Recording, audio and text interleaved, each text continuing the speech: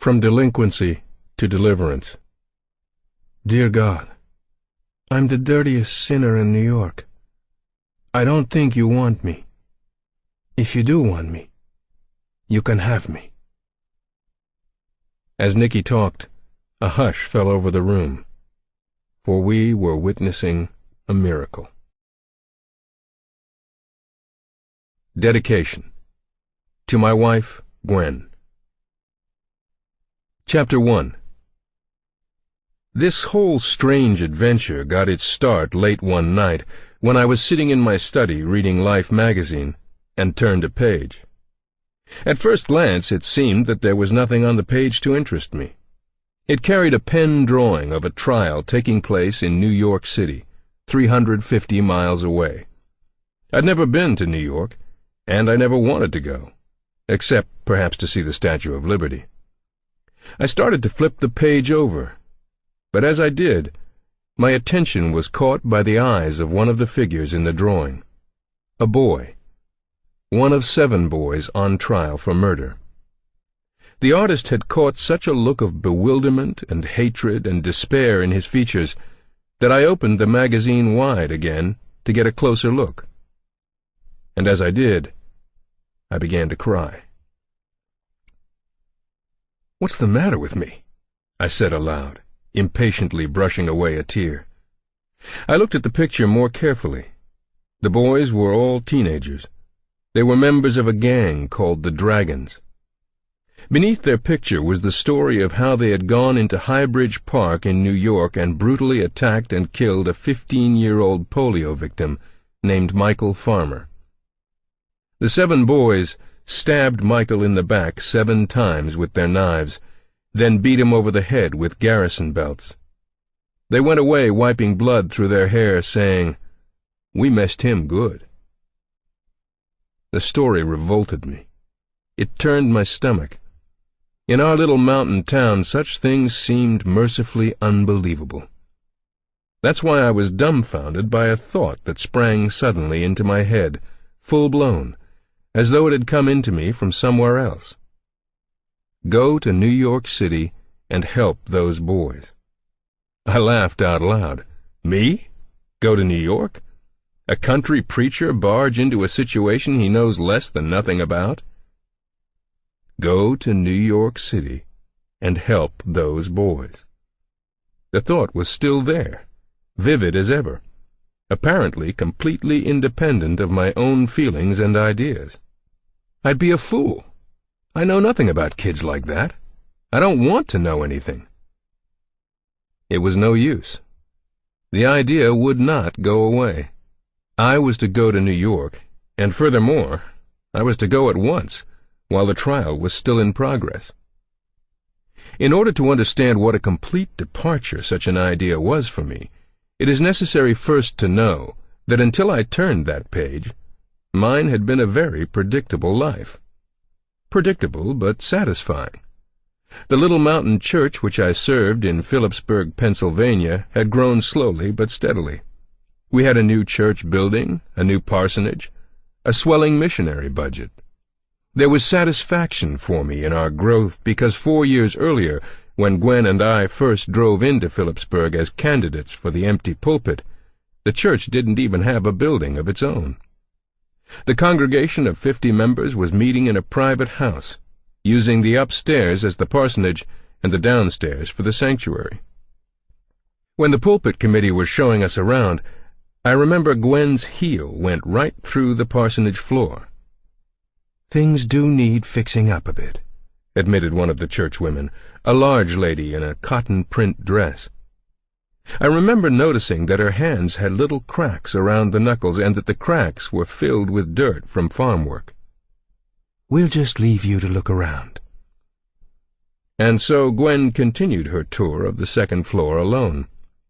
I could tell by the way she was closing doors that she was unhappy, but the real blow came when she opened a kitchen drawer. I heard her scream and rushed upstairs. They were still there, scurrying about. 7 or 8 big, fat, black cockroaches. Gwen slammed the drawer shut. "Oh, Dave, I just couldn't," she cried. And without waiting for me to answer, She raced to the hall and ran down the stairs, her high heels clacking loudly. I made hurried apologies to the committee and followed Gwen over to the hotel, the only hotel in Phillipsburg, where I found her waiting for me with the baby. "I'm sorry, honey," Gwen said. "They're such nice people, but I'm scared to death of cockroaches." She was already packed. It was obvious that as far as Gwen was concerned, Phillipsburg, Pennsylvania, would have to find another candidate. But things didn't work out that way. We couldn't go before evening because I was scheduled to preach the Sunday night service. I don't remember that it was a good sermon, yet something about it seemed to strike the 50 people in this little house church. Several of the rough-handed farmers sitting there before me were blowing into their handkerchiefs.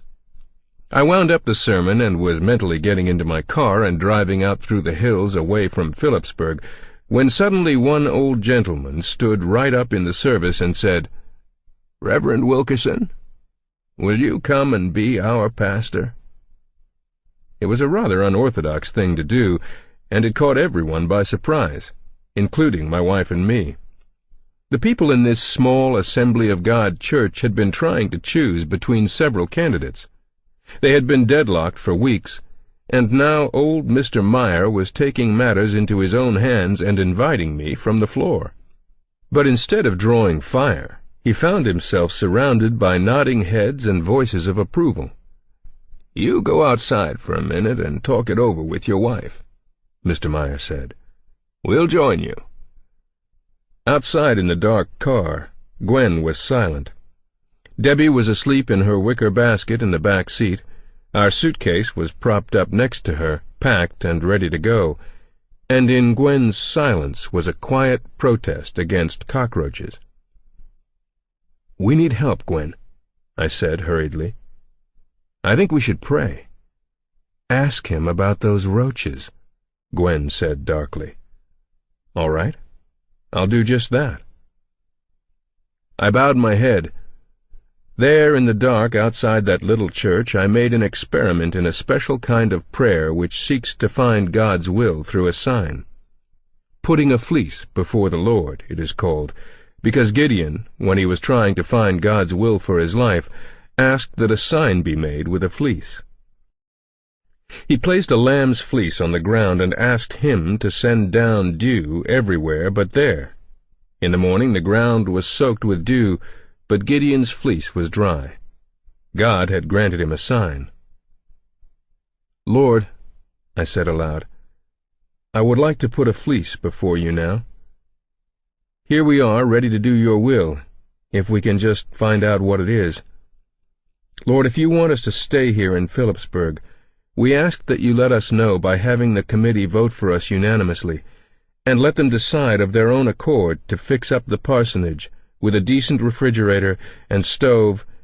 "And Lord," said Gwen, interrupting because just then the front door of the church opened and the committee started toward us, "let them volunteer to get rid of those cockroaches."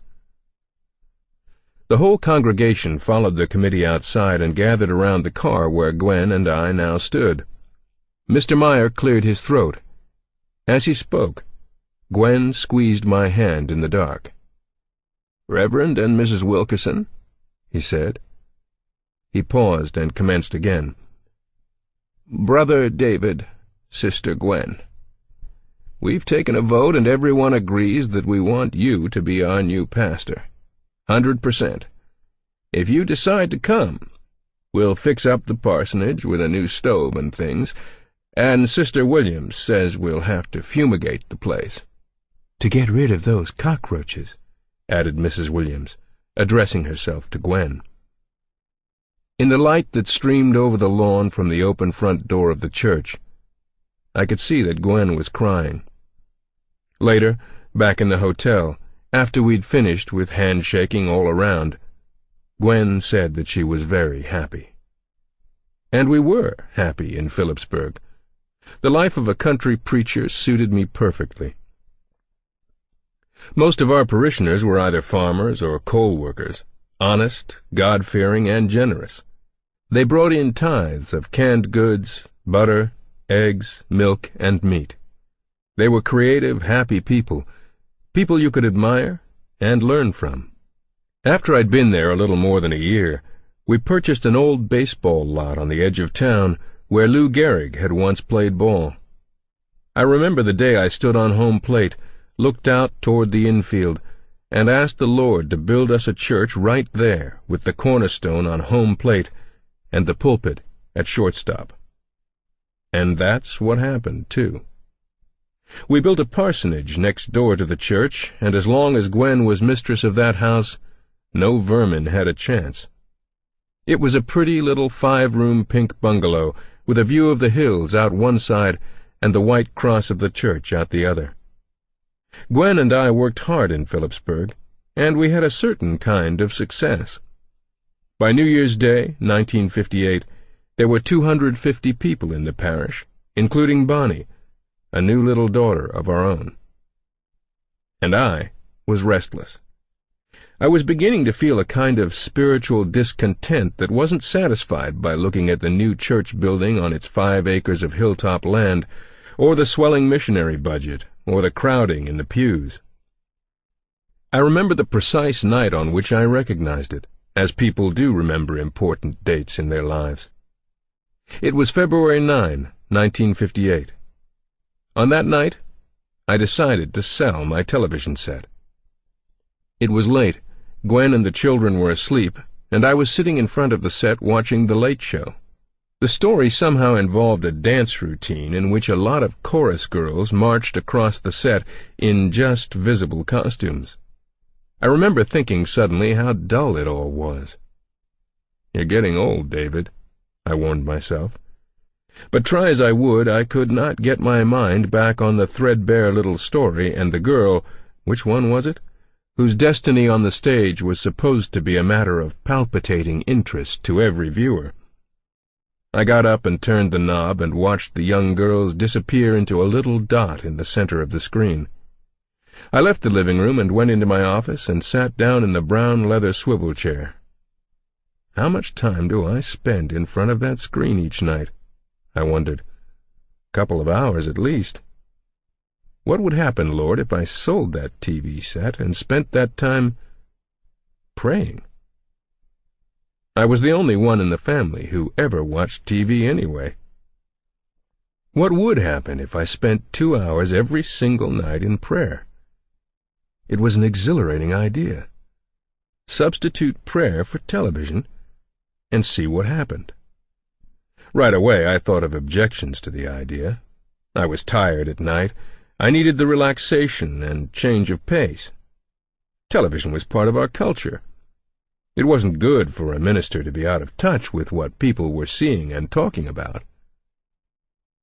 I got up from my chair and turned out the lights and stood at my window looking out over the moonlit hills. Then I put another fleece before the Lord, one which was destined to change my life. I made it pretty hard on God, it seemed to me, because I really didn't want to give up television. "Jesus," I said, "I need some help deciding this thing, so here's what I'm asking of you. I'm going to put an ad for that set in the paper. If you're behind this idea, let a buyer appear right away. Let him appear within an hour, within half an hour, after the paper gets on the streets." When I told Gwen about my decision next morning, she was unimpressed. "Half an hour?" she said. "Sounds to me, Dave Wilkerson, like you don't want to do all that praying." Gwen had a point, but I put the ad in the paper anyhow. It was a comical scene in our living room after the paper appeared. I sat on the sofa with the television set looking at me from one side, the children and Gwen looking at me from another, and my eyes on a great big alarm clock beside the telephone. 29 minutes passed by the clock. "Well, Gwen," I said, "it looks like you're right. I guess I won't have to—" The telephone rang. I picked it up, slowly, looking at Gwen. "You have a TV set for sale?" a man's voice asked. "That's right. An RCA in good condition, 19-inch screen, 2 years old. How much do you want for it? $100, I said quickly. I hadn't thought about what to ask for it until that moment. I'll take it, the man said, just like that. You don't even want to look at it? No. Have it ready in 15 minutes. I'll bring the money. My life has not been the same since. Every night at midnight, instead of flipping some dials, I stepped into my office, closed the door, and began to pray. At first the time seemed to drag, and I grew restless. Then I learned how to make systematic Bible reading a part of my prayer life. I'd never before read the Bible through, including all the begats. And I learned how important it is to strike a balance between prayer of petition and prayer of praise. What a wonderful thing it is to spend a solid hour just being thankful. It throws all of life into a new perspective. It was during one of these late evenings of prayer that I picked up Life magazine. I'd been strangely fidgety all night. I was alone in the house. Gwen and the children were in Pittsburgh visiting grandparents. I had been at prayer for a long time. I felt particularly close to God, and yet for reasons I could not understand, I also felt a great, heavy sadness. It came over me all at once, and I wondered what it could possibly mean. I got up and turned on the lights in the study. I felt uneasy, as though I had received orders but could not make out what they were. What are you saying to me, Lord? I walked around the study, seeking to understand what was happening to me. On my desk lay a copy of Life. I reached over and started to pick it up, then caught myself. No, I wasn't going to fall into that trap, reading a magazine when I was supposed to be praying. I started prowling around the office again, and each time I came to the desk, my attention was drawn to that magazine.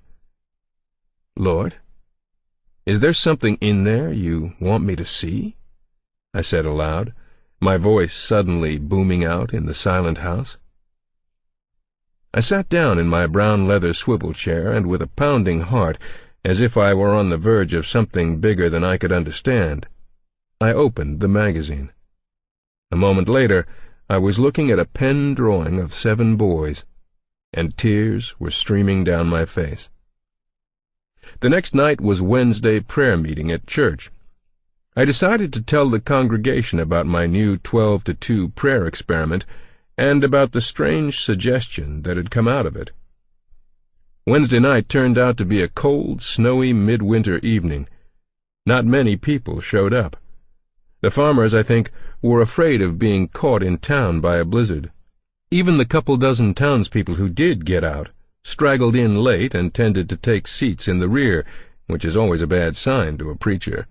It means he has a cold congregation to speak to. I didn't even try to preach a sermon that night. When I stood, I asked everyone to come down close. "Because I have something I want to show you," I said. I opened Life and held it down for them to see. "Take a good look at the faces of these boys," I said. And then I told them how I had burst into tears, and how I had got the clear instruction to go to New York, myself, and try to help those boys. My parishioners looked at me stonily. I was not getting through to them at all, and I could understand why. Anyone's natural instinct would be aversion to those boys, not sympathy. I could not understand my own reaction. Then an amazing thing happened. I told the congregation that I wanted to go to New York, but I had no money. In spite of the fact that there were so few people present, and in spite of the fact that they did not understand what I was trying to do, my parishioners silently came forward that evening and one by one placed an offering on the communion table. The offering amounted to $75, just about enough to get to New York City and back by car. Thursday I was ready to go. I had telephoned Gwen and explained to her, rather unsuccessfully, I'm afraid, what I was trying to do. You really feel this is the Holy Spirit leading you? Gwen asked. Yes, I do, honey. Well, be sure to take some good warm socks. Early Thursday morning, I climbed into my old car with Miles Hoover, the youth director from the church, and backed out of the driveway. No one saw us off, another indication of the total lack of enthusiasm that accompanied the trip. And this lack wasn't just on the part of others. I felt it myself. I kept asking myself why in the world I was going to New York, carrying a page torn out of life. I kept asking myself why the faces of those boys made me choke up, even now, whenever I looked at them. I'm afraid, Miles, I finally confessed as we sped along the Pennsylvania Turnpike. Afraid? That I may be doing something foolhardy. I just wish there was some way to be sure that this is really God's leading and not some crazy notion of my own. We drove along in silence for a while. Miles? Uh-huh. I kept my eyes straight ahead, embarrassed to look at him. I want you to try something. Get out your Bible and open it just at random and read me the first passage you put your finger on. Miles looked at me as if to accuse me of practicing some kind of superstitious rite, but he did what I asked. He reached into the back seat and got his Bible. Out of the corner of my eye, I watched him close his eyes, tilt his head backwards, open the book, and plunge his finger decisively onto a spot on the page. Then he read to himself, and I saw him turn and look at me, but not speak. Well, I said. The passage was in the 126th Psalm, verses 5 and 6. They that sow in tears, Miles read, shall reap in joy. He that goeth forth and weepeth, bearing precious seed, shall doubtless come again with rejoicing, bringing his sheaves with him. We were greatly encouraged as we drove on toward New York, and it was a good thing, because it was the last encouragement we were to receive for a long, long time. Chapter 2. We came into the outskirts of New York along Route 46, which connects the New Jersey Turnpike with the George Washington Bridge. Once again, logic was raising difficulties. What was I going to do once I got to the other side of the bridge? I didn't know. We needed gasoline, so we pulled into a station just short of the bridge. While Miles stayed with the car, I took the Life article, went into a phone booth, and called the district attorney named in the article. When I finally reached the proper office, I tried to sound like a dignified pastor on a divine mission. The prosecutor's office was not impressed. The district attorney will not put up with any interference in this case. Good day to you, sir. And the line went dead. I stepped out of the phone booth and stood for a moment beside a pyramid of oil cans, trying to recapture my feeling of mission. We were 350 miles from home, and it was getting dark. Weariness, discouragement, and a faint fright gripped me. I felt lonesome. Somehow, standing in the neon dusk of the filling station, having experienced the kind of rebuff I must expect, the guidance I had received in the security of my mountain parish study didn't seem so convincing. "Hey, David?" It was Miles calling. "We're blocking the exit here." We pulled out onto the highway. Instantly, we were locked in a gigantic traffic flow. We couldn't have turned around if we had wanted to. I'd never seen so many cars all in a hurry. They pulled around me and honked at me. The air brakes on gigantic trucks hissed at me. What a sight the bridge was! A river of red lights on the right, the tail lights of the cars in front, and the white glare of oncoming traffic and the immense skyline looming out of the night ahead. I realized suddenly how countrified I really was. "What do we do now?" I asked Miles at the end of the bridge, where a dozen green signs pointed us to highways whose names meant nothing to us. "When in doubt," said Miles, "follow the car ahead." The car ahead, it turned out, was going to Upper Manhattan. So did we. "Look," said Miles, after we had gone through 2 red lights and nearly run over a police officer who stood sadly shaking his head after us. "There's a name I know. Broadway." The familiar street name was like a face from home in a strange crowd.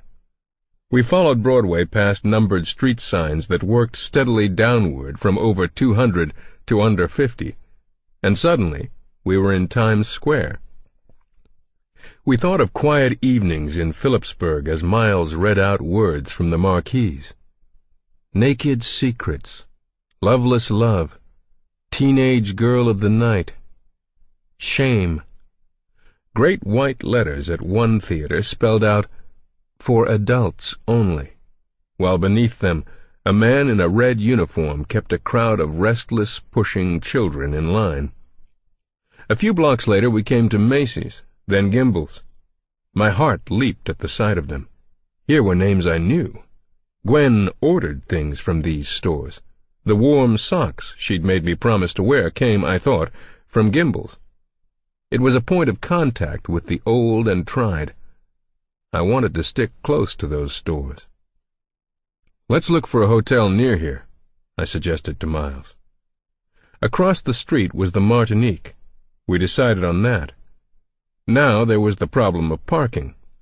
There was a car lot across from the hotel, but when the man at the gate said, $2 overnight, I backed hastily into the street again. "It's because we're from out of town," I told Miles as I drove away with what I hoped was indignant speed. "They think they can get away with anything if you're a stranger." Half an hour later, we were back at the parking lot again. "All right, you win," I said to the man, who didn't smile. A few minutes later we were in our room on the 12th floor of the Hotel Martinique. I stood at the window for a long time looking down at the people and cars below. Every now and again a gust of wind blew clouds of trash and newspaper around the corner. A group of teenagers were huddled around an open fire across the street. There were 5 of them. They were dancing in the cold, holding out their hands to the blaze and wondering, no doubt, what they were going to do. I fingered the page from Life in my pocket, and thought how a few months earlier 7 others, perhaps something like these boys, had wandered in a cloud of anger and boredom into Highbridge Park. "I'm going to try the district attorney's office again," I said to Miles. To my surprise, it was still open. I knew I was making a nuisance of myself, but I could think of no other way to reach those boys. I called twice more, and then a 3rd time, and at last I annoyed someone into giving me some information. "Look," I was told shortly, "the only person who can give you permission to see those boys is Judge Davidson himself." "How do I get to see Judge Davidson?" A bored reply. "He'll be at the trial tomorrow morning. 100 Court Street. Now goodbye, Reverend. Please don't call here again. We can't help you." I tried one more call, this time to Judge Davidson, but the operator told me that his line had been disconnected. She was sorry, no, there was no possible way of getting through. We went to bed, but I, at least, did not sleep. To my unaccustomed ears, every sound of the city at night was filled with menace. I divided the long hours about evenly between wondering what I was doing here and fervent prayers of thanks that whatever it was, it couldn't keep me here long. The next morning, shortly after 7 o'clock, Miles and I got up, dressed, and checked out of the hotel. We did not eat breakfast. Both of us felt instinctively that some sort of crisis was ahead of us, and we felt that this fast would leave us at our mental and physical best. If we had known New York better, we would have taken the subway downtown to the courthouse. But we didn't know New York, so we got our car out of the lot, asked directions for Court Street, and once again headed down Broadway. 100 Court Street is a mammoth, frightening building, to which people flock who are angry with each other and want vengeance. It attracts hundreds every day who have legitimate business there, but it also draws curious, gawking spectators who come to share, without danger, in the anger. One man in particular that day was sounding off outside the courtroom where the Michael Farmer trial was to be reconvened later in the morning. "Chair's too good for them," he said to the public in general. He turned to the uniformed guard stationed outside the closed door. "Got to teach them a lesson, young punks. Make an example out of them." The guard hooked his thumbs in his belt and turned his back on the man, as if he had long ago learned that this was the only defense against the self-appointed guardians of justice. By the time we arrived, at 8:30, there were 40 people waiting in the line to enter the courtroom. I discovered later that there were 42 seats available that day in the spectator section. I have often thought that if we'd stopped for breakfast, all that has happened to me since that morning of February 28, 1958, would have taken a different direction. For an hour and a half we stood in line, not daring to leave, since there were others waiting for a chance to step into our places. Once, when a court official passed down the line, I pointed to a door farther along the corridor. "Is that Judge Davidson's chambers?" I asked him. He nodded. "Could I see him, do you think?" The man looked at me and laughed. He didn't answer, just gave a grunt that was half scorn, half amusement, and walked away. At around 10 o'clock a guard opened the courtroom doors and we filed into a little vestibule where each one of us was briefly inspected. We held out our arms. I took it they were looking for weapons. "They've threatened the judge's life," said the man in front of me, turning around while he was being searched. "The Dragon Gang said they'd get him in court." Miles and I took the last 2 seats. I found myself next to the man who thought that justice should be faster. "Those boys should be dead already, don't you think?" he said to me, even before we were seated, and then turned to ask his other neighbor the same question before I had a chance to answer. I was surprised at the size of the courtroom. I had expected an impressive room with hundreds of seats, but I guess that idea had come from Hollywood. Actually, half of the room was taken up by court personnel, another fourth by the press, with only a small section in the rear for the public. My friend on the right gave me a running commentary on court procedure. A large group of men strolled in from the back of the court, and I was informed that these were the court-appointed lawyers. 27 of them, my friend said. Had to be supplied by the state. Nobody else would defend the scum. Besides, they don't have any money. Spanish boys, you know. I didn't know, but said nothing. They had to plead not guilty. State law for first-degree murder. They ought to get the chair, all of them. Then the boys themselves came in. I don't know what I'd been expecting. Men, I suppose. After all, this was a murder trial, and it had never really registered with me that children could commit murder. But these were children. 7 stooped, scared, pale, skinny children on trial for their lives for a merciless killing.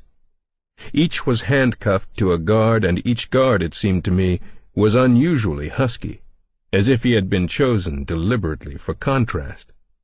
The 7 boys were escorted to the left of the room, then seated, and the handcuffs taken off. "That's the way to handle them," said my neighbor. "Can't be too careful.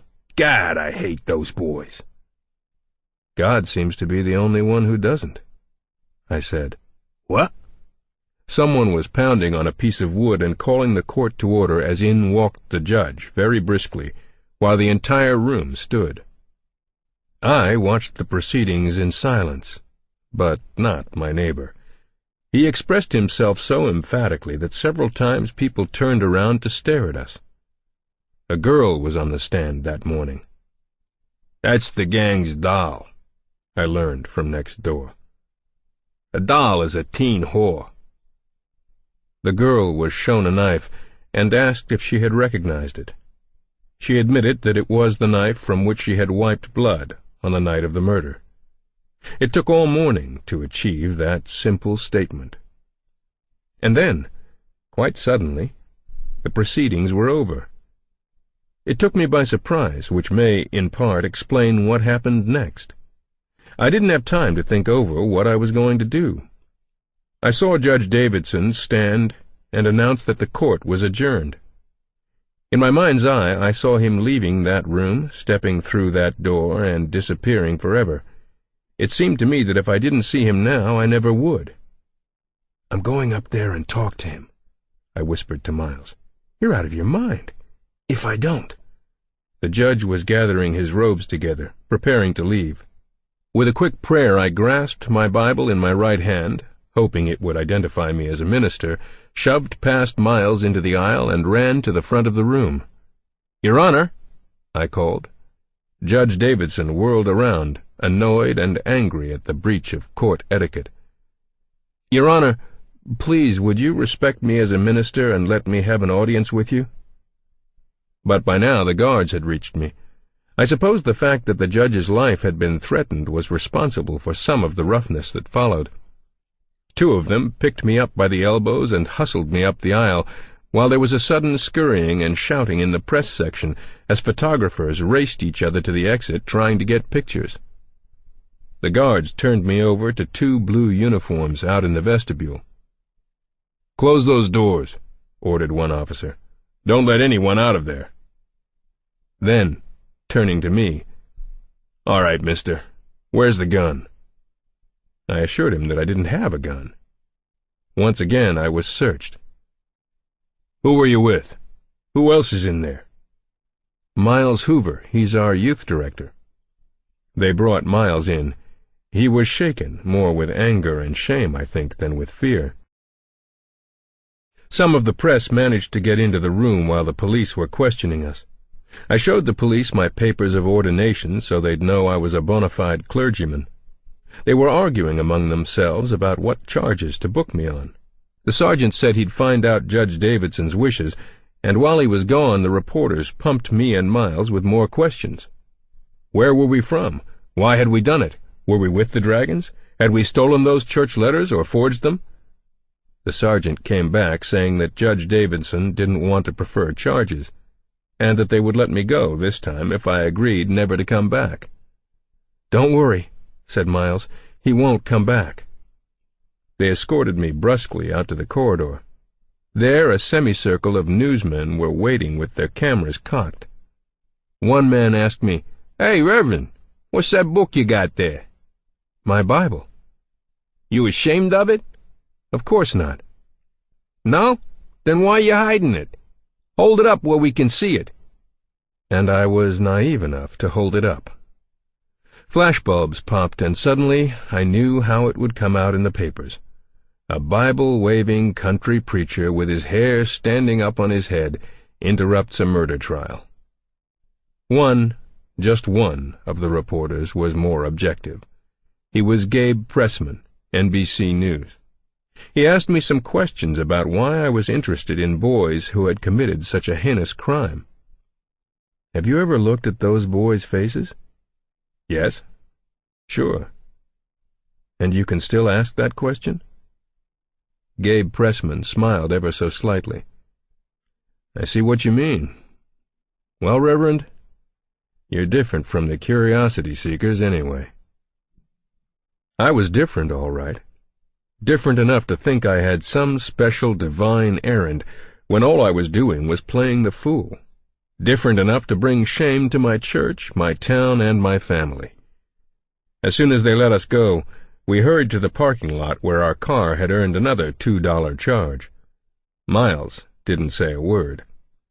The minute we got in the car and closed the door, I bowed my head and cried for 20 minutes. "Let's go home, Miles. Let's get out of here."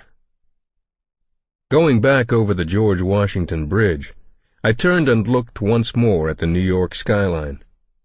Suddenly I remembered the passage from Psalms that had given us so much encouragement. "They that sow in tears shall reap in joy.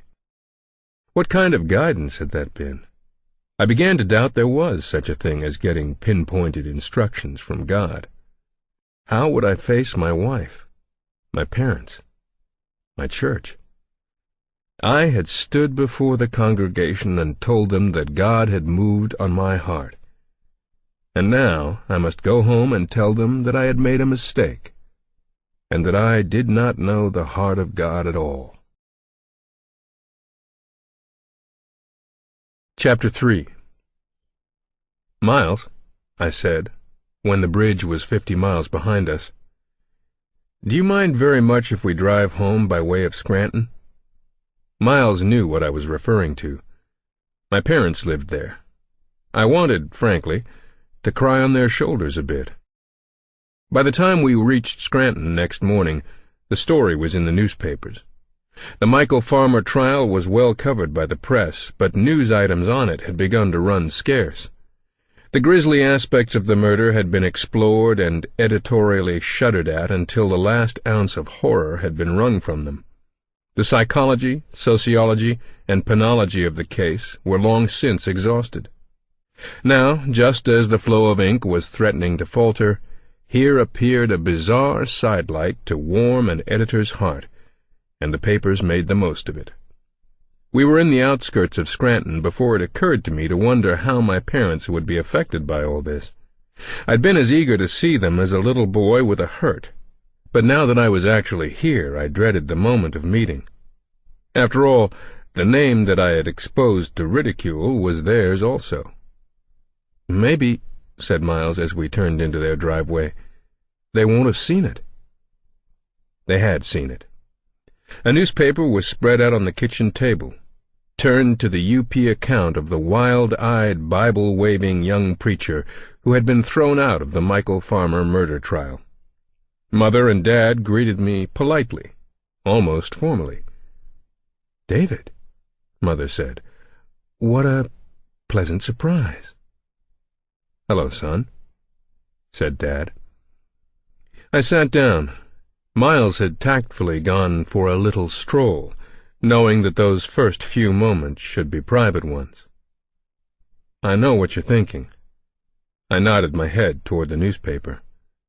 "I'll say it for you. How are we ever going to live this down?" "Well, son," my father said, "it's not so much us. It's the church, and you, of course. You could lose your ordination." Realizing his great concern for me, I kept silent. "What are you going to do when you get back to Phillipsburg, David?" Mother asked. "I haven't thought that far yet." Mother went to the icebox and got out a bottle of milk. "Do you mind if I give you a piece of advice?" she asked, pouring me a glass. She was always trying to put pounds on me. Often, when Mother was ready to give me advice, she didn't stop to ask my permission. This time, though, she waited, milk bottle in hand, until I had actually nodded my head for her to go on. It was as if she recognized that this was a battle I'd have to fight out by myself, and that I might not want a mother's advice. "When you get back home, David, don't be too quick to say you were wrong. The Lord moves in mysterious ways His wonders to perform. It's just possible this is all part of a plan you can't see from where you're standing.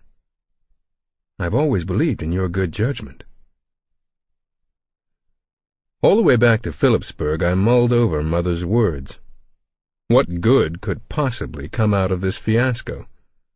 I took Miles to his house and then drove to the parsonage by a back street. If it's possible to sneak into your own driveway with something as big as a car, then that's what I did. I closed the car door so that it wouldn't slam, and I almost tiptoed into my own living room. There was Gwen.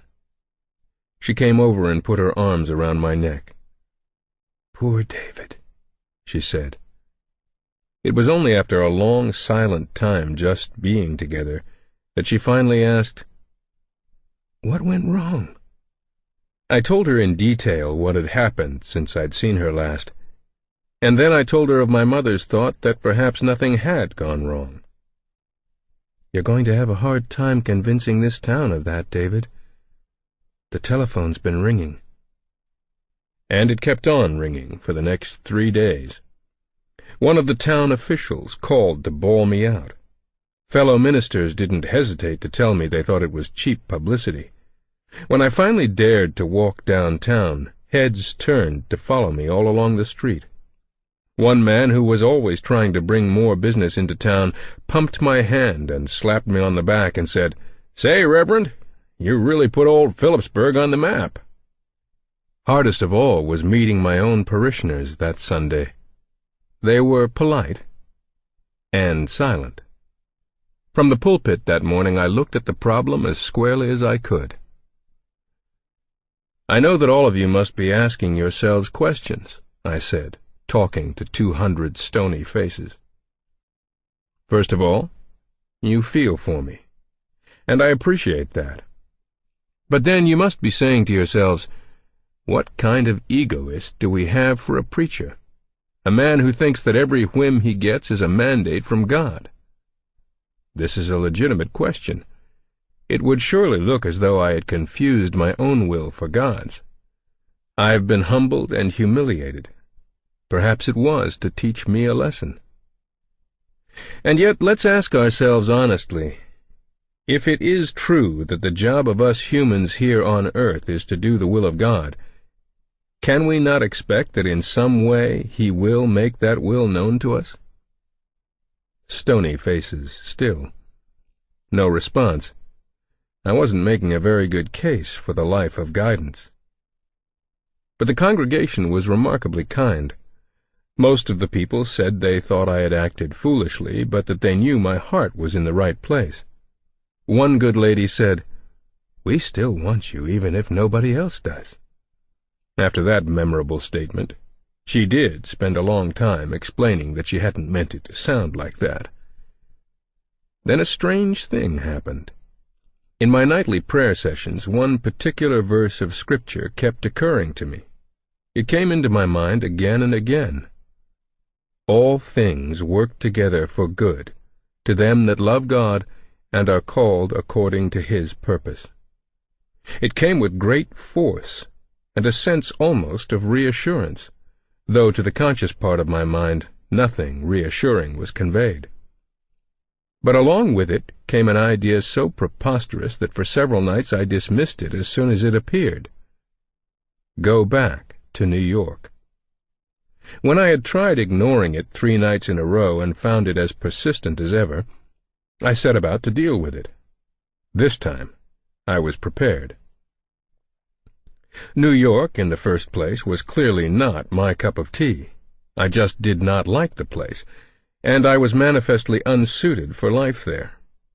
I revealed my ignorance at every turn, and the very name New York was for me now a symbol of embarrassment.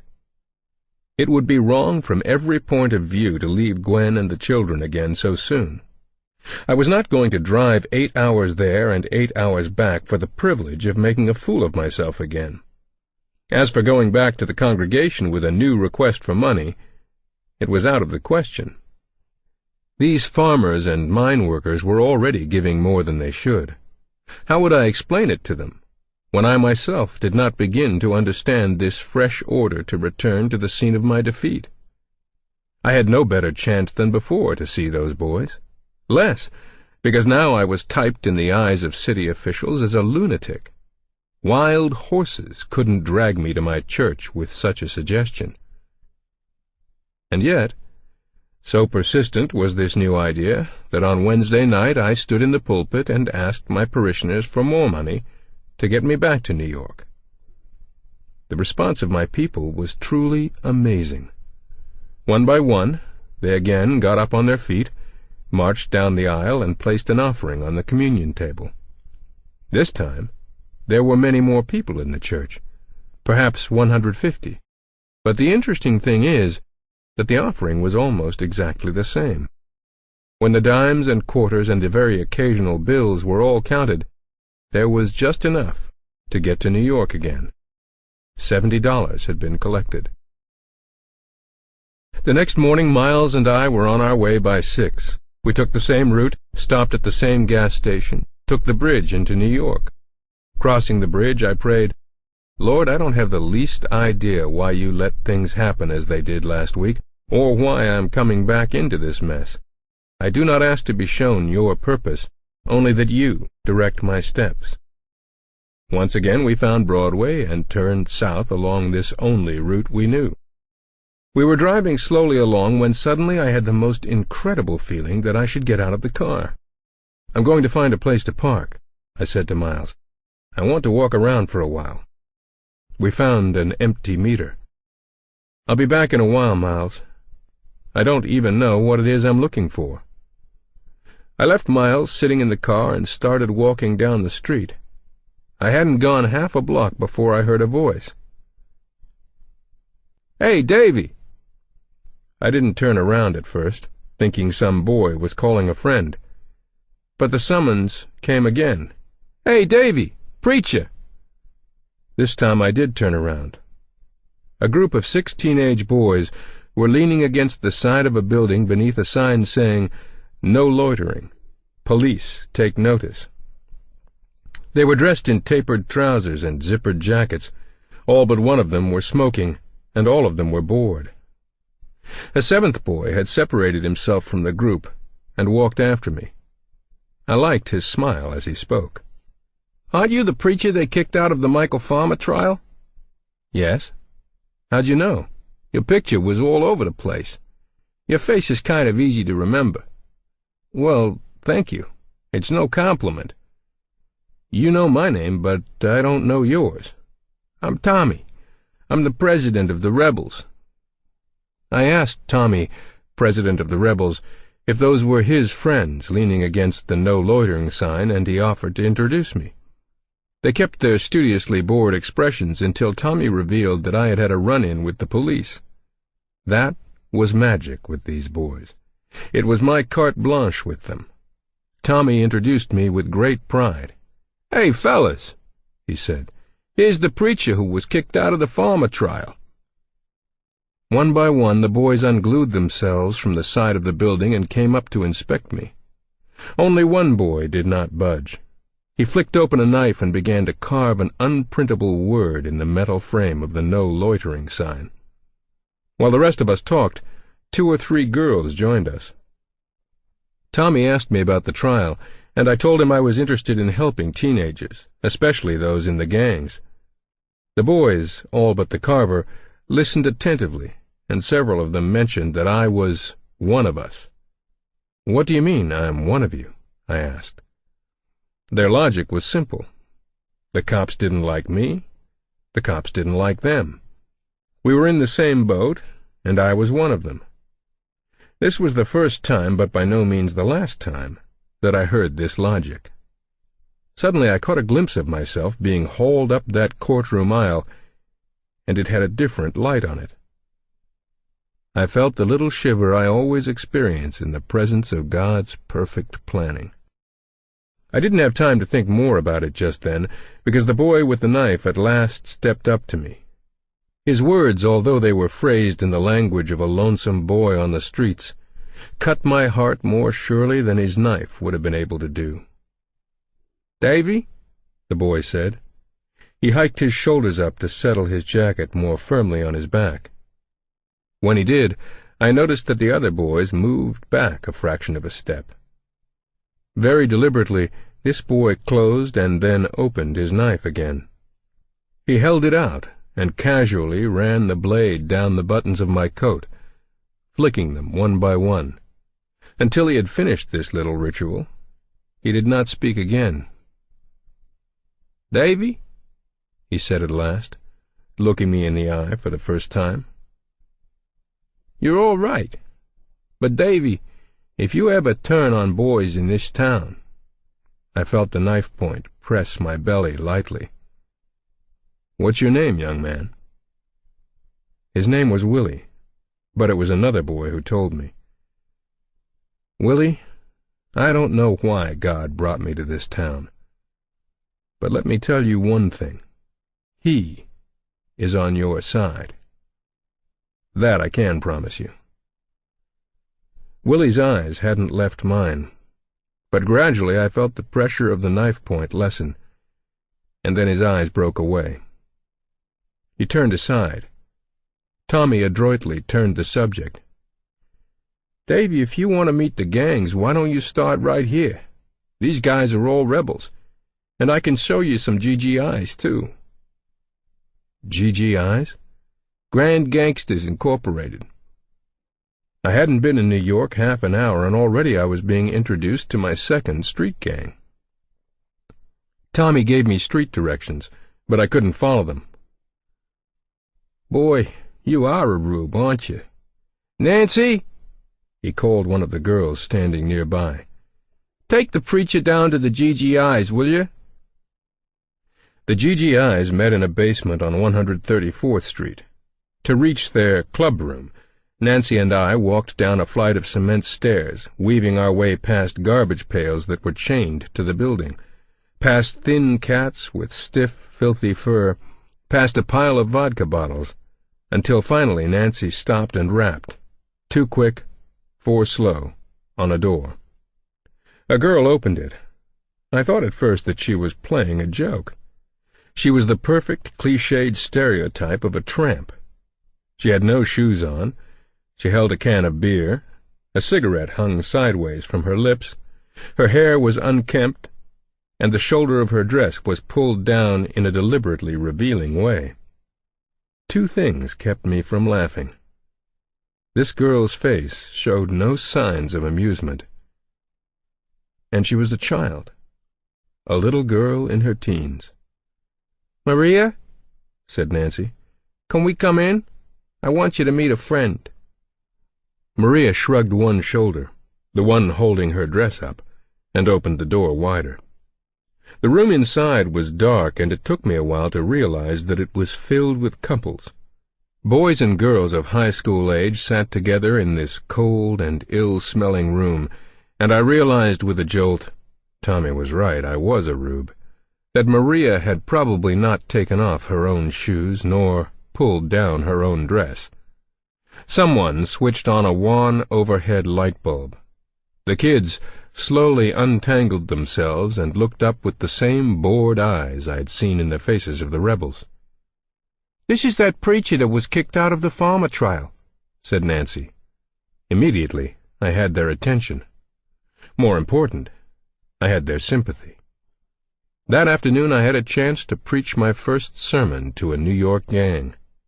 I didn't try to get a complicated message over to them, just that they were loved.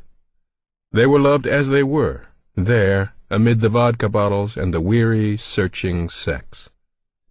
God understood what they were looking for when they drank and played with sex, and He yearned for them to have what they were looking for: stimulation and exhilaration and a sense of being sought after, but not out of a cheap bottle in a cold tenement basement. God had so much higher hopes for them. Once, when I paused, a boy said, "Keep it up, Preach, you're coming through." It was the first time I heard the expression. It meant that I was reaching their hearts, and it was the highest compliment they could have paid my preaching. I would have left that basement hideout half an hour later with a feeling of great encouragement except for one thing. There, among the GGIs, I had my first encounter with narcotics. Maria, she turned out to be president of the GGI Debs, the girl gang attached to the GGIs, interrupted me when I said that God could help them toward a new life. "Not me, Davy. Not me." Maria had put down her glass, and she had pulled her dress back up over her shoulder. "Why not you, Maria?" In answer, she simply pulled up her sleeve and showed me her inner arm at the elbow. I didn't understand.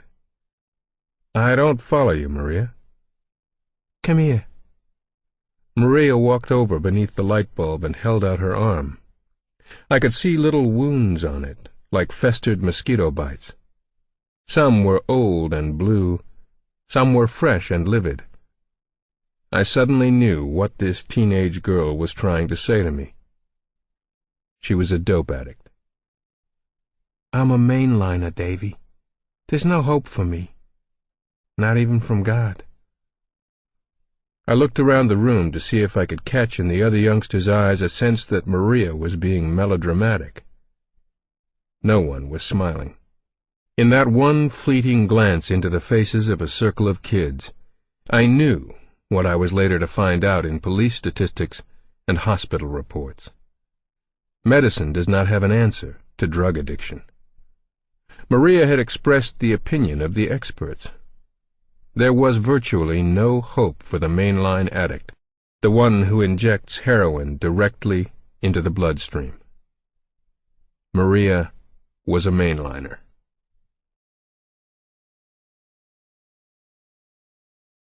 Chapter 4. When I got back to our car, still parked on Broadway, Miles seemed truly glad to see me. "I was afraid you'd gotten mixed up in a murder trial of your own, with you as corpse," he said. When I told him about the 2 gangs I had met within an hour of setting foot in New York, Miles had the same fantastic thought that had come to me. "You realize, of course, that you'd never have had a chance with them if you hadn't been thrown out of court and got your picture taken." We drove downtown, and this time we went in person to the DA's office, not because we were under any illusions about our reception there, but because the only route to those 7 boys in prison lay through that office.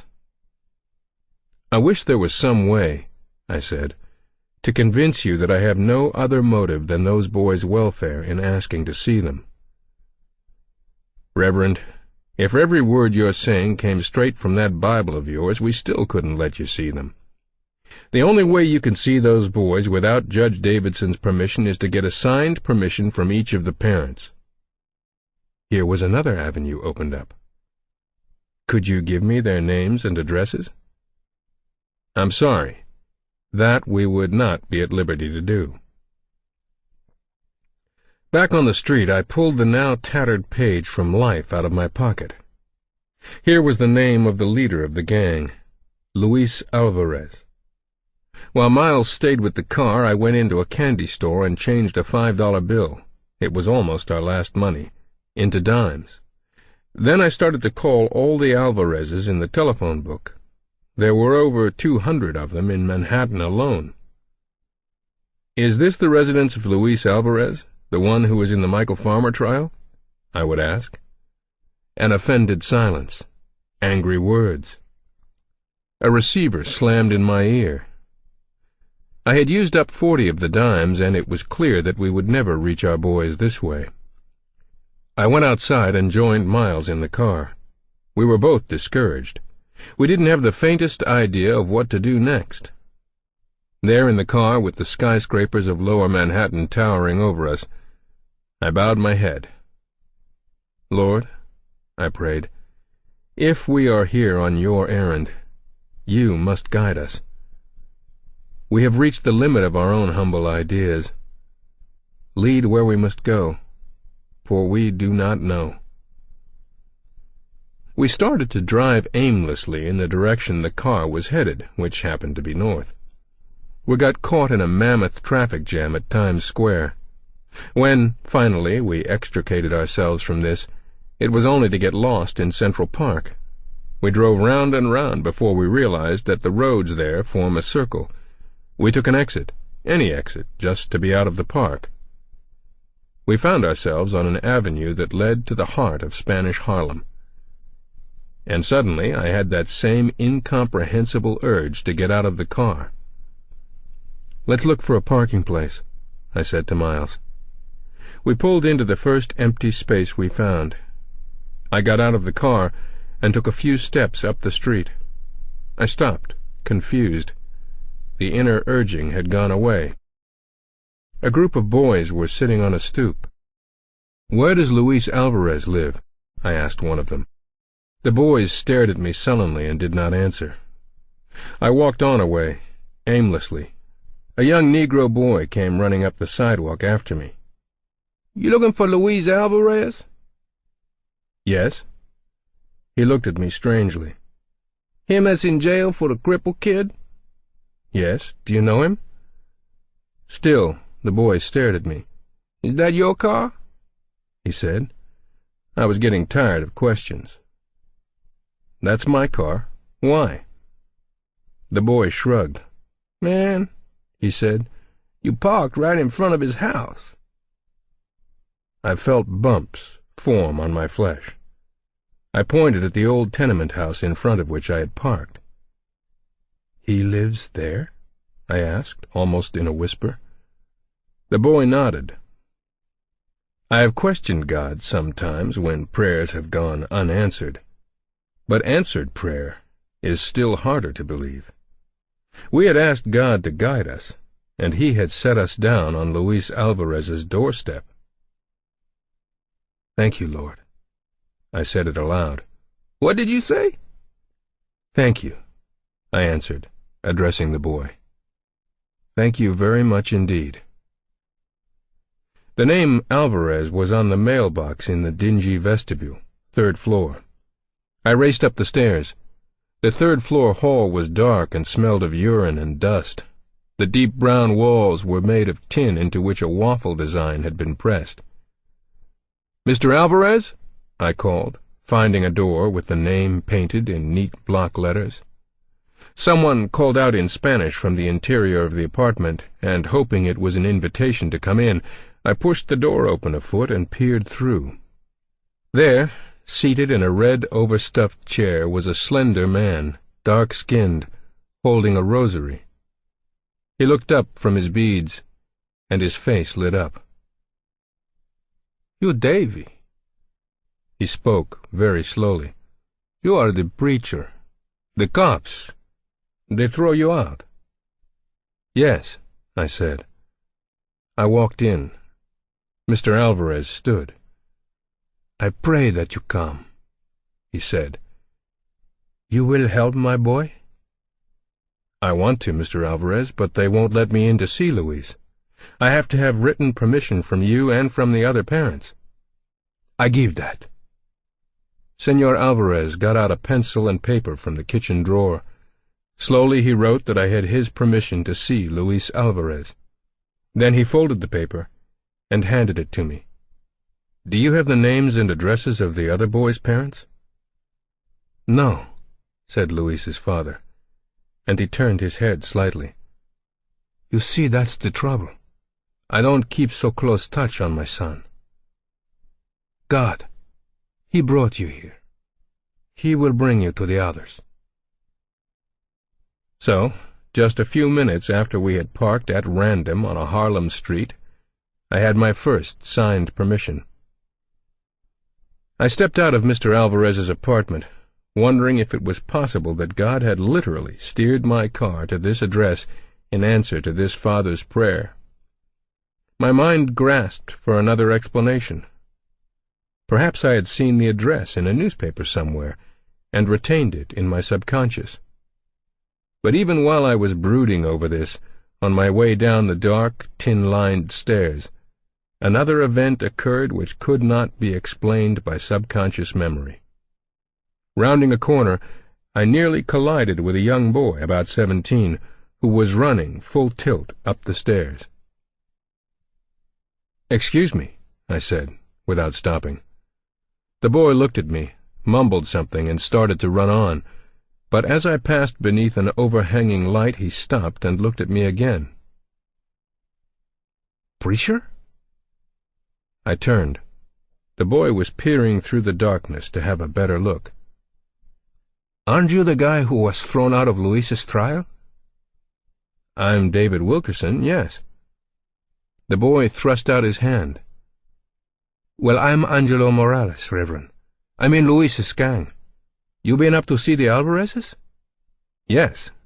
I told Angelo that I needed their permission in order to see Luis. And then, suddenly, I saw the hand of God on our meeting. "Angelo," I said, "I have to get permission from each boy's parents.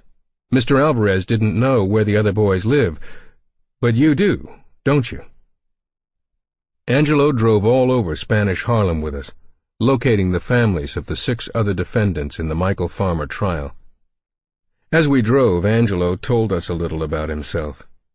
He would have been with the boys that night they messed Michael up, except that he had a toothache, He said the boys had not gone into the park with any particular plan in mind. They had just gone out rambling, looking for trouble. If it hadn't been Farmer, they'd have been jitterbugging. Jitterbugging, we discovered, meant gang fighting. We learned a lot from Angelo, and we confirmed much that we suspected. The boys in this particular gang, were they all like this? Were bored, lonely, and smolderingly angry.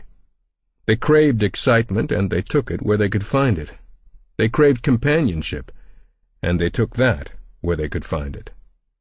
Angelo had an amazing way of making things clear. He was a bright, appealing boy, and he wanted to help us. Both Miles and I agreed that no matter what happened to the rest of our plans, we would keep in touch with Angelo Morales, and we would show him another way. Within 2 hours, we had every signature.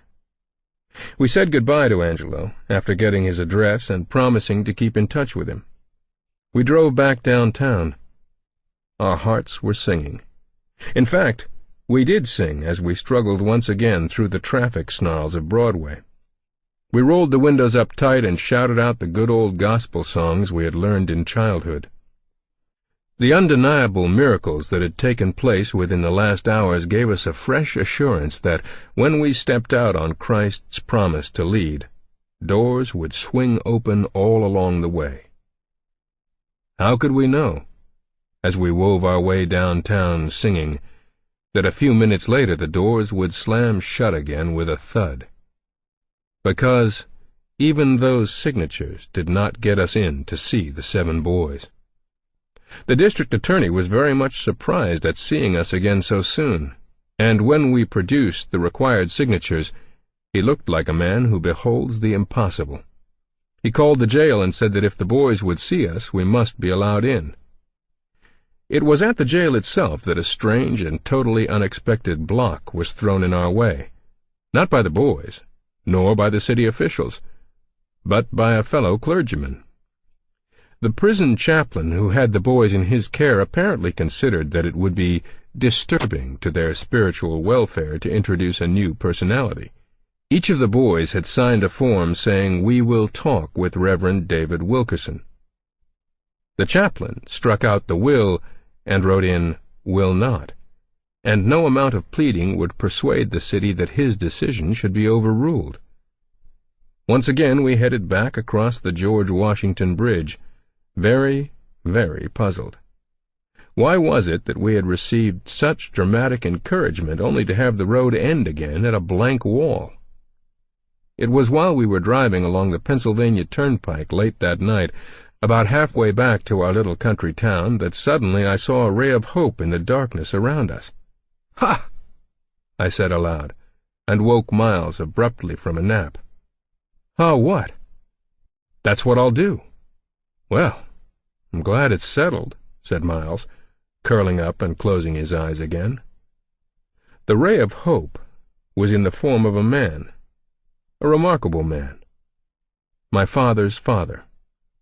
The hope was that he would let me pay him a visit, to place my puzzlement before him.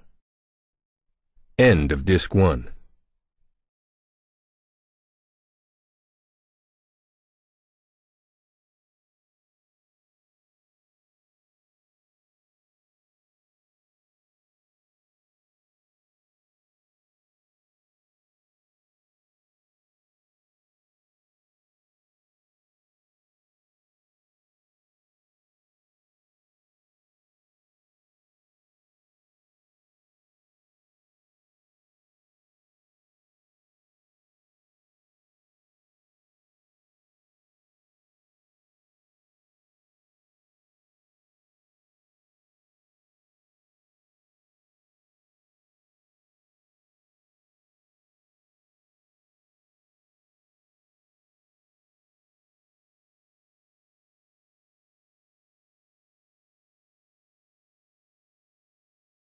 The Cross and the Switchblade, by David Wilkerson, with John and Elizabeth Sherrill.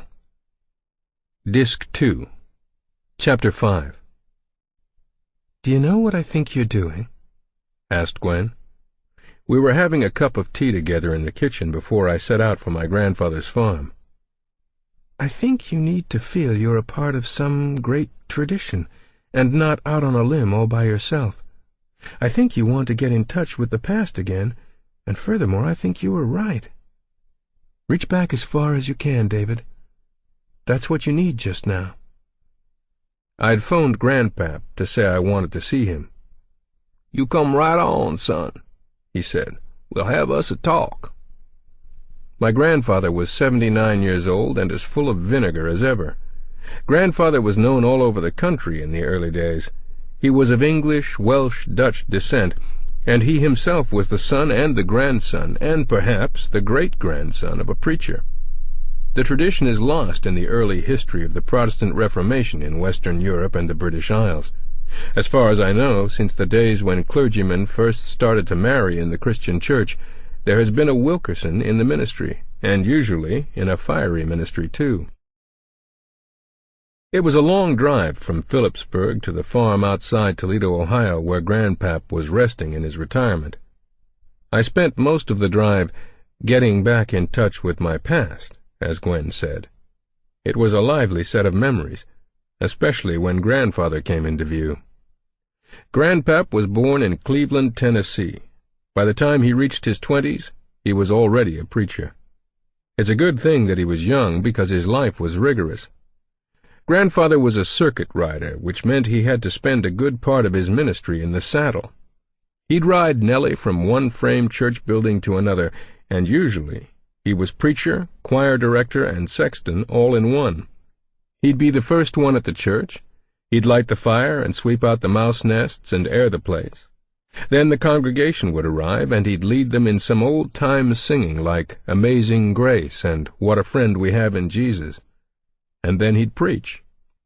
Grandpap's preaching was very unorthodox, and some of his convictions shocked his contemporaries. For instance, when my grandfather was a young preacher, it was considered sinful to wear ribbons and feathers. The elders in some churches carried scissors on cords at their side. If a penitent lady came forward to the altar wearing a ribbon in her hat, the scissors went to work, along with a lecture titled, "How Will You Get to Heaven with All the Ribbons on Your Clothes?" But Grandpap changed his mind about this kind of thing. As he grew older, he developed what he called the lamb chop school of evangelizing. "You win over people just like you win over a dog," he used to say. "You see a dog passing down the street with an old bone in his mouth. You don't grab the bone from him and tell him it's not good for him. He'll growl at you. It's the only thing he has. But you throw a big fat lamb chop down in front of him, and he's going to drop that bone and pick up the lamb chop, his tail wagging to beat the band. And you've got a friend. Instead of going around grabbing bones from people or cutting feathers off them, I'm going to throw them some lamb chops. Something with real meat and life in it. I'm going to tell them about new beginnings."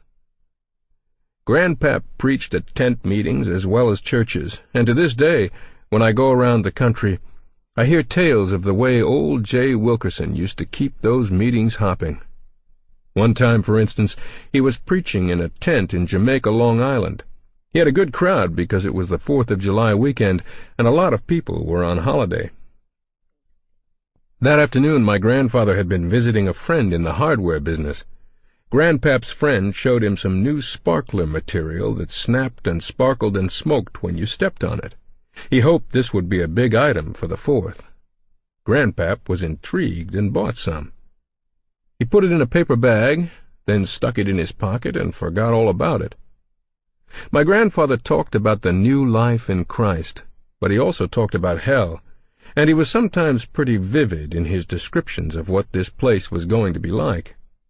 Grandpap was talking along these lines that July night when his hand happened to wander to his coat pocket and felt the sparkler stuff. Very quietly he picked up a handful of the powder and let it drop behind him on the platform. Then, with perfect deadpan expression, pretending he never noticed a thing, he continued to talk about hell, while the smoke billowed up behind him and the platform crackled. Word got around that when J. Wilkerson spoke about hell, you could almost smell the smoke and see the sparks. People at first expected my father to be the same maverick grandfather was, but my father was quite different. He was a minister more than an evangelist. With Grandpap preaching all around the country, my father grew up missing the security of a settled home, and this was reflected in his career. He had only 4 churches during his entire ministry, whereas Grandpap was in a new church every night. My father built solid, stable churches where he was beloved and sought out in times of trouble. "I guess it takes both kinds of preachers to make a church," my father said to me one day when we were living in Pittsburgh. "But I do envy your grandfather's ability to shake the pride out of people. We need it in this church." We got it, too, the next time Grandpap passed through. Grandfather was always passing through. Dad's church was in a fashionable suburb of Pittsburgh among the bankers and lawyers and doctors of the city. It was an unusual setting for a Pentecostal church because our services are likely to be a bit noisy and undignified, but in this case we toned them down out of deference to our surroundings. It took my grandfather to show us we were wrong. When Grandpap paid us this visit, everyone in church was trying to live like his neighbor, very sedate and fashionable. "And Dad," said Grandpap, "why, a man's religion is supposed to give him life." Dad shrugged his shoulders and had to agree, and then he made his mistake. He asked Grandpap to preach for him the following Sunday night. I was at that service, and I'll never forget the look on Dad's face when the very first thing Grandpap did was to take off his dirty overshoes and place them right smack in the middle of the altar rail. "Now," said Grandpap, standing up and staring out over the startled congregation, "what is it that bothers you about dirty overshoes on the altar rail? I've smudged your beautiful little church with some dirt. I've hurt your pride. And I'll bet if I'd asked you the question, you'd have said you didn't have any pride." Dad was cringing. "Go ahead and wriggle," Grandpap said, turning to him. "You need this, too. Where's all the deacons in this church?" The deacons raised their hands. "I want you to go around and open all the windows. We're getting ready to make some noise, and I want those bankers and lawyers sitting on their porches of a Sunday night to hear what it's like to be glad in your religion. You are going to preach a sermon tonight to your neighbors." Then Grandpap said he wanted everybody in the house to stand. We all stood. He said he wanted us to start marching around the church, clapping our hands, and we marched and we clapped. He had us clap for 15 minutes, and then when we tried to quit, he shook his head and we clapped some more. And then he started us singing. Now we were marching and clapping and singing, and every time we slowed down a little, Grandpap went and shoved open the windows another inch. I looked at Dad, and I knew he was thinking, "We'll never live it down. But it's a good thing that it's all happening." Then he started singing louder than anyone. That was quite a service. The next day Dad got the first reactions from the neighbors. He went down to the bank on business, and, sure enough, sitting behind a big desk with no papers on it was one of our neighbors. Dad tried to turn away, but the banker called him. "Say, Reverend Wilkerson." The banker invited him behind the swinging rail and said, "That was some singing at your church last night. Everyone's talking about it. We heard that you people could sing, and all this while we've been waiting to hear you. It's the best thing that ever happened in this neighborhood." For the next 3 years there was a real spirit of freedom and power in that church, and with it I learned a tremendous lesson. "You've got to preach Pentecost," said my grandfather when he was talking to Dad later about the service of the muddy boot. "When you strip it of everything else, Pentecost stands for power and life. That's what came into the church when the Holy Spirit came down on the day of Pentecost. And," continued Grandpap, pounding the back of his fist into his palm, "when you have power and life, you're going to be robust, and when you're robust, you're probably going to make some noise, which is good for you, and you're certainly going to get your boots dirty." To Grandpap, Getting your boots dirty meant not only getting the soles messed up from walking out where the mud and the knead is, it also meant getting the uppers scuffed from kneeling. Grandpap was a man of prayer, and in this his whole family was like him. He raised my father to be a praying man, and Dad, in turn, passed this on to me. "David," my grandfather asked me once when he was passing through, "do you dare to pray for help when you're in trouble?" It seemed a peculiar question at first, but when Grandpap pressed me on it, I discovered that he was driving at something important. I thanked God often for the good things that came my way, certainly, like parents and home or food and schooling, and I prayed generally and evasively that the Lord would some day in some way choose to work through me. But to pray for specific help, that I rarely did. "David," said Grandfather, looking at me, for once without the suggestion of a twinkle in his eye, "the day you learn to be publicly specific in your prayers, that is the day you will discover power." I didn't quite understand what he meant, partly because I was just 12 years old, and partly because I was instinctively afraid of the idea. To be publicly specific, he had said, that meant saying in the hearing of others, "I ask for such and such." It meant taking the risk that the prayer would not be answered. It was by accident that I was forced one dreadful day to discover what Grandpap meant. During all of my childhood my father had been a very sick man. He had duodenal ulcers, and for more than 10 years he was not free of pain. One day, walking home from school, I saw an ambulance tear past, and when I was still more than a block away from home, I knew where it had been heading. From that distance I could hear my father's screams. A group of elders from the church sat solemnly in the living room. The doctor wouldn't let me in the room where Dad was, so Mother joined me in the hall. "Is he going to die, Mom?" Mother looked me in the eye and decided to tell me the truth. "The doctor thinks he may live 2 more hours." Just then Dad gave a particularly loud cry of pain, and Mother squeezed my shoulder and ran quickly back into the room. "Here I am, Kenneth," she said, shutting the door behind her. Before the door closed, however, I saw why the doctor wouldn't allow me in Dad's room. The bedclothes and floor were drenched with blood. At that moment I remembered Grandfather's promise. "The day you learn to be publicly specific in your prayers is the day you will discover power." For a moment I thought of walking in to where the men sat in the living room and announcing that I was praying for my father to get up from his bed a healed man. I couldn't do it. Even in that extremity I could not put my faith out where it might get knocked down. Ignoring my grandfather's words, I ran just as far away from everyone as I could. I ran down the basement stairs, shut myself up in the coal bin, and there I prayed, trying to substitute volume of voice for the belief that I lacked. What I didn't realize was that I was praying into a kind of loudspeaker system.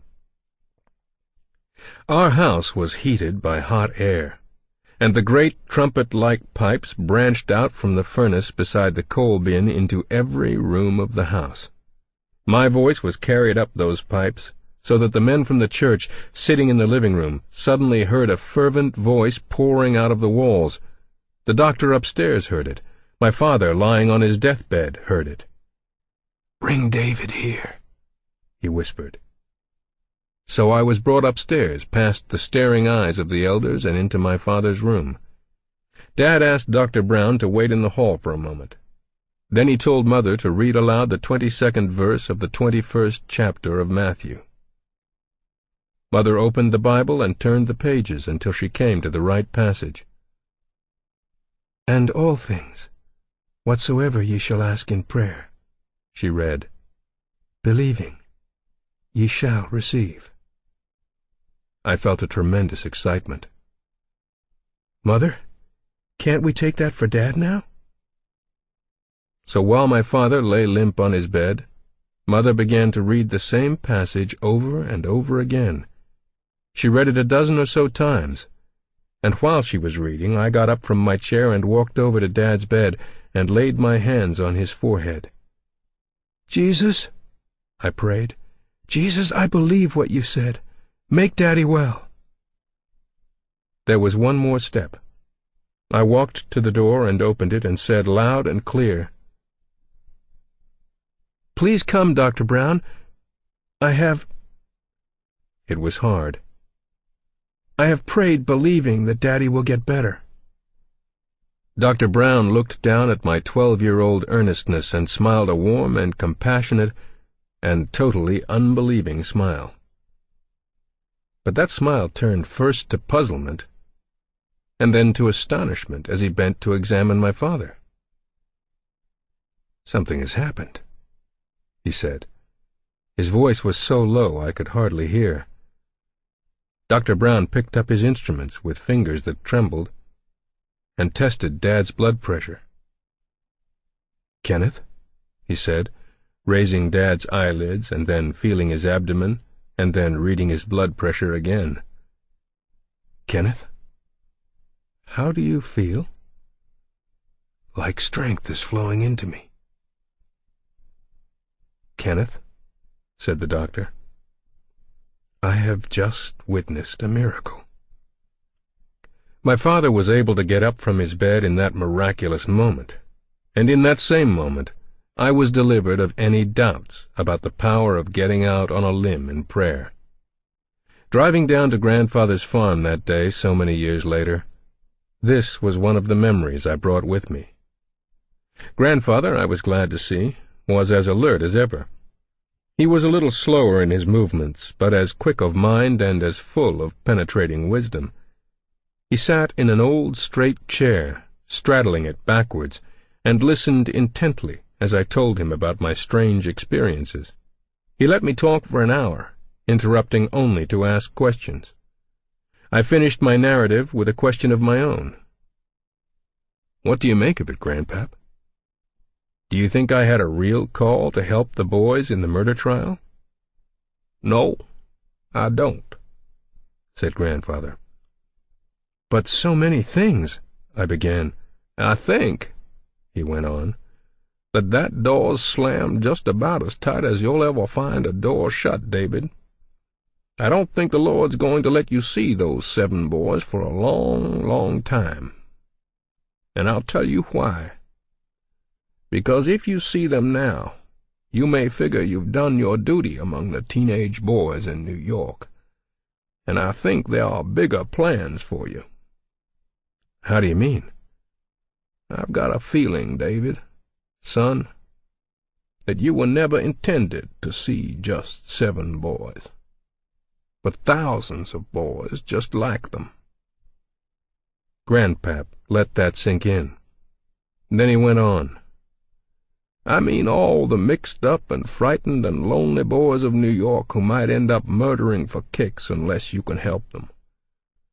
I have a feeling, David, that the only thing you need do is expand your horizons." Grandfather had a way of putting things that left me inspired. From wanting to get away from the city as fast as possible, I suddenly found myself wanting to rush right back and get to work. I said something like this to Grandpap, and he just smiled. "It's easy to say that, sitting here in this warm kitchen talking to your old grandfather. But wait until you meet more of these boys before you start having visions. They'll be full of hate and sin, worse than you even heard of. They're just boys, but they know what murder is, and rape, and sodomy. How are you going to handle such things when you meet them?" I couldn't honestly answer him. "Let me tell you the answer to my own question, Davy. Instead of looking at these things, you've got to keep your eye focused on the central heart of the gospel. What would you say that is?" I looked him in the eye. "I've heard my own grandfather often enough on this subject," I said, "to give him an answer from his own sermons." The heart of the gospel is change. It is transformation. It is being born again to a new life. You rattle that off pretty smooth, David. Wait until you watch the Lord do it. Then you'll get even more excitement in your voice. But that's the theory. The heart of Christ's message is extremely simple. An encounter with God, a real one, means change. I could tell from the way my grandfather was getting restless that our interview was about to end. Grandpap unfolded himself stiffly from his chair and started walking toward the door. Knowing him for a dramatist at heart, I felt that the most important part of our discussion was only now to come out. "Davy," said Grandpap with his hand on the farmhouse door, "I'm still worried about you when you meet the raw life of the city. You've been sheltered. When you meet wickedness in the flesh, it could petrify you. You know—" And then Grandpap started off on a story that didn't seem to me to have any relation to his point. "Some time ago, I was taking a walk through the hills when I came across an enormous snake. He was a big one, Davy, 3 inches thick and 4 feet long, and he just lay there in the sun looking scary. I was afraid of this thing, and I didn't move for a long time. And lo and behold, while I was watching, I saw a miracle. I saw a new birth. I saw that old snake shed its skin and leave it lying there in the sun and go off a new and really beautiful creature. When you start your new work in the city, boy, don't you be like I was, petrified by the outward appearance of your boys. God isn't. He's just waiting for each one of them to crawl right out of that old sin shell and leave it behind. He's waiting and yearning for the new man to come out. Never forget that, David, when you see your snakes, as you surely will, on the sidewalks of New York."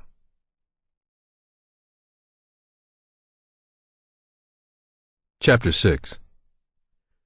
When I drove to New York next, it was in a different frame of mind. I was no longer a man with the simple mission of helping 7 boys involved in a murder trial. But if I'm supposed to be doing something else, too, I said to myself, I wish I could get a clear picture of the task. There was a vision that lay just outside my grasp like a half-remembered dream. I only knew that it had to do with some specific help which I was supposed to give boys like Luis and his friends. In the meanwhile, I did not want to pass up a single opportunity to get in touch with Luis's gang. Sentence had been passed. 4 of the boys were to be sent to prison, including Luis himself. 3 were to be released. Of these 3 boys, 1 was to be sent to a special home for psychiatric care. 1, I learned, was to be rushed out of the city by his parents, and the last was returning home. I decided to try to get in touch with him. When I arrived at the address on 125th Street, a new name was in the cardholder on the door. I knocked anyhow, and was not really surprised when the boy's mother answered the door. She remembered me from the time I had been there before, and seemed glad to see me. "Come in," she said. "You see how we have changed our name. All the time we are getting angry people at the door. Once they write on the wall, 'Get your boy out of town,' or 'Get him killed.'" In the living room of their 4-room apartment, newspapers were stacked several feet high on a chair, on the couch, on the coffee table. They all contained stories of the trial. "You have no idea, Reverend Wilkerson, what it is like to open your paper each day and see the pictures of your boy, how he is on trial for a murder. Neighbors brought most of these papers here, and then they stayed to complain. To my husband they gave other papers, too, at his work." We went into the kitchen, which smelled wonderfully of Spanish fried food, and there we talked about plans for the future. "Are you going to stay here?" I asked. "We would like to go, but it is hard to leave because of my husband's job." "But your son is in danger here." "Yes."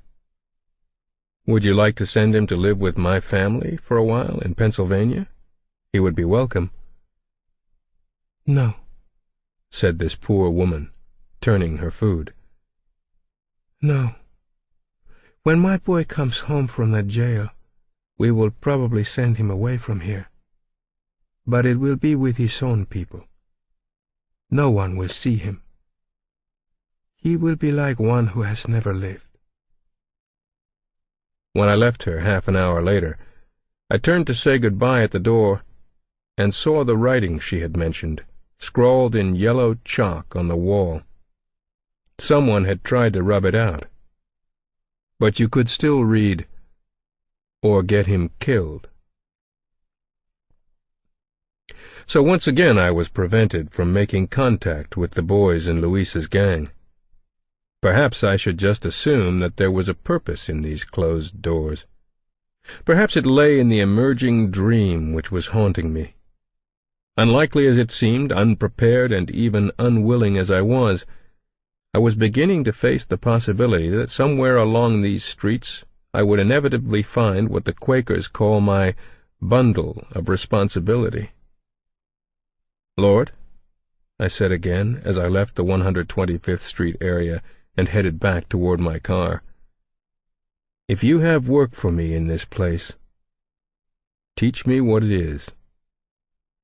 This was the beginning of a 4-month-long walk through the streets of New York. During the months of March, April, May, and June of 1958, I drove to the city once every week, using my day off for the trip. I would rise early and make the 8-hour drive, arriving in New York in the early afternoon. Then, until deep into the night, I roamed the streets of the city, driving home in early morning. These were not idle explorations. The feeling of being guided by a purpose other than my own never left me, though the nature of it was more mysterious than ever. I knew of no other way to respond than to return to the city again and again, holding myself open, waiting always for the direction to become clear. I remember so clearly the first night of this 4-month walk. Maria, before I left her in her dank basement cell, had told me that one of the roughest, most brutal neighborhoods in all New York was the Bedford-Stuyvesant section of Brooklyn. "Preacher," said Maria, "if you want to see New York at its worst, you just drive across the Brooklyn Bridge and open your eyes." Did I really want to see New York at its worst? I wasn't so sure. Yet from just such a womb were born the 7 defendants in the Farmer trial. If I were ever going to raise my sights, as Grandfather suggested, perhaps I would first have to lower my eyes. So I drove downtown along Broadway, past Times Square, past the Martinique where Miles and I had stayed, and on down to the Brooklyn Bridge. On the other side, I got directions to the Bedford-Stuyvesant section from a police officer. So it was that I drove for the first time into the heart of an area that is supposed to have more murders per square foot of land than any place on earth. How little I realized, as I timidly steered my car along its streets, that they would someday be as familiar to me as the friendly streets of Phillipsburg.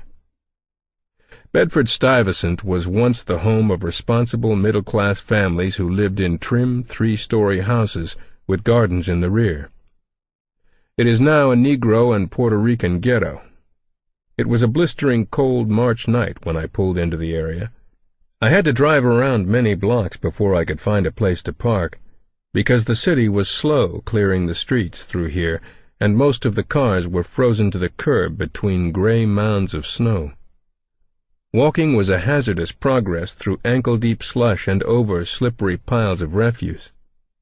Alone, I wandered up and down the streets, watching and listening, and touching life at a level which I, from the safety of my mountains, simply had not known existed. A drunk lay on the icy sidewalk. When I stooped to help him, he cursed me. I told a policeman at the corner about the sick man, and the officer shrugged his shoulders and said he'd look into it. But when I turned to look back a block away, the policeman was still standing idly on the corner, swinging his nightstick. Two girls silhouetted against an open door behind them chirped to me, "Hey there, big boy. You looking for company?" Across the street a group of teenagers were hanging around a candy store. They wore leather jackets with a curious insignia stenciled on the back. I wanted to talk to them, but I hesitated. Would they listen to me? Would they laugh at me? Push me around? In the end, I didn't cross the street. Not that night.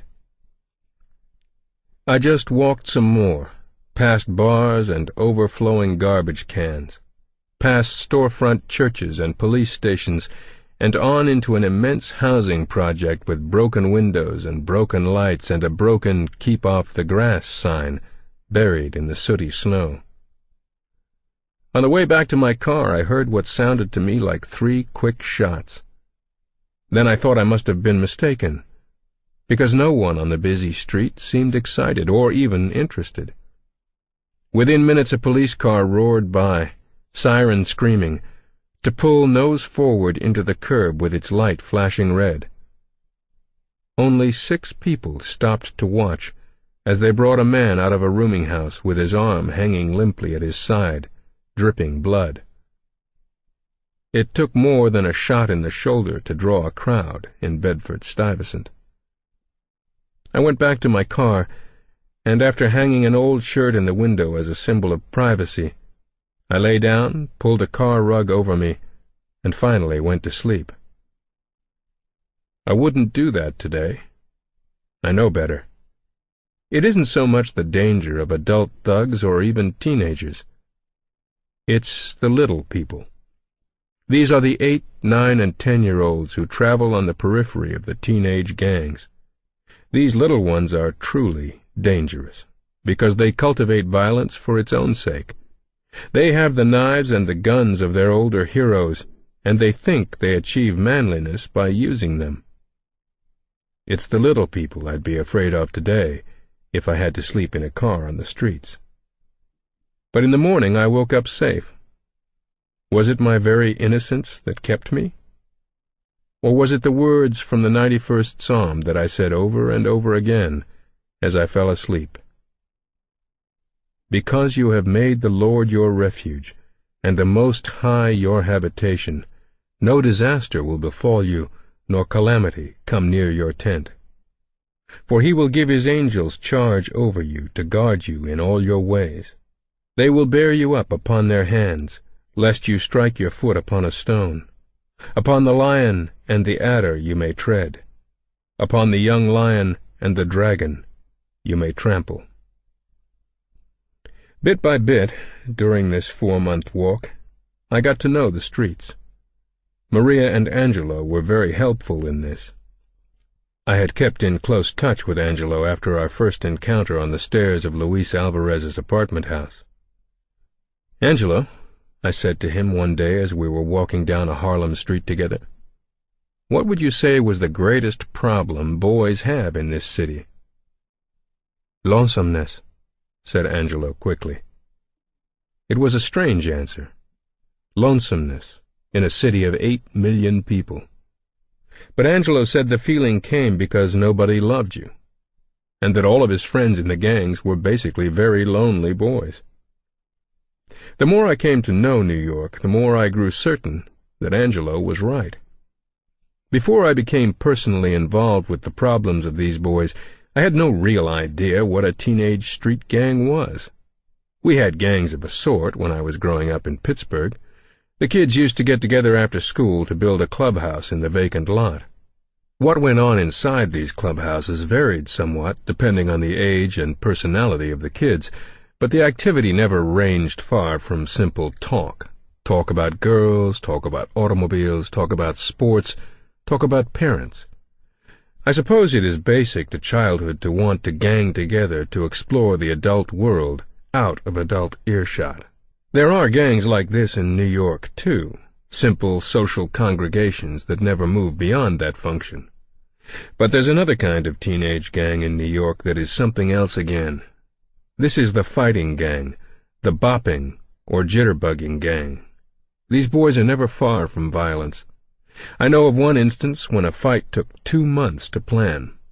But I know of another case when at 2 o'clock in the afternoon 10 boys were standing around a street corner drinking pop, and at 4 o'clock that same afternoon, one of the boys was dead, 2 others in the hospital. A major war between rival gangs had flared up, raged, and ended in the interval. There are also, I discovered, various kinds of specialty gangs in the city. In addition to the social gangs and the fighting gangs, there are homosexual gangs, lesbian gangs, and sadist gangs. As I got to know more boys personally, I learned about the wild parties these kids throw in empty apartments after school. Some, for instance, are parties where a group of kids gather together to pull the legs off a cat. Some are pure sex parties.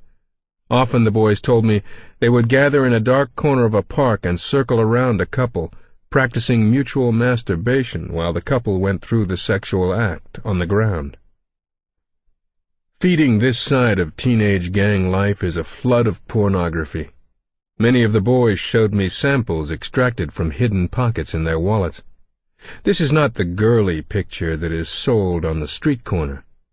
These are drawings and photographs of unnatural acts between boys and girls, of acts with animals.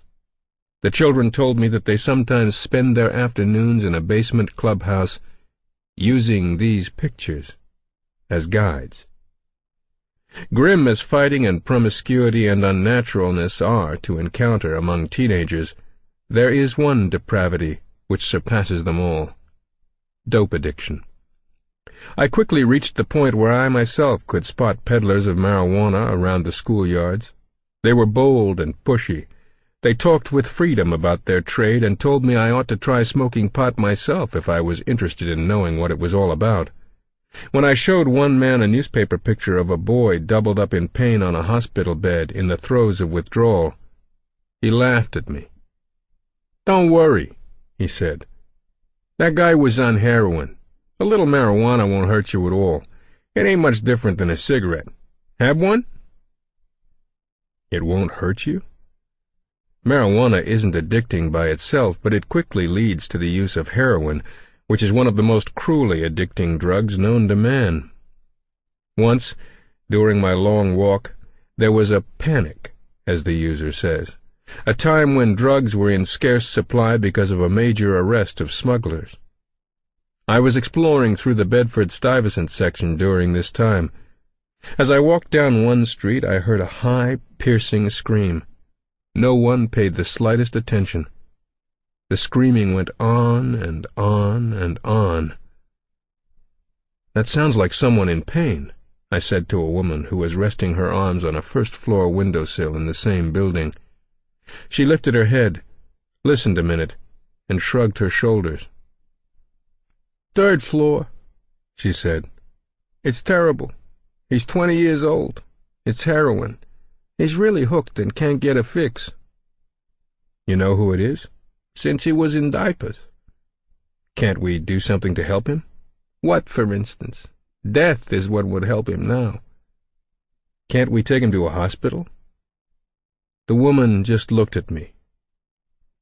"Mister," she said after a while, "you're new around here, aren't you?" "Yes." "You try to get a hooked boy into one of those hospitals and see where you get." How those words would come back to me in the months to come. There is only one public facility in all of New York, Riverside Hospital, where an addicted boy can get help. Facilities there are so overtaxed that admission is slow or impossible. If a boy can't get in at Riverside, he can make application to the only other public hospital in the entire United States where a New York City addict can be admitted. A forbidding-looking federal institution in Lexington, Kentucky, which specializes in the problem. Fighting, sex, drug addiction. These were dramatic manifestations of the needs of New York's teenage gang members. But as Angelo said, they were just the outward symbols of a deep, inner need. Loneliness. A hunger for some kind of significance in life. The saddest thing I found on this long walk was how pathetically low these boys' sights were. I listened to some of them describe their hopes. Hopes? Can you really call it a hope when a boy's goal in life is to get a new hat, one with a narrow brim? A hat is a symbol to these boys. More than once I've seen a youngster shivering in the street because he doesn't own a coat, but on his head will be a $25 Alpine hat with a jaunty feather. Or perhaps they'd like to go on a trip. Across the Brooklyn Bridge into Manhattan, for instance. That would be an adventure. Someday. Somehow. These boys were pitifully isolated, each in his own small turf. I met dozens of Brooklyn youngsters who had never been across the Brooklyn Bridge for fear of the enemy gangs in Manhattan and the Bronx. Gradually, from all the visits, a pattern emerged. It was a pattern of need, starting with loneliness and extending through the gang wars, the sex parties, the dope addiction, and ending in an early and ignominious grave. To check my own impressions, I visited police stations, talked with social workers and parole officers, and spent many hours in the public library. In the end, my total impression of the problems of New York teenagers was so staggering that I almost quit. And it was at this moment that the Holy Spirit stepped in to help. This time, he did not come to my aid in any dramatic way. He simply gave me an idea. He clarified the vision that had been so like a dimly recalled dream. I was driving back to Phillipsburg, watching the odometer turn around and around, keeping pace with the turnpike mile markers as they crept past. Suddenly I was asking myself, suppose you were to be granted a wish for these kids. What would be the one best thing you could hope for? And I knew my answer. That they could begin life all over again with the fresh and innocent personalities of newborn children, and more, that this time, as they were growing up, they could be surrounded by love instead of by hate and fear. But of course, this was impossible. How could people, already in their teens, erase all that had gone before? And how could a new environment be made for them? Is this a dream you have put into my heart, Lord? Or am I just weaving a fantasy for myself?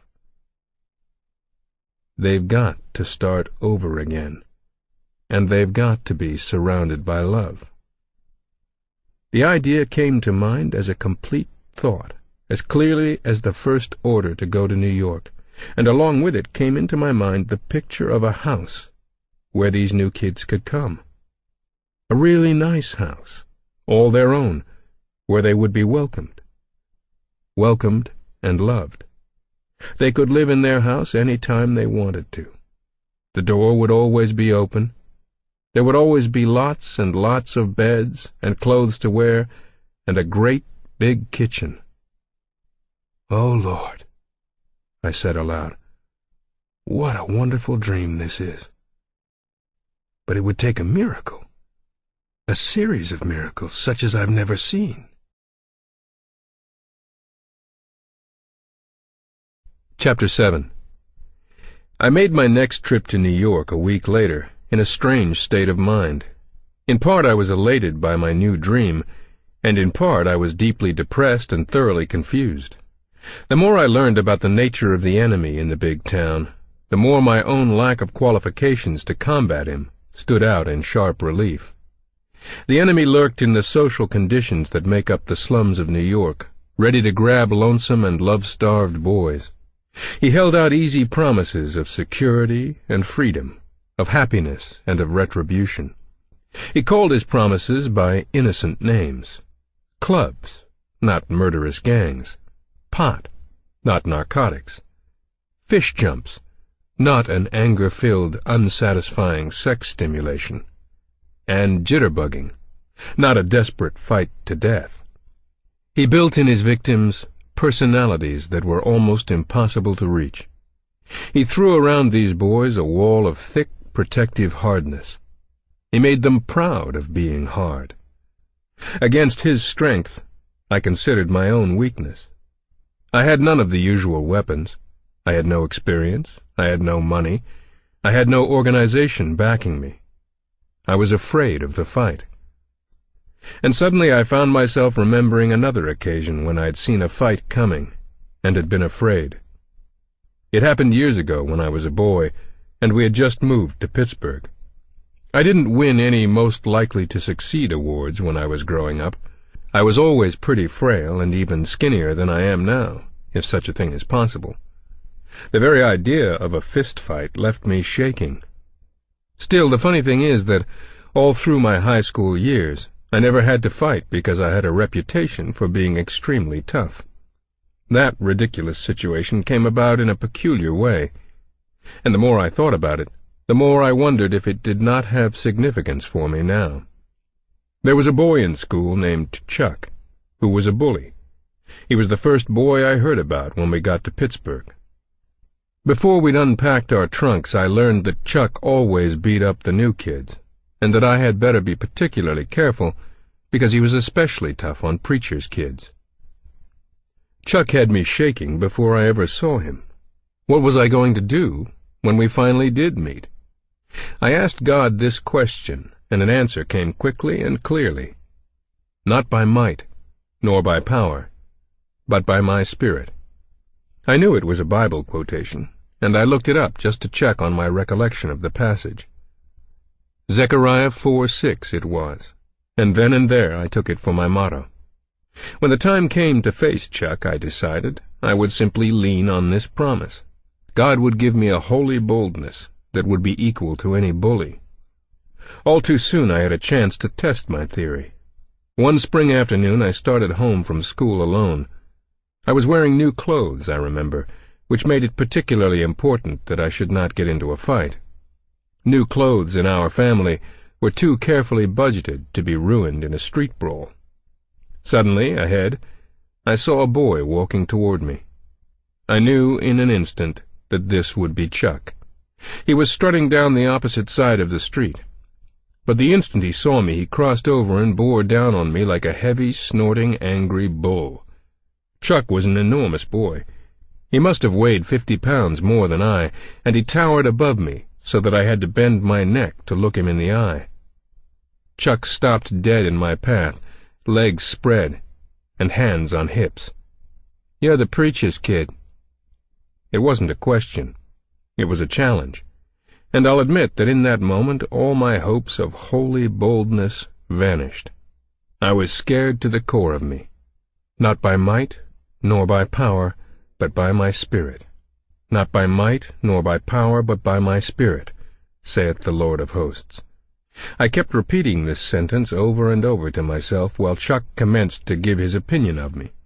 First he picked on the fact that I looked stupid in my new clothes. Then he worked over the obvious truth that I was a weakling. After that he had a few words to say about preachers' kids in general. By my Spirit, saith the Lord. I still had not spoken, but inside me an amazing event was taking place. I felt fear melting, and in its place came confidence and joy. I looked up at Chuck and smiled. Chuck was getting madder and madder. His face turned red as he challenged me to fight. Still, I smiled. Chuck started to circle me with his fists clenched, pumping his arms slowly and taking short feints toward me. In his face, though, was a hint of alarm. He could see that, for some unfathomable reason, this little shrimp was truly not afraid. I circled too, never taking my eye off his, and all the while I smiled. Finally, Chuck hit me. It was a hesitant little blow that didn't hurt, and it happened to catch me on balance so I wasn't thrown. I laughed, low and secretly. Chuck stopped his circling. He dropped his fists, he backed off, and then he turned and took off down the street. Next day at school, I began to hear how I'd beaten up the biggest bully in town. Chuck had been telling everyone. He said I was the toughest guy he ever fought. Apparently he laid it on thick, because always after that I was treated with respect by the entire school. Perhaps I should have told the kids the truth. But I never did. I had a kind of insurance policy in my reputation, and, hating to fight as I did, I wasn't about ready to turn my policy in. Now I wondered if there wasn't something important in that memory. Wasn't I facing the same problem? An enemy far bigger and more powerful than I? Perhaps there was a curious paradox in my lack of strength. Perhaps in this very weakness lay a kind of power, because I knew absolutely that I could not depend upon myself. I could fool myself into thinking that money or high-placed connections or a degree in sociology would be adequate to this situation, because I didn't have these things. If I were right in dreaming about a new beginning and a new environment for these boys and girls, perhaps God would choose just such a palpably ill-equipped person as I, so that the work from the very start would depend on Him alone. Not by might, nor by power, but by my Spirit, saith the Lord of hosts. I decided to take a first step toward making my dream come true. The very first thing I needed to know was whether I had any right to be glimpsing such visions. Was it really possible for teenage New York gang members and dope addicts to change in the radical way I was dreaming about? I remembered how Grandfather insisted that at the heart of the gospel message was a transforming experience. I knew by memory the passage in Scripture that he was referring to. "Verily, verily, I say unto thee," said Jesus, "except one be born anew, he cannot see the kingdom of God. Nicodemus saith unto him, How can a man be born when he is old? Can he enter a second time into his mother's womb and be born? Jesus answered, Verily, verily, I say unto thee, except one be born of water and the Spirit, he cannot enter into the kingdom of God. That which is born of the flesh is flesh, and that which is born of the Spirit is spirit. So if these boys were going to change dramatically, the transformation would have to come about in their hearts. I knew I could never bring this about. It would have to be the work of the Holy Spirit. But perhaps I could act as a channel through which the Spirit could reach these boys. There was one way to find out. So far, I had only walked and listened in the city. Now I would make a move. I would speak to these boys, trusting the Holy Spirit to reach them where I could not. I started making inquiries around New York. What were the toughest, hardest gangs in town? Time and again, two names recurred, the Chaplains and the Mau Maus. Both were in Fort Greene, Brooklyn. These gangs have their turfs in one of the world's largest housing developments, Fort Greene Projects. More than 30,000 people live in these towering apartments, most of them Negro and Puerto Rican, and a heavy percentage of them on relief. The fighting gangs that have been spawned in this area are segregated. The Chaplains are Negro boys, the Mau Maus Spanish. The two gangs do not fight each other, but join together to protect their turf against outside gangs. And now they had declared war on the police. The boys had a rather original method of attack. They waited on a rooftop with a sandbag balanced on the ledge. When a police officer passed below, they tried to drop the 80-pound bag on him. Their timing was not yet perfected, and so far they had missed, but they were getting closer. The police, in retaliation, were using their nightsticks at the slightest provocation, and prohibiting more than 2 or 3 boys to gather together at a time. I decided there could be no more telling testing ground for the Holy Spirit than Fort Greene. Early one Friday morning I picked up a friend of mine, a trumpet player named Jimmy Stahl, and the two of us drove over the Brooklyn Bridge and into the teeming brick and glass jungle called Fort Greene Housing Project. We parked our car near the public school on Edward Street and began our experiment. "You stand here near this lamp post," I told Jimmy, "and start blowing. If we get a crowd, I can step up on the base of the post and talk to them." "What do you want me to play?" "Why not Onward Christian Soldiers?" So Jimmy began to play Onward Christian Soldiers on his trumpet. He played it over and over. He made it lively, and he made it loud. Windows of the walk-ups across the street flew open, and heads popped out. Then children began to swarm out of the buildings, dozens of little children. They were excited by the music and kept asking, "Is a circus coming, mister? Are we going to have a parade?" I told Jimmy just to keep blowing. Next, the teenagers began to arrive. They all seemed to be in uniform. Some of the boys wore brilliant red jackets with black armbands and the two letters MM sewn boldly on the back. Others wore tight tapering trousers, bright shirts, and continental shoes with thin soles and pointed toes. These boys carried canes. Just about every teenager there wore a sharp-looking alpine hat with a narrow brim. Just about every one also wore sunglasses. "Lord," I said to myself, "they're reaching for something fine here. They all want to belong to something bigger than they are. They all want not to be alone." After Jimmy played his piece 15 or 20 times, a crowd of perhaps 100 boys and girls had gathered. They milled about, shouting to each other and to us, obscenities mingled with the catcalls. I climbed up on the lamp base and began to talk. The uproar increased. I didn't know what to do next. Jimmy was shaking his head. "They can't hear you," he formed with his lips. And at that moment the problem was taken out of my hands. There was a sudden lull in the shouts from the kids. Over their heads I saw a police car pulled to the curb. Officers stepped out and started working their way through the crowd, poking fiercely with their nightsticks. "All right, break it up. Move on." The youngsters parted to let the police through, but closed ranks again behind them. "Get down from there," one of the officers said to me. When I was facing him, he said, "What are you trying to do, start a riot?" "I'm preaching." "Well, you're not preaching here. We've got enough trouble in this neighborhood without having a mob scene on our hands." Now the boys and girls got into the act. They shouted that the police couldn't stop me from preaching. It was against the Constitution, they said. The police disagreed. Before Jimmy and I knew what was happening, we were being shoved bodily through the crowd toward the police car. At the station house, I picked up the theme the kids had used. "Let me ask you something," I said. "Isn't it my right as a citizen to speak on a public street?"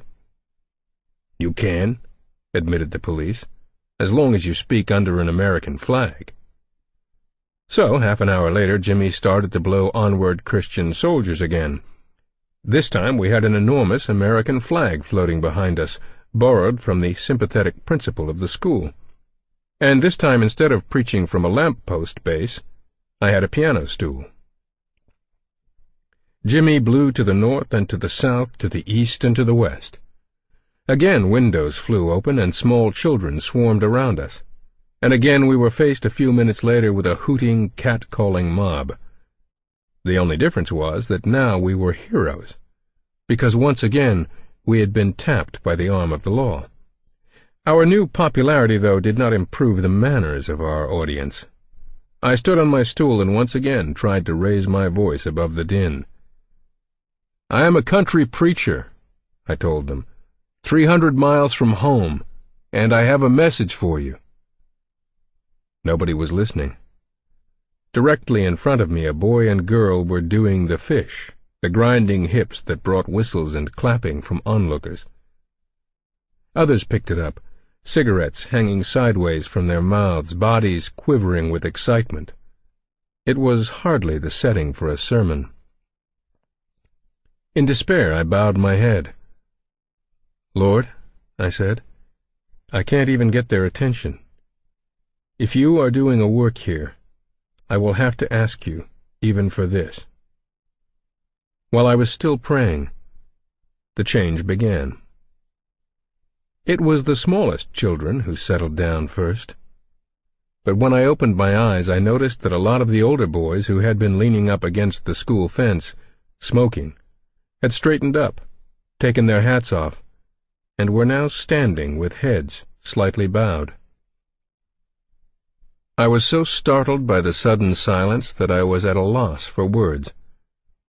When finally I did begin to speak, I chose John 3:16 as my text. For God so loved the world that he gave his only begotten Son, that whosoever believeth in him should not perish, but have everlasting life. I told them that God loved them as they were right then. He knew what they were. He knew their hatred and their anger. He knew that some of them had committed murder.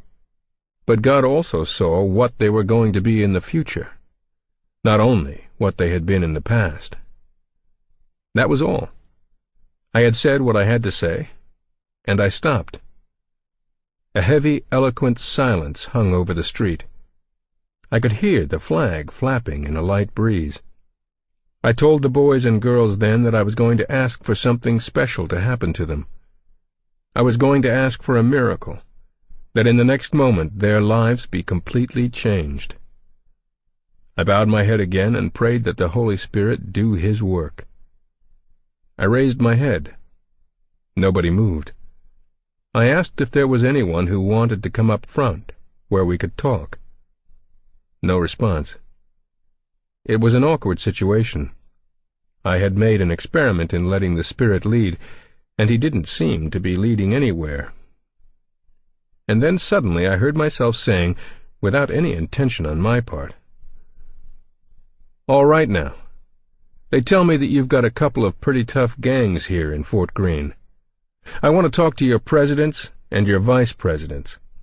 If you are so big and tough, you won't mind coming up and shaking hands with a skinny preacher." I still don't know why I said it, but as I look back on it now, it was perhaps the best thing I could possibly have said. For a minute nobody stirred. Then from the rear someone called, "What's the matter, buckboard? You scared?" Slowly, a big colored boy left his station at the rear of the crowd and started to work forward. A second boy followed. This one was carrying a cane, and both were wearing sunglasses. On their way through the crowd they picked up two more boys, and all four grouped themselves in front of the piano stool. The big one stepped forward another few inches. "Slip me some skin, preacher," he said. "I'm Buckboard, president of the chaplains." I was still innocent of the slang of New York, and when he held out his hand I tried to grasp it. "Just slip it, preach," said Buckboard, and he slid his open palm along mine. He stood for a minute, examining me curiously. "You're all right, preacher. You really bugged me."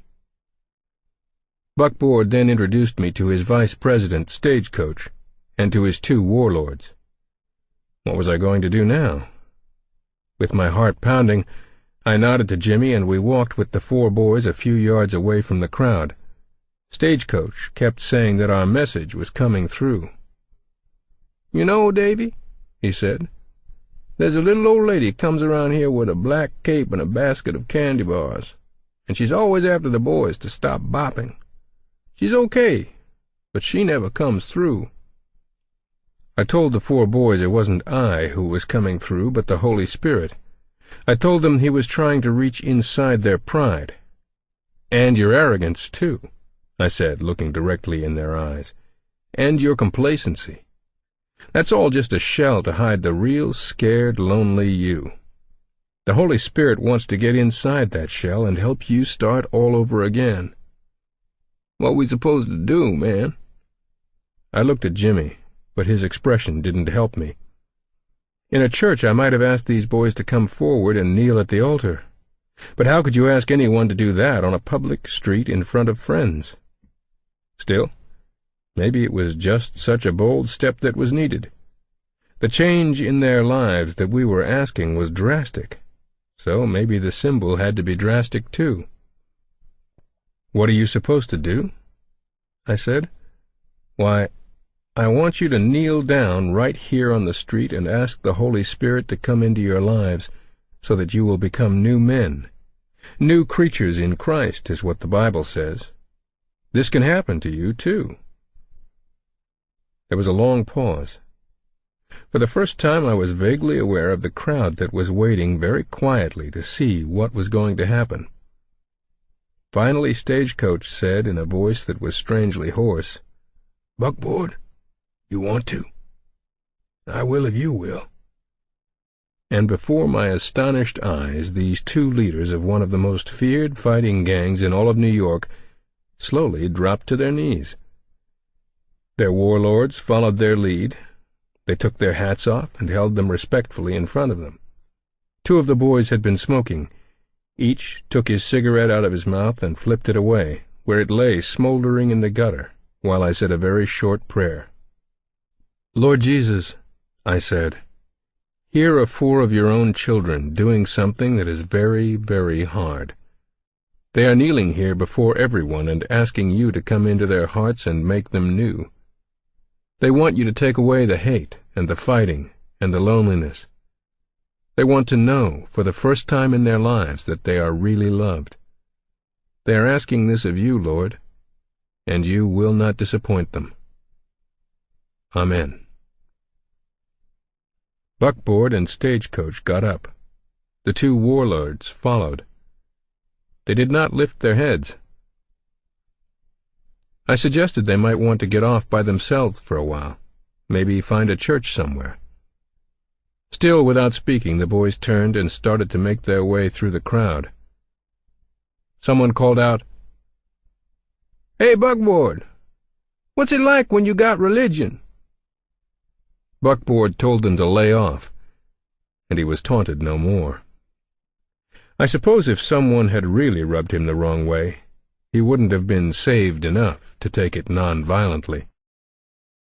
Jimmy and I left Fort Greene with our heads swimming. The fact was that we had not expected God to answer us in quite such a dramatic manner. Buckboard, Stagecoach, and 2 warlords falling to their knees on a street corner. It was just too much to believe.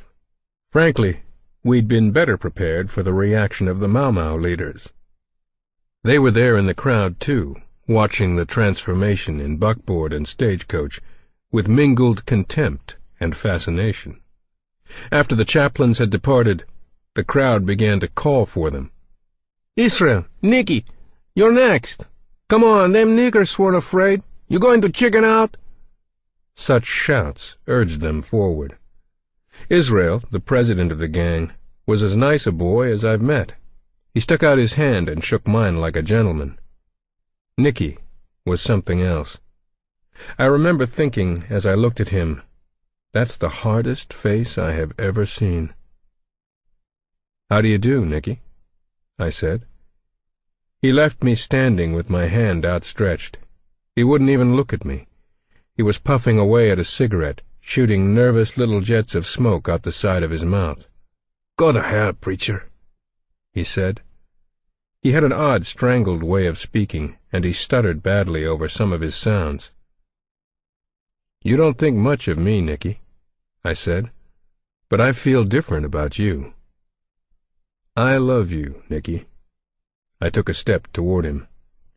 "You come near me, preacher," he said in that tortured voice. "I'll kill you." "You could do that," I agreed. "You could cut me in 1,000 pieces and lay them out in the street, and every piece would love you." But as I said it, I was thinking, and it wouldn't do a bit of good. Not with you, Nicky. There's no love on earth that could reach you. Before we left Brooklyn, we put Buckboard and Stagecoach in touch with a local minister who could follow their spiritual growing pains. "But I think," I said to Jimmy, "we'd better check in on them from time to time, too." To be perfectly honest, neither one of us could rid himself of the suspicion that the boys were having some fun with us. But when I intimated as much to Gwen on my return home, she scolded me. "David Wilkerson," she said, "don't you realize that you got exactly what you wanted? You asked the Holy Spirit for a miracle, and now that you've got one, you're trying to argue it away. People who don't believe in miracles shouldn't pray for them." Chapter 8. It seemed to me that I had passed the first milestone on the road toward my dream. I had been given hope, almost more than I could assimilate. I even dared to hope that perhaps I would be allowed at last to see Luis. I heard from Angelo that Luis was supposed to be transferred to the Elmira, New York prison. "Do you think I could get to see him?" I asked. "Not a chance, Davy. You'd have to go through channels, and once they learned you were the preacher at the trial, they'd never let you in." Still, I wanted to try. The next preaching engagement that took me to the vicinity of Elmira, I made inquiries into the procedure for getting to see a boy. I was told to write a letter stating my relationship with the prisoner and why I wanted to see him. The request would be considered. So, that was that. I'd have to tell the truth, and I'd never be allowed in. But I did hear that some boys were being transferred to Elmira that very day. I went down to the station and waited. When the train came in, a group of about 20 boys was marched off. I scanned each of their faces, but Luis was not among them. "Do you know Luis Alvarez?" I asked, walking up to one of the boys, who managed to say no before the guard testily shut us off. "Well," I said to myself on the way back to Phillipsburg, "it looks as if I'm not going to see those boys. Perhaps I never will. Lord, let me have the grace to accept this, if it is your will." But if the Holy Spirit was still closing that door to me, he was opening others. One warm night in early spring 1958, I was walking through a milling, noisy street in Spanish Harlem when I heard the sound of singing. I was surprised to recognize the tune as a gospel song, although the words were in Spanish. There was no church nearby. The music seemed to come from a window in one of the walk-up tenements I was passing.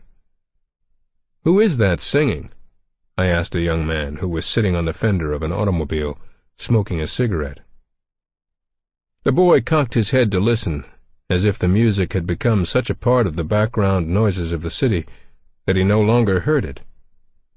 "That's some kind of church," he said, jerking his thumb toward the door. "Upstairs, second floor." So I walked up the stairs and knocked on a door. It opened slowly, but when the light hit my face, the woman standing inside gave a little shriek. In her excitement, she half closed the door on me and turned around, rattling off something in Spanish. Soon the doorway was filled with smiling, friendly people. They took me by the arm and pulled me into the apartment. "You are David," one man said. "Aren't you David, the preacher who was thrown out of court?" It turned out that this was what is known as an outstation church in the Spanish branch of the Assemblies of God. The people of an outstation meet in private homes until they can afford to build. They had followed the Michael Farmer trial closely and had seen my picture. "We have been praying for you, and now you are here," one man said. His name was Vicente Ortez, and he was the minister of the little church. "We want to hear how you came to be at the trial," he said. So that night I had a chance to tell a group of people from my own church about the way God seemed to be leading me into New York's streets. I told them what I'd learned about the problems boys and girls faced with the gangs and with drink and narcotics. I told them, too, about my dream and about the first milestone I had passed. I think it was God who put that idea into my head. They've got to begin again, and they've got to be surrounded with love, I said, summing up. We've seen how the Holy Spirit can reach them right on the street. I, for one, think it's a magnificent beginning. Who knows? Maybe someday they'll even have their house. It turned out to be an impassioned speech. I found that I was more excited about the problems these young people face than I had guessed. By the time I had finished, I could see that these good people felt my grief and urgency at the need. When I finally sat down, several of these men and women held a brief discussion. They spoke excitedly for a few minutes, and then pushed Reverend Ortez forward as spokesman. "Do you think," he said, "that you could come back tomorrow to talk to us, when we could have some more ministers in to hear you?" I said that I could. And as quietly as that, a new ministry was born. Like most things born of the Spirit, it came simply, humbly, without fanfare. Certainly none of us that night knew what had begun. "What's your address here?" Reverend Ortez asked. "Where can we call you about the time and the place?" I had to admit that I had no address. I didn't have the money even for a cheap hotel room. "I am, in fact," I said, "sleeping in my car." Real alarm came over Reverend Ortez's face. "You mustn't do that," he said, and when he had translated what I'd said, everyone in the room agreed. "It's dangerous, more dangerous than you know. You must come here, to our house. You must spend this night and any night you are in town right here with us." I accepted this kindness gratefully. Reverend Ortez introduced me to his wife, Delia, and I was shown to a simple, bare room with a bunk bed in it. But I was made to feel welcome, and I have never slept better than I did that first night off the streets. I learned later that this remarkable couple kept nothing for themselves beyond the bare necessities of existence. Everything else was given away to the glory of God. The next morning I spent in prayer. I sensed that it was far more than coincidence that I had dropped into that little home church. What was going to happen now I could not imagine, but I wanted to hold myself as flexible as possible, ready to step out in whatever direction the Holy Spirit should point. While I was at prayer, Reverend Ortez and his wife must have been constantly on the telephone. By the time we arrived at the church where the meeting was to take place, representatives of 65 Spanish assemblies were gathered to hear what I had to say. And I had no idea, as I climbed into the pulpit, what that should be. What should I tell them? Why was this opportunity being given me to speak to these people? This time I related the events that had brought me to the city, told about the embarrassment of the trial, and of the puzzling, gnawing feeling I'd had ever since, that behind these seeming mistakes was a purpose that I had but barely glimpsed. End of Disc 2. The Cross and the Switchblade, by David Wilkerson, with John and Elizabeth Sherrill. Disc 3. I'll tell you frankly that I don't know what I'm supposed to do next. The experience at Fort Greene may have been a one-time piece of good luck. I have no idea that it could be repeated on a larger scale. Before the meeting was over, those 65 churches had come forward with a plan of action which would determine whether or not it had been a one-time experience. They would hold a mass rally for teenagers in St. Nicholas Arena, a prize-fight center in New York, where I could address many gangs at once. I was hesitant. In the first place, I wasn't sure that mass meetings were the right approach. "And then there's the very practical matter of money," I said. "It would take thousands of dollars to rent a big arena." Suddenly, there was a commotion in the back of the church. A man had jumped to his feet and was shouting something. I finally made it out. "Davy," he was saying, "everything's all right. Everything is going to be all right." I thought he was some kind of fanatic and paid no attention, but after the meeting the man came up and introduced himself. He was Benigno Delgado, an attorney. Once again he repeated his statement that everything was going to be all right. "Davy, you go to St. Nicholas Arena," he said. "You rent it and talk to these kids. Everything will work out." I honestly thought he was one of these excitable, if harmless, visionaries, of which every church seems to attract a few. But Mr. Delgado saw the quizzical look on my face and pulled from his pocket the largest roll of bills I had ever seen. "You talk to those children, Davy. I will rent the arena." And so he did. This was how, literally overnight, I became involved in a citywide youth rally, scheduled to be held in St. Nicholas Arena during the second week of July, 1958. When I returned to Phillipsburg with the news, everyone became excited. Only Gwen was a little silent. "You realize," she said at last, "that that's just when the baby's due." I hadn't realized. But how can a husband say a thing like that to his wife? I mumbled something or other about the baby coming late. Gwen laughed. "It'll be right on time," she said, "and you'll have your head in the clouds somewhere and won't even know it. And one day I'll present you with a little bundle, and you'll look at it in astonishment. I don't think you really know a child exists anyway until he walks up to you and says, 'Daddy.'" Which is doubtless true. The church in Phillipsburg was most generous, not only with its money support during the next 2 months, when I could give it so little of my attention, but with its enthusiasm. I'd been keeping everyone posted on my trips to the city, telling of the tremendous problems these 12, 13, 14-year-old boys and girls were facing. So they knew how much a part they were of anything the Lord was planning for New York. I took my vacation to coincide with the rally in order to be away from the church as little as possible, but still, as July approached, I found myself spending more and more time in the Ortez apartment. We got splendid help from the Spanish churches. They supplied us with street workers who posted bulletins all over New York announcing the week-long meetings.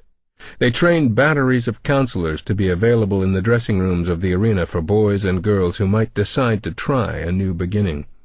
They arranged for music and ushers, and they handled the practical arrangements with the arena. All I had to do was supply the teenagers. That had seemed such a simple thing when it was first proposed, but the closer we came to 0 hour, the more I doubted the wisdom of this big rally. Walking the streets, I'd talked to hundreds of boys and girls, but I'd never, until now, grasped what it was like to be inside their desperation. The simple prospect of traveling a few miles and entering a large building, so routine to you and me, loomed for them as an immense and peril-filled undertaking. They were afraid in the first place to leave their own turfs, afraid that as they passed through another gang's territory they would be jumped. Then they were afraid of large aggregations of people, afraid of their own hates and prejudices, afraid that their anger and insecurity would erupt out of control into bloody fighting.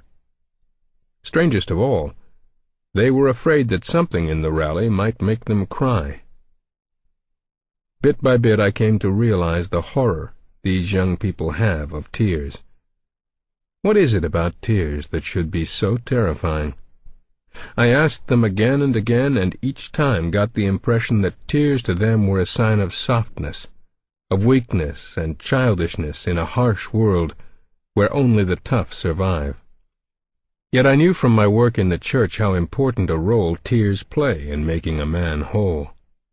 I think I could almost put it down as a rule that the touch of God is marked by tears. When we finally let the Holy Spirit into our innermost sanctuary, the reaction is to cry. I've seen it happen again and again. Deep, soul-shaking tears, weeping rather than crying. It comes when that last barrier is down and you surrender yourself to health and to wholeness. And when it does come, it ushers forth such a new personality that from the days of Christ on, the experience has been spoken of as a birth. "You must be born again," said Jesus, and the paradox is this. At the heart of this new-born personality is joy, yet the joy is ushered in by tears. What instinct was it that told these boys and girls they might have to cry if they came into contact with God? They had their own way of expressing this fear, of course. I paid return visits to the gangs I had met, the rebels and the GGIs, the chaplains and the Mau-Maus, inviting them to the rally, and everywhere it was the same. "You're not going to bug me, preacher. You're not going to get me bawling." Everywhere the same fear of the unknown, the same clinging to the familiar, no matter how wretched, the same resistance to change. One night, some time after I had been to the basement hideout of the GGIs with the news of the rally, there was a knock on the door of the Ortez apartment. Mrs. Ortez looked at her husband with raised eyebrows. He shook his head. No, he wasn't expecting anyone. Mrs. Ortez put down a knife with which she had been slicing meat and walked to the door. there stood Maria. As soon as she stepped into the room, I knew that she was high on heroin. Her eyes shone with an unnatural brightness. Her hair was all over her face. Her hands shook at her side. "Maria," I said, getting up. "Come in."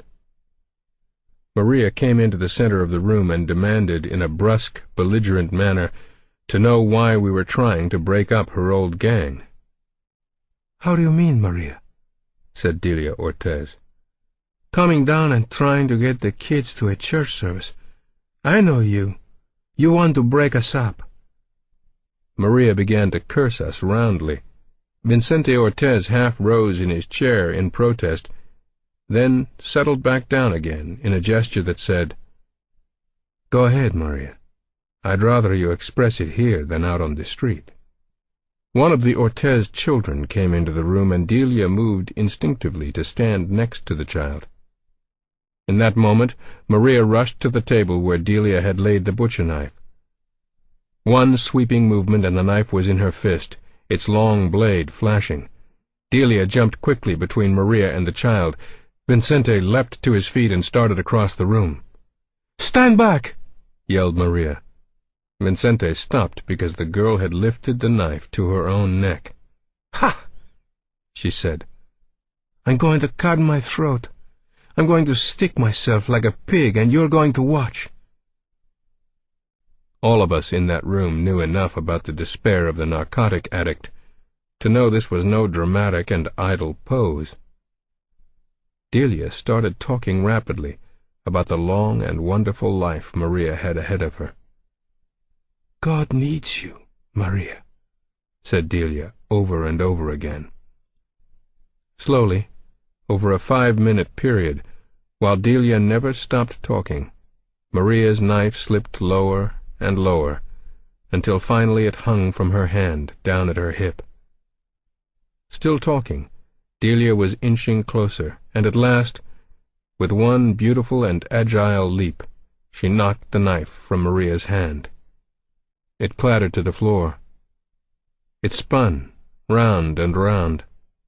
The child began to cry. Maria made no effort to get the knife again.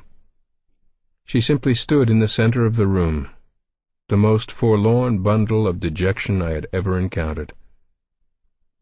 Suddenly she began to moan. She hid her face in her hands.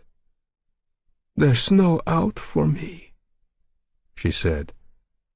"I'm hooked, and there's no way out." "Why don't you give God a chance with you?" I asked her. "No, that's not for me."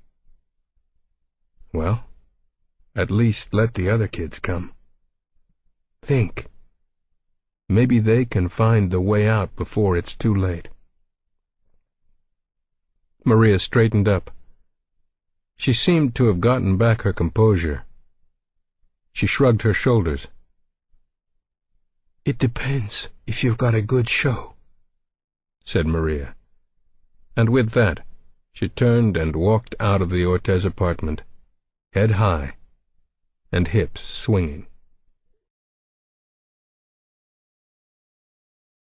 Chapter 9. July arrived with amazing speed. A show it was, in many senses, that we were putting on at St. Nick's, and I had never appreciated how much simple legwork went into mounting a show. To transport the young people through the enemy territory they were so afraid of, we set up a system of special buses which would pick up each gang on its own turf and take it non-stop to the arena. Workers from the 65 sponsoring churches combed the streets, alerting gang members to the arrangements. I made my last trip home to see Gwen just before the crusade began. "David," she said, "I'm not going to pretend that I didn't wish you were home for the new baby." I know.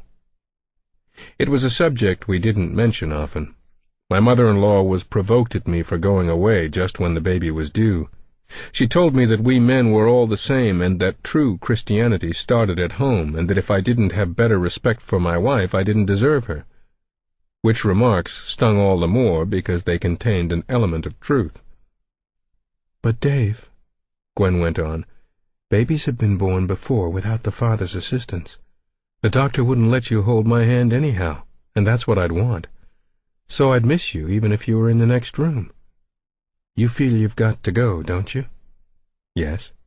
"Then go gladly, and God be with you, David." I left Gwen standing in the yard waving, very large with child. When I saw her next, the miracle of birth would have occurred. I wondered if I would have new births to report to her, too. After the first 4 days of the meetings, I doubted it. We had been so busy getting ready that the letdown of the rally itself was all the harder to take. Rally? The very word suggests swarms of enthusiastic people. Nothing could be further from the case. On the fourth night 100 people showed up. The arena would hold 7,000. I remember standing at a little window on the balcony where I could watch the teenagers arrive without being seen myself. Each night I had hoped for a breakthrough.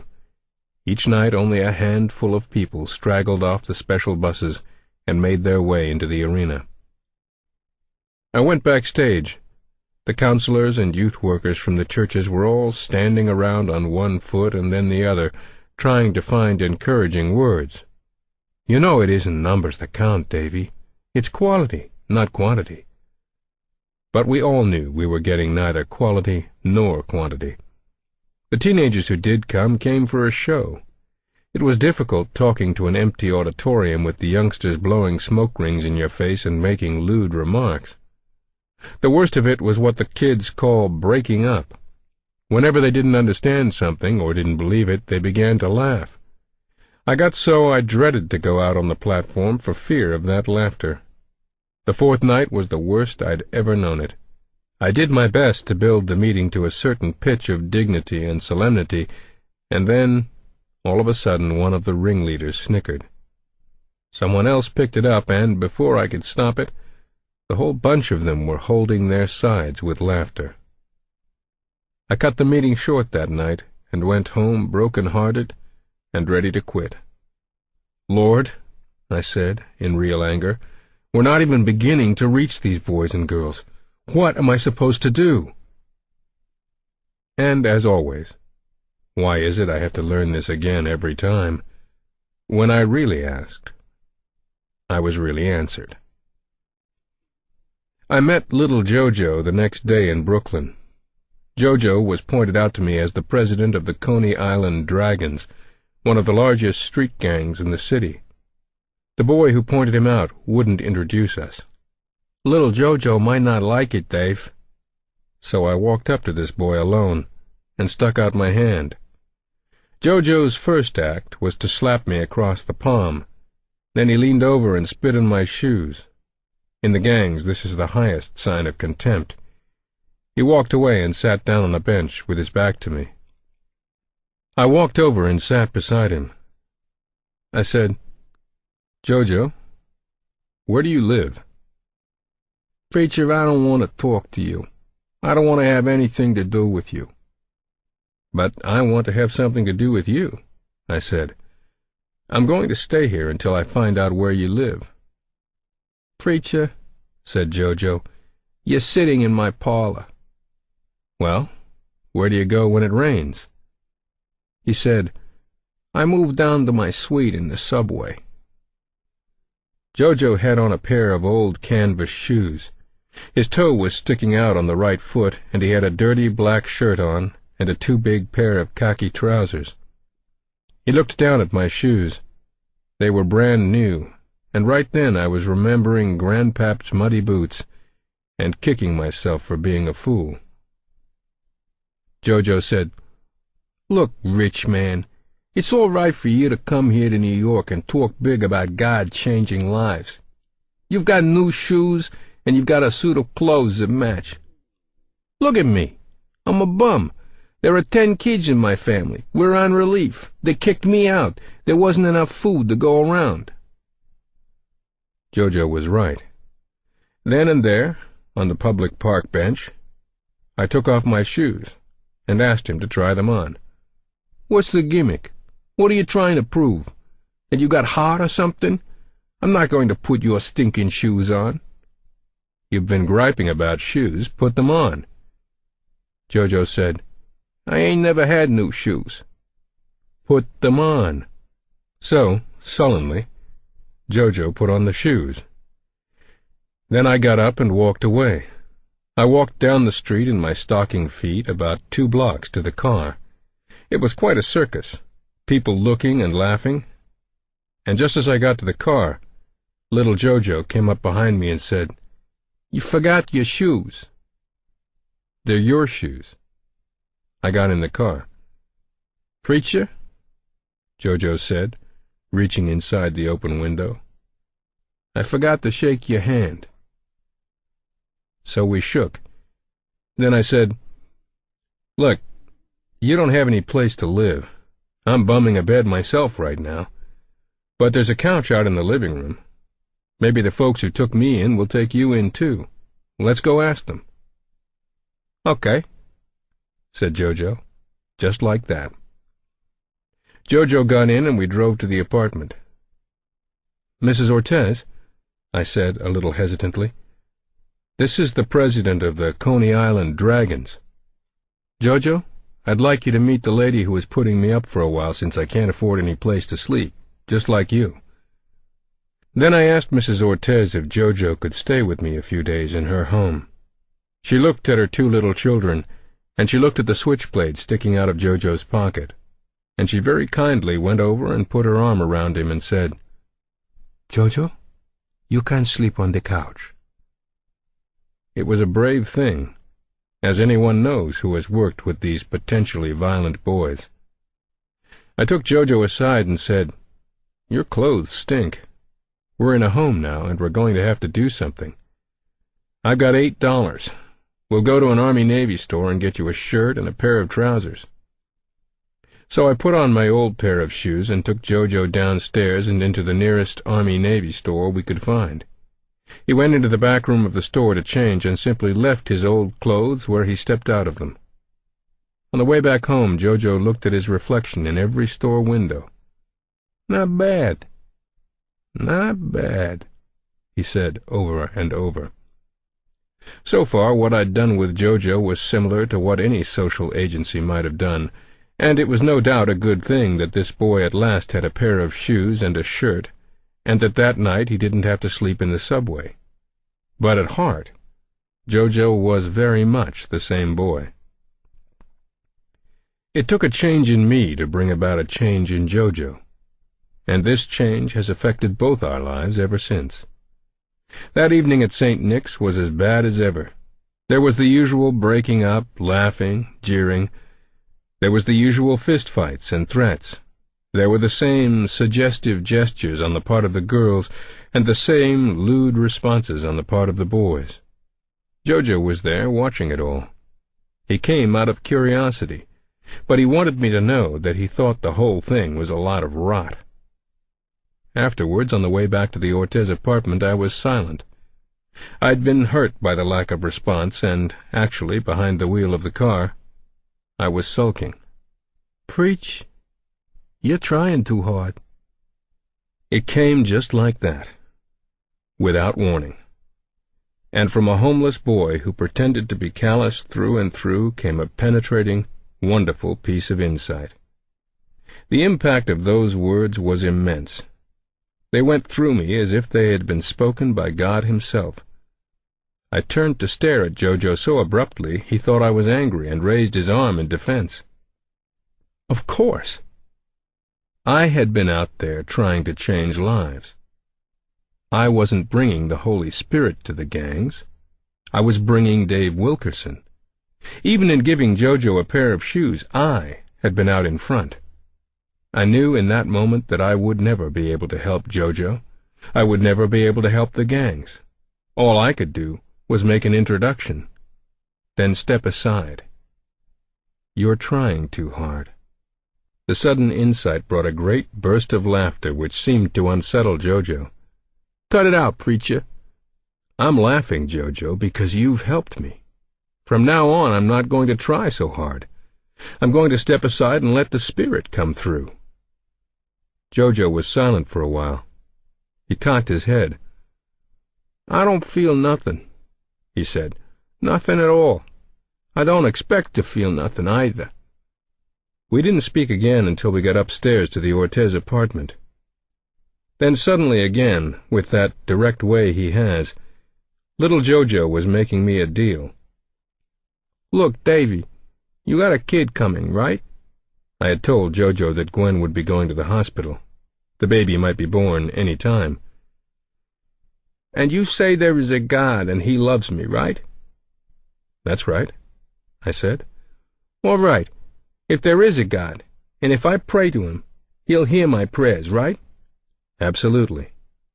"All right. What do you want, a boy or a girl?" I could see the trap coming, but I didn't know what to do about it. "Now look, Jojo, prayer isn't a slot machine where you put the right coin in and out comes the candy." "In other words, you're not so sure about this God business either." "I didn't say that at all." "What do you want, boy or girl?" I admitted that since we already had 2 girls, we were hoping for a boy. Little Jojo listened. Then he did a thing which was as hard for him as it was for Moses to strike the stone in the desert and ask water to come out. Little Jojo said a prayer. "Now, God, if you are up there, and if you love me, give this preacher a boy." That was Jojo's prayer. It was a real one, and when he finished he was blinking hard. I was flabbergasted. I ran into my bare little bedroom and began to pray as I hadn't prayed since I'd been in New York. Jojo and the Ortezes were sound asleep when the telephone call came at 2:30 that night. I was still praying. I went out to the phone. It was my mother-in-law. "David," she said, "I couldn't wait until morning to call. I just had to tell you that you're a father." I couldn't bring myself to ask the question. "David? David, are you there?" "I'm here. Don't you want to know whether it was a boy or a girl?" "More than you know." "David, you've got a great, big, strapping 10-pound son." Of course, the skeptics will point out that there was a 50-50 chance of little Jojo's prayer coming true, just statistically. But something else was going on that night. Something too deep for statistics. When I went in and woke Jojo up with the news, he scratched his head. "What do you know?" he said. "What do you know about that? What do you know?" Before the night was over, Jojo was a changed boy. It began with tears. Jojo cried the bitterness out, and he cried the hatred out. He cried out the doubts and the fears, too. And when he was all through, there was room for the kind of love the Christian knows, which doesn't depend on parents or preachers or even upon prayers being answered in the way we think they should be answered. From that day on, Jojo had a love that was his for always, and he had taught me a lesson that was mine for always. We humans can work hard for each other, and we should and we must work. But it is God, and only God, who heals. Chapter 10. It was almost time for the meeting to begin. The auditorium was filling up on this final night of the rally. Far more young people had already come than had come on any previous evening. I saw some of the chaplains, I saw the dragons, and some GGIs. Among them, I was interested to note, was Maria. But nowhere could I see a Mau Mau, although I looked everywhere for the bright red jackets with the big double M. I hadn't been able to forget the appealing face and open manner of Israel, president of the Mau Mau's. I'd been down to invite this gang to the rally as my personal guests and to tell them about the special bus that we'd hired for them. When I said that I would reserve some seats down front just for them, Israel promised to come and bring the others.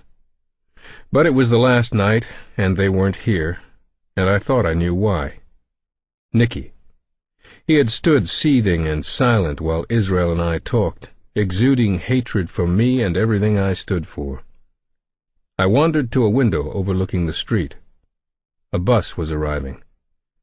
I knew it was the Mau-Maus even before I saw them. I knew by the way the bus pulled into the curb. It nosed in, fast, as if the driver couldn't wait to get rid of his passengers. The doors opened fore and aft and spilled out nearly 50 teenagers, shouting and shoving and out for a ball. One boy tossed away an empty bottle of wine as he stepped down.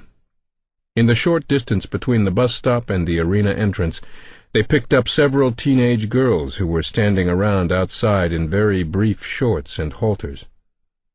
"Lord," I said aloud, "what have I gotten into?"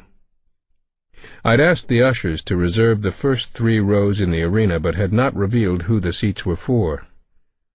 Now the head usher came rushing up to me, excited and upset. "Reverend, I don't know what to do."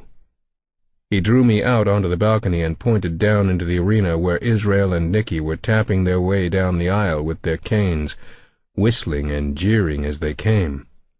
"Those are Mau-Maus," the head usher said. "I don't think I can keep them out of those reserved seats." "That's all right," I said. "They're who the seats are for. Those are friends of mine." But I sounded more confident than I felt. I left the usher blinking and staring after me and hurried downstairs to the dressing rooms. There I found an atmosphere of grave foreboding. "I don't like the looks of it," said the manager of the arena. "There are rival gangs out there, and we could have a full-scale rumble on our hands." "Do you think we ought to call more police, just in case?" asked one of the ministers who knew the gangs. I looked out again. One of our own teenage girls, a remarkable young singer, as pretty as a movie star, was walking onto the center of the stage which had been set up at one end of the arena.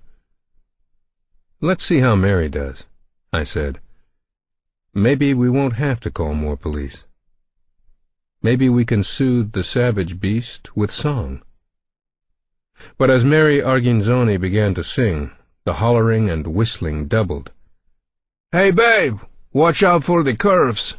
You got time after the show for a poor old sinner? What's your name, honey?" The boys were standing on their seats doing the fish, and the girls, in their halters and 2 brief briefs, gyrated to the gospel song that Mary sang. She looked over to where I was standing in the wings and asked with her eyes what she should do. Despite the cheers and the clapping and the calls for another song, I signaled to Mary that she should come away. "Do you want to call the thing off, Dave?" "No, not yet. Let's wait just a little longer. I'm going to try to talk to them. If you see things aren't going right, then you can do whatever you choose." I walked out. It was a long walk to the center of the stage, and, of course, Israel had to let me know he was there. "Hey, Davy, here I am. I told you I'd come and bring my boys." I turned to smile at him, and my eyes met the rock-hard gaze of Nicky. Then I had a sudden inspiration. "We're going to do something different tonight," I announced over the loudspeaker system. "We're going to ask the gang members themselves to take up the collection." I looked right at Nicky as I spoke. "May I have 6 volunteers?" Nicky was on his feet in a flash, incredulity and secret triumph struggling on his face. He pointed at 5 Mau-Maus, and the 6 of them came forward and lined up in front of the stage. One good result of my decision was apparent already. That arena had come to attention. Hundreds of teenagers stopped their cavorting and leaned forward in breathless anticipation. I stepped to the wings and took the paper milkshake cartons from the hands of the astonished ushers. "Now," I said to the boys as I handed them round, "when you've passed down the aisles, I'd like you to bring the offerings around behind that curtain and up onto the stage." I pointed to the place, watching Nicky's face. Behind that curtain, as well as the stage steps, there was a door to the street. A big arrow announced it. Exit. Nicky accepted the carton solemnly, but in his eyes I could read mockery and contempt. And so while the organ played, Nicky and his boys took up the collection. He did well as a fundraiser, too. Nicky had 16 stabbings to his record, and was known as a vicious knife fighter not only to the Brooklyn kids, but to the gangs in Manhattan and the Bronx as well. He was also famous for his baseball bat tactics. Newspapers had pegged him the garbage can fighter, because in a rumble he would put a can over his head and wade into battle swinging his bat blindly in a deadly circle. When Nicky stood at the end of a row, shaking his carton, the kids dug deep. When he was satisfied that he had enough, he signaled the other boys, and together they walked down front and ducked behind the curtain. I waited, standing on the stage. A wave of giggles swept over the room. A minute passed. Girls clapped their hands to their mouths to keep in the glee. 2 minutes. Now the suppressed laughter exploded in guffaws, and my inspiration evaporated into sheerest lunacy before my eyes. The kids were on their feet, stamping and howling in derision. Then the room froze. I turned my head. Nicky and the others were crossing the stage toward me, the full cartons in their hands. Nicky looked at me with bewildered, almost frightened eyes, as though he himself could not understand what he was doing. "Here's your money, preacher," he said, not graciously, angrily, reluctantly, as though the words were dragged out of him. "Thank you, Nicky," I said in what I hoped was a casual voice. I walked over to the pulpit as though I had not just lived through the worst 2 minutes of my life. There was not a sound in the room as the 6 boys filed slowly back to their places. I began to speak, my heart beating high with hope. But if I thought I had won the sympathy of that crowd for my message, I was sorely mistaken. I had gotten their ears, but I couldn't seem to get near their hearts. I couldn't understand what was wrong with my sermon. I'd done everything I could to make it a good one. I'd spent hours preparing it, and prayed over every line of it. I'd even fasted in the hope that this would strengthen my delivery and my persuasiveness. But I might as well have stood up and read the stock market report. Nothing I said seemed real to these kids. Nothing came through to them. I preached for perhaps 15 minutes, and all I could sense was the growing restlessness of the crowd. I had reached the point in the sermon where I quoted Jesus' command to love one another. Suddenly, someone jumped up in the second row. He stood on his chair and shouted, "Hold on, preacher, hold on. You say you want me to love them Dagos? One of them cut me with a razor. I love them all right, with a lead pipe." And another boy, this one from the Hell-Burners section, jumped up and ripped open his shirt. "I got a bullet hole here, preacher. One of them nigger gangs did it. And you say we're supposed to love them? Man, you're not real." It didn't sound real. Not in that room so charged with hatred. It didn't sound humanly possible. "It isn't anything we can achieve through our own efforts," I admitted. "This is God's love I'm talking about. We simply have to ask Him to give us His kind of love. We cannot work it up by ourselves." And then, suddenly, with brilliant clarity, I saw that these words were intended for myself. Wasn't this the very lesson I'd learned from Jojo? There's very little we humans can do to change ourselves or others, to heal them, to fill them with love instead of hate. We can bring our hearts and minds to God, but then we must leave them there.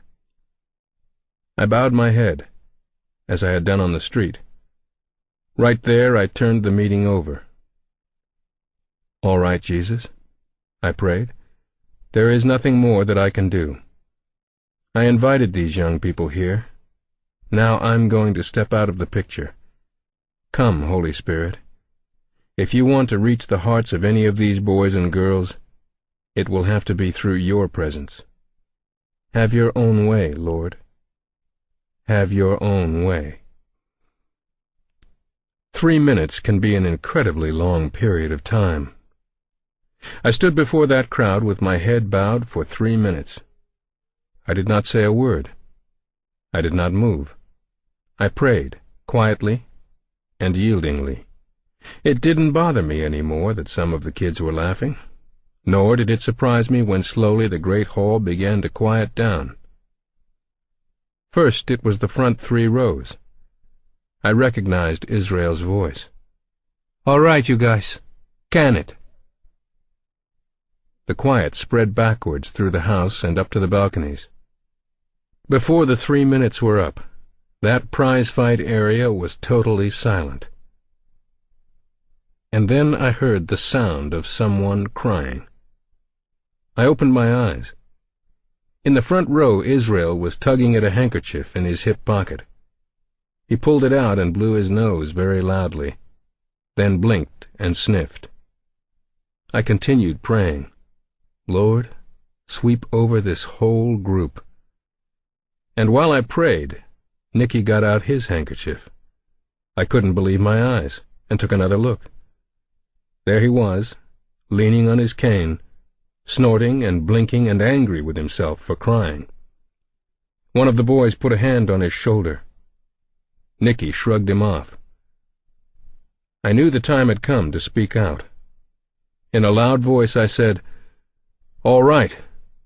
You've felt him. He's here. He's in this room, come especially for you. If you want to have your life changed, now is the time. Stand up and come forward." Israel didn't hesitate. He stood up and faced his gang. "Boys," he said, "I've been your leader for 3 years. When I say go, you go. Right?" "Right," said the Mau-Maus. "Well, I'm going forward now, and you're coming along. Get on your feet." They jumped up as a man and followed Israel forward. No, they raced him, elbowing each other to get there first. I looked to see if Nicky was among them. He was. The surge forward was contagious. More than 30 boys from other gangs followed the Mau-Maus downstairs to the dressing room where workers from the churches were ready. We were swamped. I kept going from room to room, trying to help where I could, and it was during one of these tours that I suddenly realized a peculiar thing. There were dozens of boys who had come forward for this new life, and only 3 girls. I heard a whistle out in the hall, and poked my head through the door just in time to see one of the other girls open her blouse, expose a bare breast, and call to the boys from her neighborhood, "You go in there and you won't get this." Before we could stop them, other girls had picked up the theme and succeeded in drawing a few of the boys away. It was a puzzling thing. I suppose the girls, hearing us talk about love, felt a simple jealousy. They didn't want to share love with anybody and were fighting in the only way they knew to hold on to the little, poor, shoddy shreds of love that they did have. The conversion hardest for me to believe was Nicky's.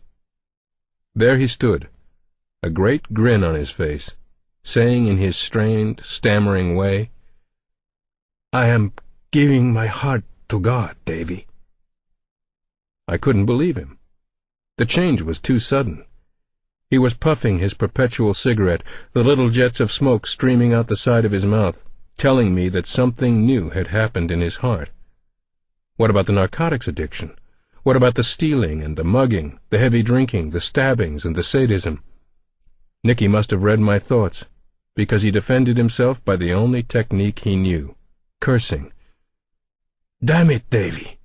I've given my heart to God." "All right, Nicky. Okay."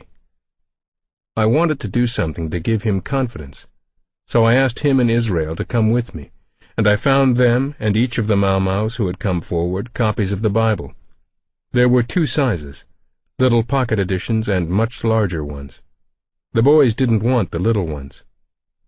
"Give us them big books, Davy, so people can see what we're carrying." And with that, most of the boys lit up cigarettes, tucked their Bibles under their arms, and walked out. It was early the next morning that the phone call came. Mrs. Ortez stuck her head in the door of my little room. Davy, it's the police on the phone. The police? My heart sank, and when I stumbled out to the phone, the words I heard didn't make me feel any better. The lieutenant asked me if I knew the Mau Mau gang, and when I said that I did, he asked if I'd come right down. When I got to the Edward Street precinct, sure enough, there were half a dozen boys from the gang. I walked past them briskly and introduced myself at the desk. What happened next? I shall never forget. The desk sergeant called the lieutenant, and the lieutenant assembled the whole force. The lieutenant stuck out his hand. "Reverend," he said, "I want to shake your hand." I took his offer, and he pumped me firmly. "How did you do it?" he asked. "These boys declared war on us a few months ago. They've given us nothing but trouble for years. Then this morning they all troop in here, and you know what they want?" I shook my head. "They want us to autograph their Bibles." I looked at Nicky and Israel and the boys who were with them. They grinned at me.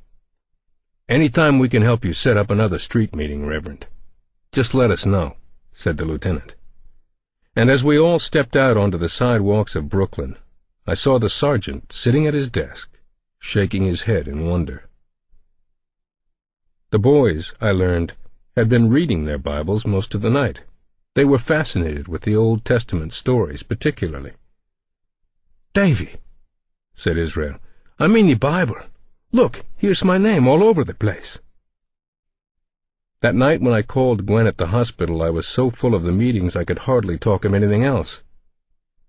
"Last night made everything worthwhile, honey," I told her. "If only you could have been here." "Well, I've been kind of busy, Dave," she said. "Remind me to tell you about it sometime. When you get back to Earth, that is." Chapter 11. I made the transition from the sweltering streets of New York to the coolness of the Pennsylvania hills in one swift turnpike jump. I should have enjoyed the contrast, but every mile along the way I was thinking about buckboard and stagecoach, Nicky and Israel, Maria and Jojo and Angelo, boys and girls whose lives had become so strangely entwined in my own. It was the same thing back in Phillipsburg. I sat in the shade of our backyard, sipping the orangeade Gwen had made for me, watching my baby son in his basket under the trees, and I caught my mind slipping back to kids in New York, fighting for the right to sit in one sweaty corner of a public park. "Your parish is Phillipsburg," Gwen reminded me gently one night, when I'd worried aloud for half an hour about Angelo Morales, who had made up his mind to be a preacher, but had no money for school. "You mustn't neglect your own church." Gwen was right, of course, and for the next 6 months I poured everything I had into my mountain parish. It was satisfying work, and I loved it, but the other place was never very far from my thoughts. "I've noticed," one of my parishioners told me, "you never get quite as excited about things here as you do about those kids in the city." I swallowed. I hadn't thought it showed. But, show it or not, I was getting trickles of an idea which alarmed me. That I take my family and move to New York as a full-time servant to these boys. Maybe I could never get them their house, but I could work with them on the street. The idea was persistent with me. I pondered it through as I drove over the countryside that fall and winter on pastoral visits.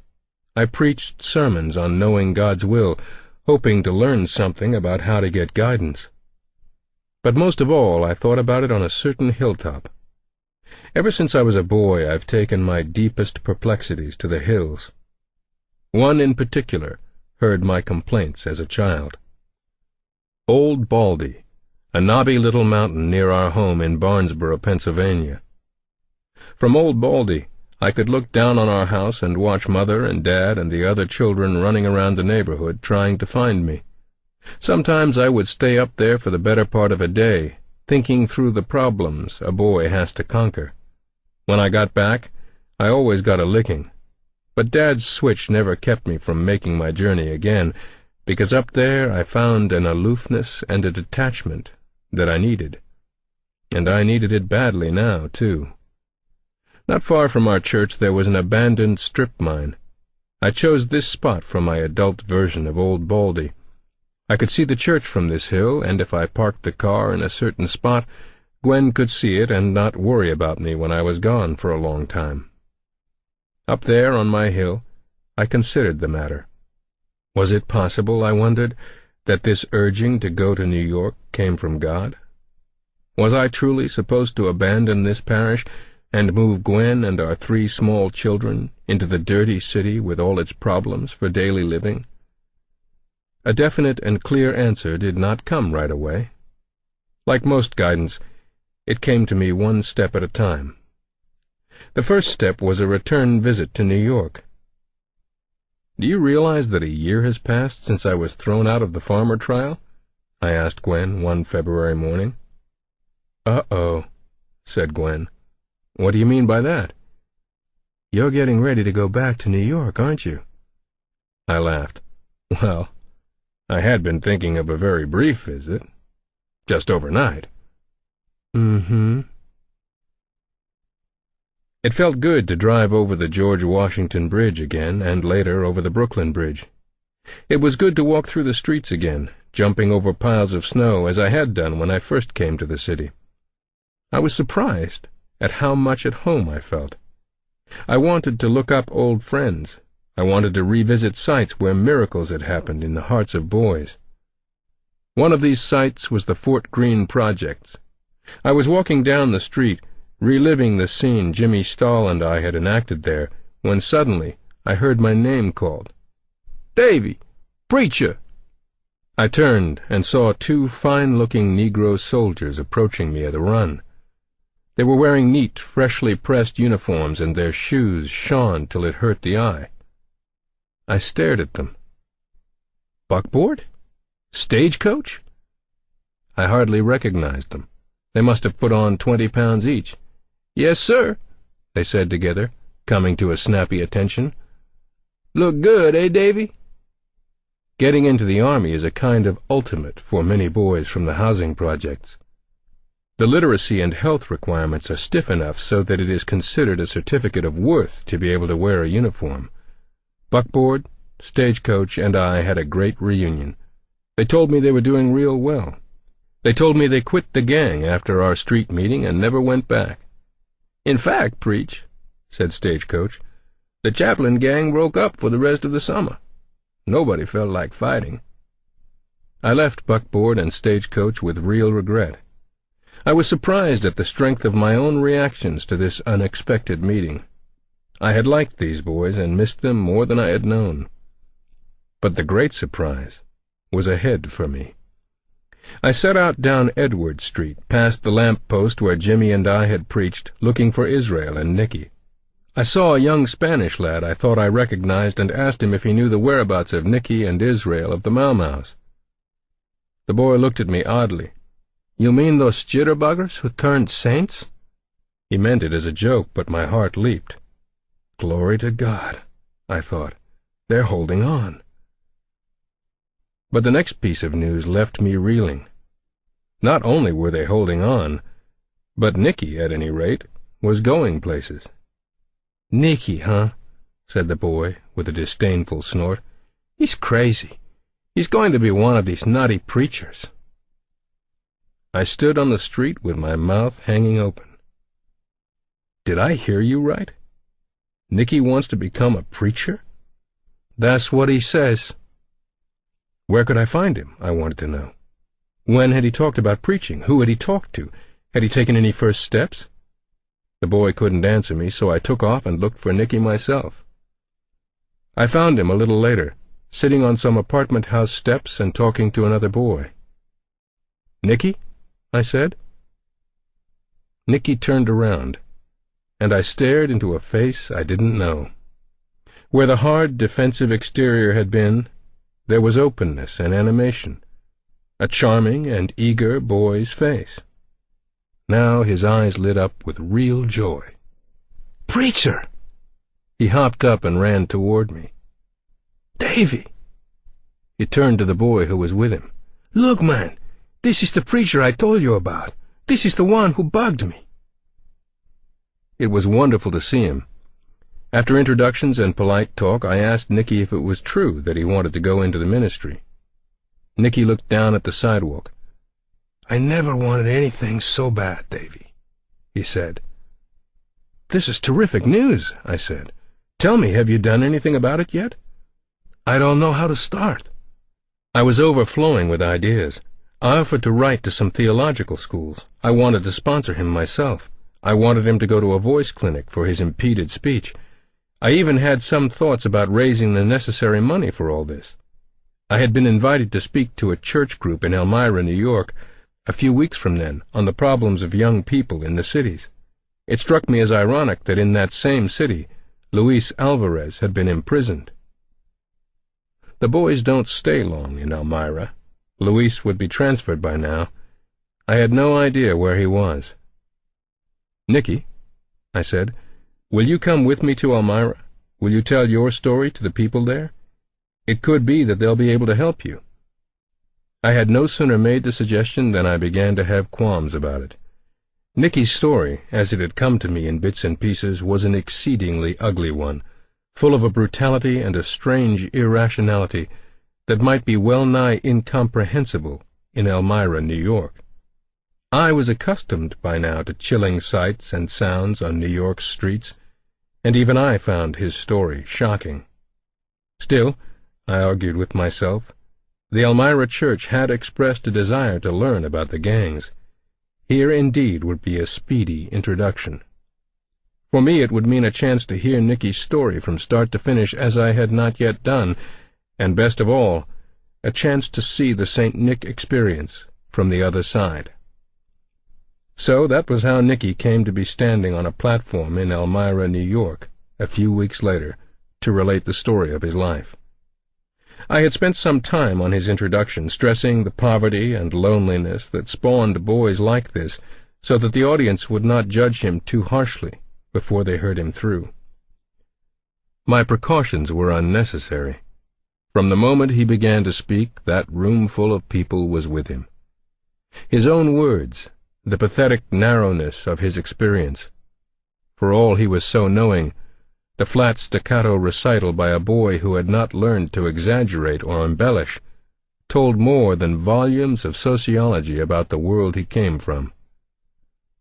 "I was mostly in the streets," he began, "because my parents had customers coming where we lived.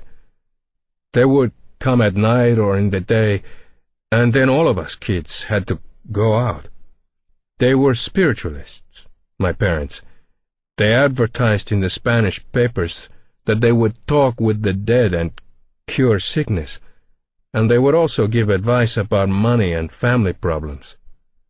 There was only one room at home, so us kids were in the street. At first the other kids beat me up, and I was afraid all the time.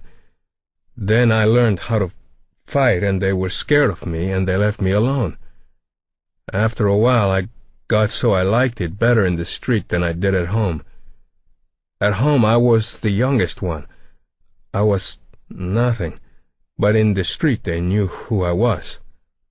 My family moved a lot, and mostly it was on account of me.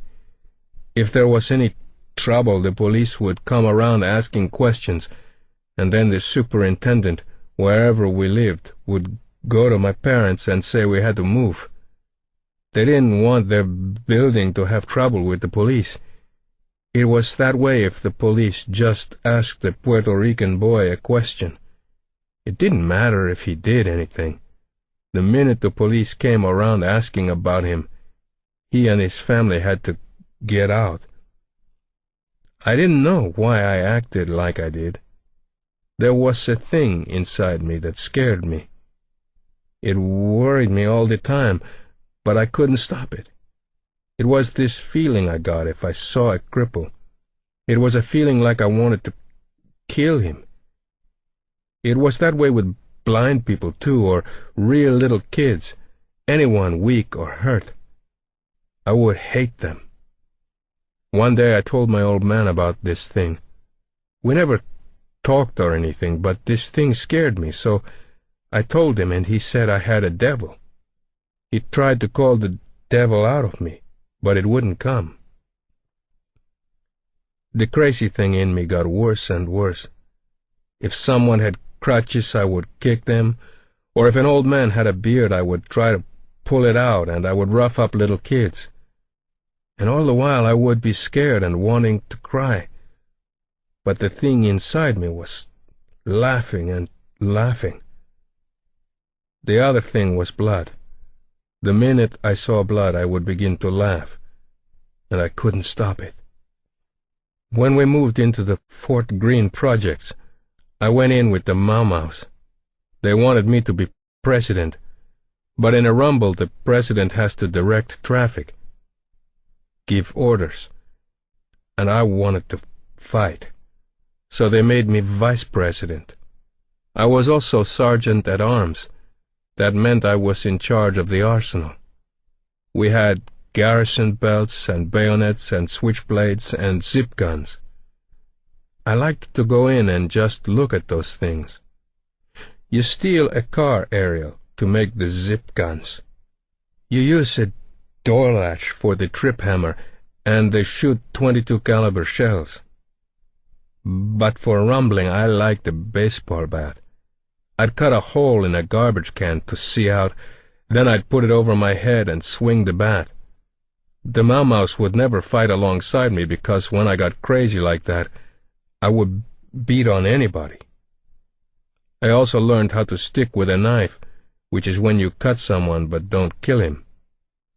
I stuck 16 people, and I was in jail 12 times. Some of those times my picture was in the paper.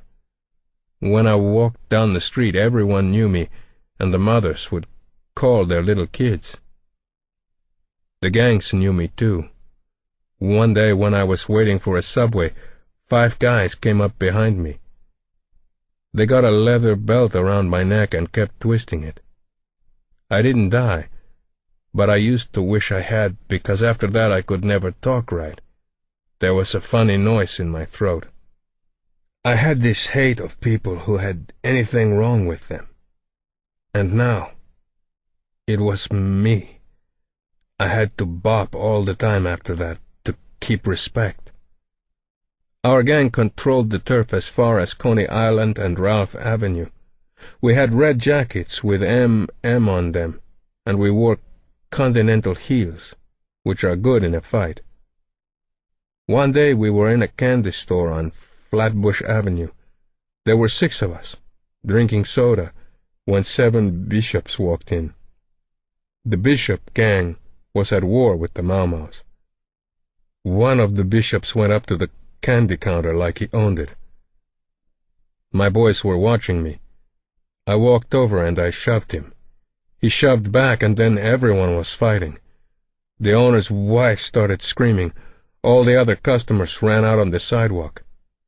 There was a butcher knife on the counter. One of my boys picked it up and cut a bishop 5 times through the scalp. I saw the blood and I started to laugh. I knew he was dead, and I was scared. But I couldn't stop laughing.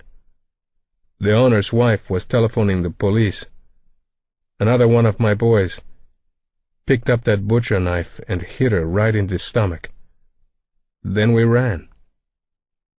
I never touched the knife, so I didn't go to jail. But my parents had to go to the court, and I guess it was the first time they looked at me. They got scared when they saw what I was.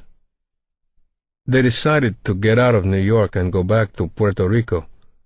My brother and I went to the airport to say goodbye to them. On the way back from the airport in his car, he gave me a .32 caliber pistol. He said, "You're on your own, Nick." The first thing I had to do was find a place to sleep. I held up a guy with the gun and got $10. I rented a room on Myrtle Avenue. I was 16 then. That's how I lived after that, holding up guys for money or something to hawk. During the day it was all right. I was with the gang. Whatever the president and I told them to do, they would do. But at night, when I had to go into that room, it was terrible. I would think about the 2 dead people in the candy store.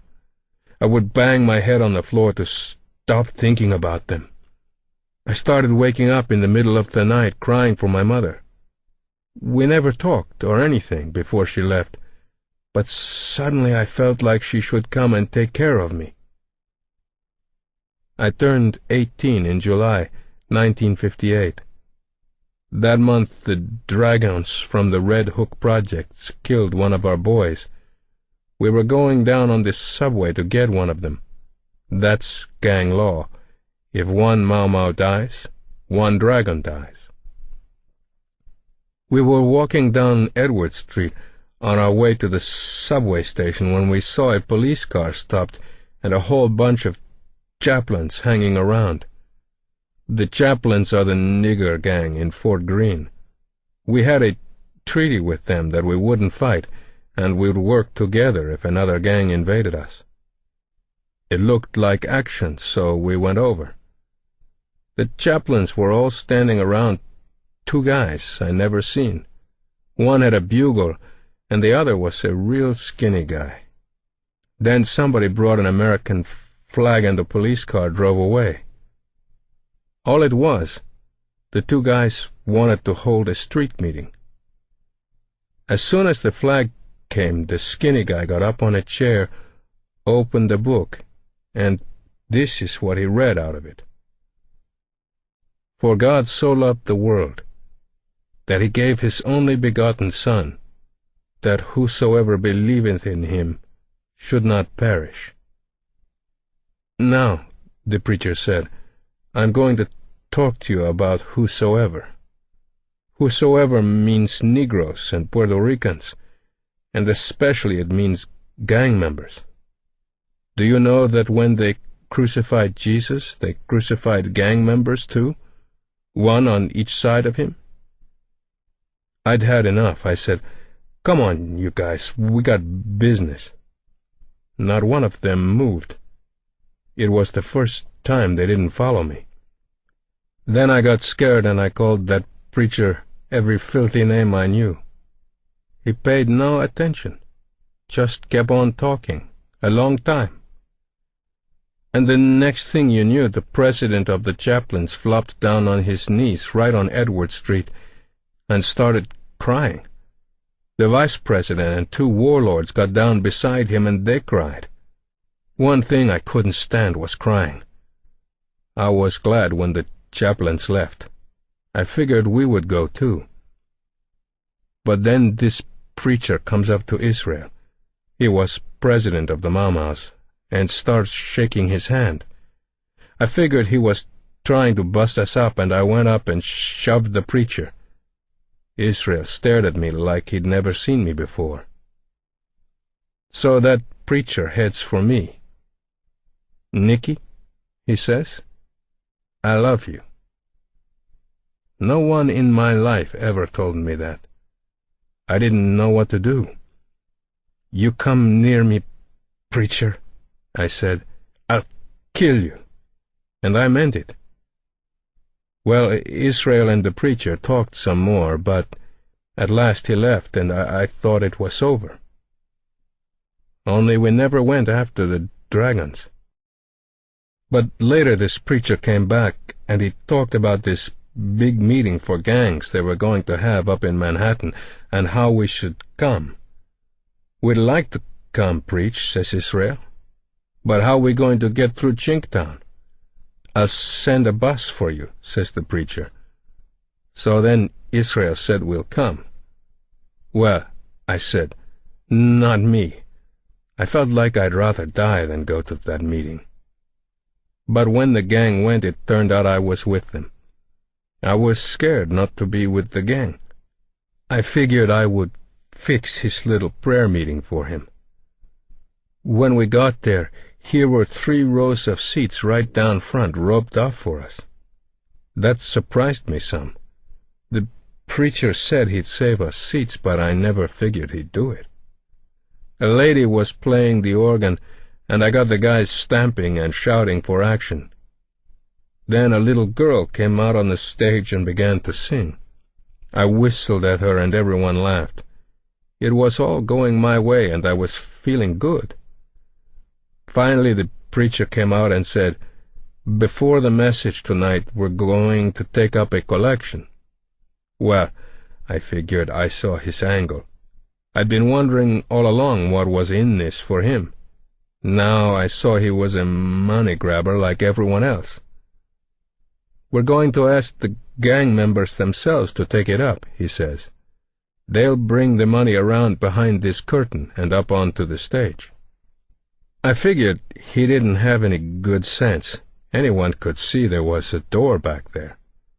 "May I have 6 volunteers?" he says. Man, I was on my feet in a second. I pointed out 5 of my boys and we piled down there quick. Here was my chance to make him look silly. He gave us cardboard cartons. I wanted to get started right away, but he made us stand there while he reeled off a long blessing. I tried not to laugh. Well, we worked that whole arena. If I didn't like what someone put in, I just stood there till he gave some more. They all knew Nicky. Then we met down behind the curtain. There was the door. It was wide open. I could see streetlights, and I heard a water truck spraying the street. Back in the arena, some of them were laughing. They knew what we were pulling. My boys were watching me, waiting the word to cut out. And I just stood there. I didn't know what it was. I had a funny feeling. Suddenly, I knew what it was. That preacher trusted me. That never happened in my life before, and I just stood there, my boys watching me. Inside, I could hear they were giving him a hard time. They were shouting and stamping, and he having to stand there and face them, trusting me. "All right, you guys," I said. "We're going up on that stage." They looked at me like I wasn't right in my head, but they never argued. I was that kind of guy that the kids didn't argue with. We went up the stairs, and you never heard a place get quiet so fast. We gave him the cartons. "Here's your money, preacher," I said. He just took the money, not surprised or anything, like he knew all the time I'd bring it. Well, I went back to my seat and I was thinking harder than I ever thought before. He started talking and it was all about the Holy Spirit. The preacher said the Holy Spirit could get inside people and make them clean. He said it didn't matter what they'd done. The Holy Spirit could make them start new, like babies. Suddenly I wanted that so bad I couldn't stand it. It was as if I was seeing myself for the first time. All the filth and the hate and the foulness like pictures in front of my eyes. "You can be different," he said. "Your life can be changed." I wanted that. I needed that. But I knew it couldn't happen to me. The preacher told us to come forward if we wanted to be changed. But I knew it was no use for me. Then Israel told us all to get up. "I'm president," he said, "and this whole gang is going up there." I was the first one at the rail. I kneeled down and said the first prayer of my life, and this was it. "Dear God, I'm the dirtiest sinner in New York. I don't think you want me. If you do want me, you can have me. As bad as I was before, I want to be that good for Jesus." Later the preacher gave me a Bible, and then I went home, wondering if the Holy Ghost was really inside me and how I would know. The first thing that happened, when I went in my room and shut the door, I didn't feel scared. I felt like I had company in the room. Not God or anyone like that, but the way I'd feel if my mother came back. I had 4 pot sticks, marijuana cigarettes, in my pocket. I ripped them up and threw them out the window. The next day everyone was staring because word had gone around that Nicky had religion. But another thing happened that made me know it was real. Little kids would always run when they saw me, but on that day 2 little boys stared at me a minute, and then they came right up to me. They wanted me to measure and see which one of them was taller. Nothing important. Only I put my arms around them because I knew then I was different, even if it didn't show except to kids. Then a few weeks later a dragon came up to me and he said, "Is it true you don't carry weapons anymore?" I told him it was true, and he pulled a 10-inch knife and went for my chest. I threw my hand up and caught the knife there. I don't know why, but he ran, and I stood there, looking at the blood coming from my hand. I remembered how blood always made me go crazy, but that day it didn't. Words came into my mind that I had read in my Bible. The blood of Jesus Christ cleanseth us from all sin. I ripped my shirt and tied up my hand, and from that day, blood never bothered me. As Nicky talked, a hush fell over the room, the scarcely breathing silence that invariably attends a miracle, for we were witnessing a miracle, or hearing one, that night in Elmira, and as each of the listeners took it in, he caught his breath with the little gasp that sends the knowledge racing through the room. Nicky's voice, the straining, painful, stammering voice in which he had begun his story, had altered as he spoke. Gradually the words came more readily, the sounds clearer, until he was speaking as distinctly and effortlessly as anyone in the room. Only now had Nicky himself realized it. He stood on the platform, trembling, unable to go on, tears streaming down his face. I never knew what had caused his speech problem, whether it was physical injury resulting from the strangling, or what doctors term an hysterical affliction. Nicky, of course, never in his wildest fancies considered seeing a doctor about it. I only knew that from that night on, his voice was healed. That night, too, a collection was taken in Elmira, which started Nicky on a long and remarkable journey. End of Disc 3. The Cross and the Switchblade, by David Wilkerson, with John and Elizabeth Sherrill. Disc 4. Chapter 12. I sat in my brown leather chair in the study at Phillipsburg, looking back with satisfaction on the last few months. It was my old TV watching time, and it seemed to me that I had every reason for thanksgiving at the choice I had made. I had written the Latin American Bible Institute, La Puente, California, about Nicky's dream of the ministry. I made no bones about his past career, and I acknowledged frankly that he had not been in his new life long enough to prove himself. Would they, I asked them, accept him as a student on probation? They wrote back that they would. Not only that, but they found themselves so intrigued with this story of transformation in a boy from the streets that not long afterwards they invited Angelo Morales to come there to school too. No, I reflected, there was no doubting it. Buckboard and stagecoach doing well, Nicky and Angelo on their way to becoming ministers. Everything I saw pointed to the joyous completion of a task I'd been called to assist in. I was not allowed to rest in this erroneous equilibrium for long. In the spring of 1959 came news which pulled me to my feet again and put me back on the path I had imagined would be a short one. Israel was in jail, and on no minor charge. He was in jail for murder. I drove to New York to see Israel's mother.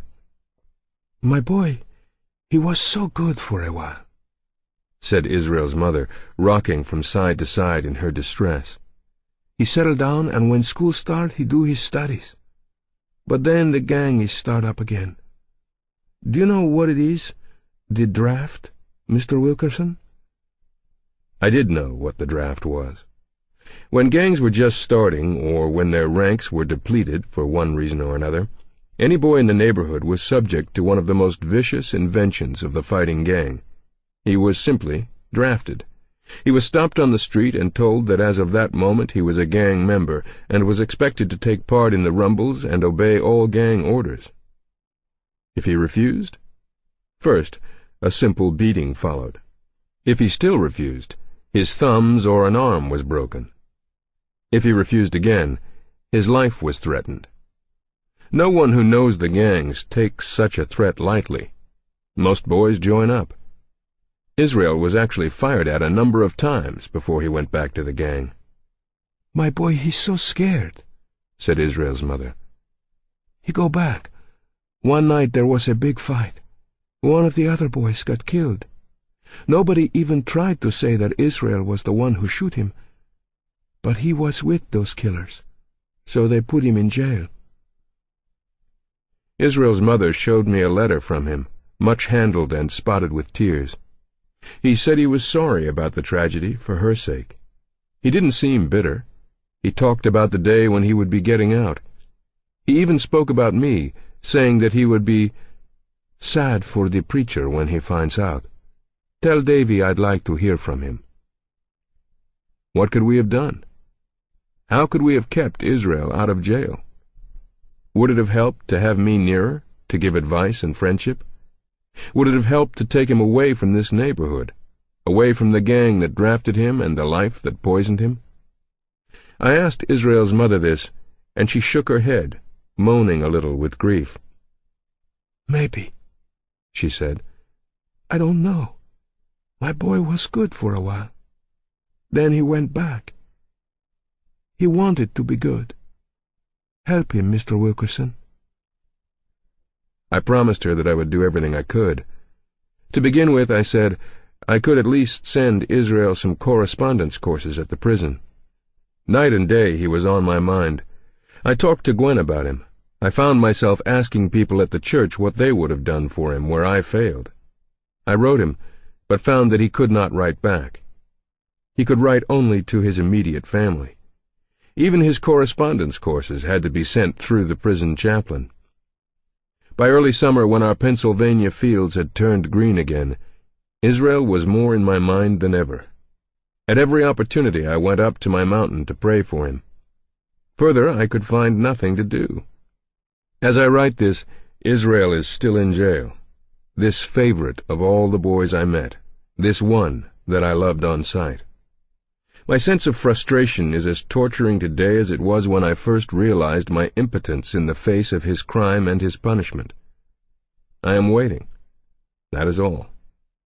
But in the meantime, at each appropriate occasion, I told his story to others, asking them what might have been done differently. Time and again the same answer came back. Follow up. The flaw was in allowing these boys to be converted, then abandoning them. But to follow up meant to be on the scene. Some sort of turning point in my life was at hand. And then it happened. It was a hot August night, a year and a half after my first timorous trip to New York. I was standing in the pulpit at the Wednesday evening prayer service when suddenly my hands began to tremble. The thermometer read 85 degrees, but now I was shaking as if I had a chill. Instead of feeling troubled or sick, however, I felt a tremendous exhilaration. It was as if the Spirit of the Lord were drawing near, in that room. I still don't know how I managed to get through the service, but before I knew it, the congregation was filing out to go home. At 10:30 I closed up the church and left by the rear door. What happened next was quite simple. Yet it was one of those vivid moments of truth that I shall never forget as long as I live. I went out into the backyard of the church. The moon was shining with an unusual brilliance. It bathed the sleeping town in its cold and mysterious light, but there was one spot in particular that seemed illuminated. In back of the church there was a 4-acre field which had been planted in grain. The wheat now stood about 1.5 feet high. I found myself propelled into the very center of this field of grain, swaying in the night breeze, and suddenly I was quoting to myself the biblical figure of the harvest. "Look, I tell you," said Jesus, "look round on the fields. They are already white, ripe for harvest. The reaper is drawing his pay and gathering a crop for eternal life, so that sower and reaper may rejoice together. That is how the saying comes true, 'One sows and another reaps.' I sent you to reap a crop for which you have not toiled. Others toiled, and you have come in for the harvest of their toil." In my mind's eye I saw each of the blades of wheat as a youngster on the streets of the city, hungry for a new beginning. And then I turned and looked at the church and the parsonage where Gwen and the 3 children were, safe, happy, secure in their life in a country parish. But as I stood and looked at them, a quiet inner voice spoke to me as clearly as if a friend had been standing nearby. "The church is no longer yours," I was told. "You are to leave." I looked at the parsonage, and the same inner voice said, "This home is no longer yours. You are to leave." And in the same still, slow, and inner voice I answered, "Yes, Lord, I shall go." I walked over to the parsonage after that, and there was Gwen, waiting up. She was dressed for bed, but I could tell from looking at her that something had been happening to her too. "What is it, Gwen?" "How do you mean?" "There's something different about you." "David," Gwen said, "you don't have to tell me. I know already. You're going to leave the church, aren't you? You've got to leave." I looked at Gwen a long time before I answered her. In the moonlight that flowed into the parsonage bedroom, I could see the glint of a tear in the corner of her eye. "I heard it too, David," said Gwen. "We're going, aren't we?" In the darkness I put my arms around her. "Yes, my dear one. We're going." The following Sunday was our 5th anniversary as pastor and family at the Phillipsburg church. I stood in the pulpit that morning and looked out at the faces of the people we knew so well. "My friends," I said, "you are probably expecting me to give you an anniversary message. As you know, these have been 5 extraordinarily happy and wonderful years for me, for my wife, and for our children. 2 of our babies were born here in Phillipsburg. We will always remember these years as a special time of close friendship. But an unusual thing happened last Wednesday night, something which can have but one explanation." I then told the congregation of my experience in the grain field and of Gwen's amazing parallel experience inside the parsonage. I told them that I did not doubt this to be the voice of the Lord, and that we would have to obey. I couldn't answer their questions about where we would go. I suspected it would be New York, but I wasn't sure. All I knew was that we were to leave Phillipsburg. Now, without delay. What an amazing thing it is to live this life of the Spirit. That very afternoon, when I returned to the parsonage, the telephone began to ring. One call was from Florida, from a pastor who said that he couldn't shake the strong urging to telephone me and invite me to come and conduct a series of retreat meetings for him immediately. Another call came, then another, and before the day was over I found myself booked for 12 weeks of speaking engagements around the country. Within 3 weeks we had stored our furniture and moved from the parsonage into 4 rooms in my wife's parents' house. And then I took off. For the rest of that summer, and for part of the next winter, too, I held meetings in various cities and towns across the nation. I had to laugh at myself. I measured the distance to each new place, not from where I happened to be at the moment, but from New York City. The town drew me like a lodestone. Whenever possible, I chose engagements that would take me near the huge, congested, anguish-filled city that I loved in such a special way. In the dead of winter, 1960, one of these engagements took me to Irvington, New Jersey. I stayed there with a pastor named Reginald Yake, and I told him, as I told everyone, about some of the experiences I had had in New York. Mr. Yake sat on the arm of his sofa for an hour, listening intently and asking questions. "Dave," he said at last, "it seems to me that the churches need a full-time worker among the gangs in New York. I wonder whether you would let me make a few telephone calls to some friends in the city." One of the men he called was Stanley Berg, co-pastor of Glad Tidings Tabernacle on West 33rd Street, near Penn Station. A meeting of interested clergymen was scheduled in the basement of Mr. Berg's church. It was an ordinary enough meeting. Someone read a letter from Police Commissioner Kennedy urging the churches to take a more vigorous stand in matters affecting young people. Mr. Berg stood up and spoke a little about the work I had already been doing. Then I got up and talked about the direction in which I thought work among teenagers might now go. Before we were through, a new ministry was born. Since its main purpose was to reach young boys and girls with the message of God's love, we called the new ministry Teenage Evangelism. I had already been involved in this work, so I was voted director of the infant organization. A police captain named Paul DeLina, a member of Mr. Berg's church, was voted secretary-treasurer. Poor Paul. He wasn't at the meeting to defend himself. Next came the question of money. That was handled very simply. We figured that for office space, printing, salaries, and so forth, a budget of $20,000 would be minimal. So we gave ourselves a budget of $20,000. Of course, there was no actual cash represented, as our secretary-treasurer discovered a few moments later when Stanley Berg called him to inform him of his victory at the polls. "Paul," said Pastor Berg, "there's good news. You have just been elected treasurer of Teenage Evangelism. David Wilkerson is your director in this fight for young people, and you'll be glad to hear that you've got a budget of $20,000 for the first year." Captain DeLina said, "Who is David Wilkerson? Who's got the books? And where is the money?" "Paul," said Pastor Berg, "we have no books, we have no money, and Dave Wilkerson is a preacher from the hills of Pennsylvania who believes he belongs in New York." Paul laughed. "You make it sound naive," he said. "We are naive, Paul," said Pastor Berg, "just about as naive as David was when he stepped up to Goliath with nothing but a sling, a pebble, and the conviction that he was on God's side." Chapter 13. It was a blustering, gray February morning, almost exactly 2 years from that other February day when I sold the television set and found myself launched on this strange adventure. I was standing inside the glass doors on the Staten Island ferry, hardly realizing myself what a giant stride we had just made toward my dream. Spume splashed on the deck from a choppy sea.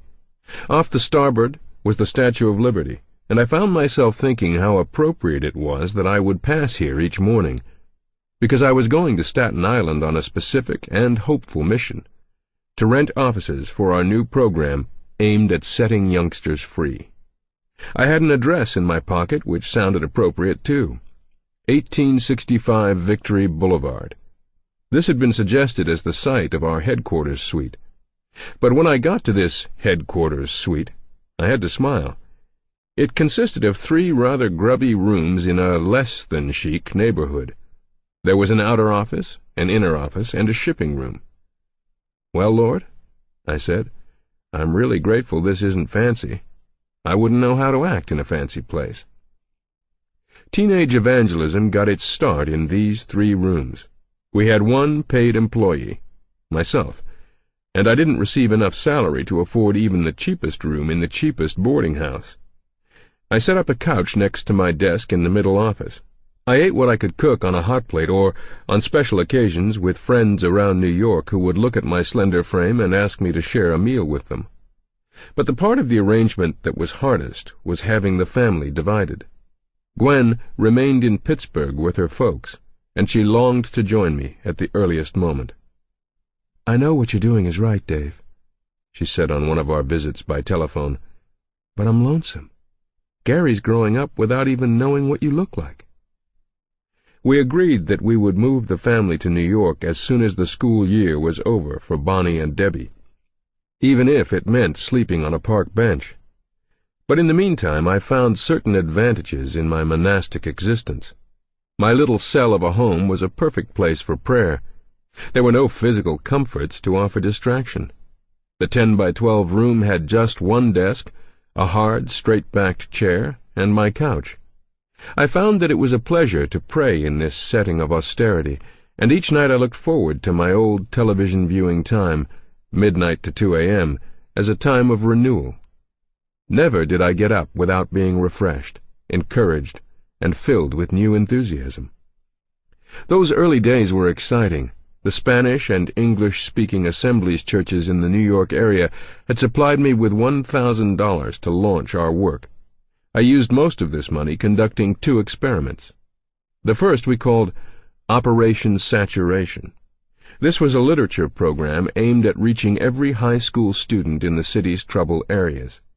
In our literature, we tackled problems such as drug addiction, promiscuity, drinking, masturbation, and gang violence, offering help from the Bible. We worked hard on this program, bringing hundreds of young people from local churches into the operation to distribute our booklets. At the end of 3 months, however, we could point to just a handful of boys and girls who had been truly changed as a result. So we turned to our second experiment, television. I gathered together 100 boys and girls who had been in trouble and found the way out. We formed an all-teenage choir, and every week for 13 weeks we put on a television show. The format was simple and fresh. The kids sang, then one of the boys or girls told his story. We were encouraged by the rating this show received. We were apparently very popular among the teenagers of the city. But there was one trouble. Television is expensive. Kids all over the metropolitan area sent in their nickels and dimes to help support the show, but even so, at the end of our first 13 weeks, we were $4,500 in debt. "It looks like we're going to have to cancel this series before we can really measure results," I said to our committee in a special meeting called to consider the crisis. Everyone seemed to agree. We wanted to continue the experiment for another 13 weeks, but there just didn't seem to be a way. Suddenly, a man stood up in the rear of the meeting. I had never seen him before. He wore a round collar, and I thought at first that he was an Episcopal priest. "I would like to make a suggestion," this gentleman said. He introduced himself to us. He was the Reverend Harold Bredesen, a Dutch Reformed minister from Mount Vernon, New York. "I've seen your shows, and they have a fresh quality about them that I like. Before you decide definitely to cancel, I wonder if you'd come talk to a friend of mine." I agreed with a shrug, not understanding what it was all about, but knowing enough about the strange methods of the Holy Spirit to wonder if he was about to open doors for us. The next day, Harold and I went to visit Chase Walker, a magazine editor in Manhattan.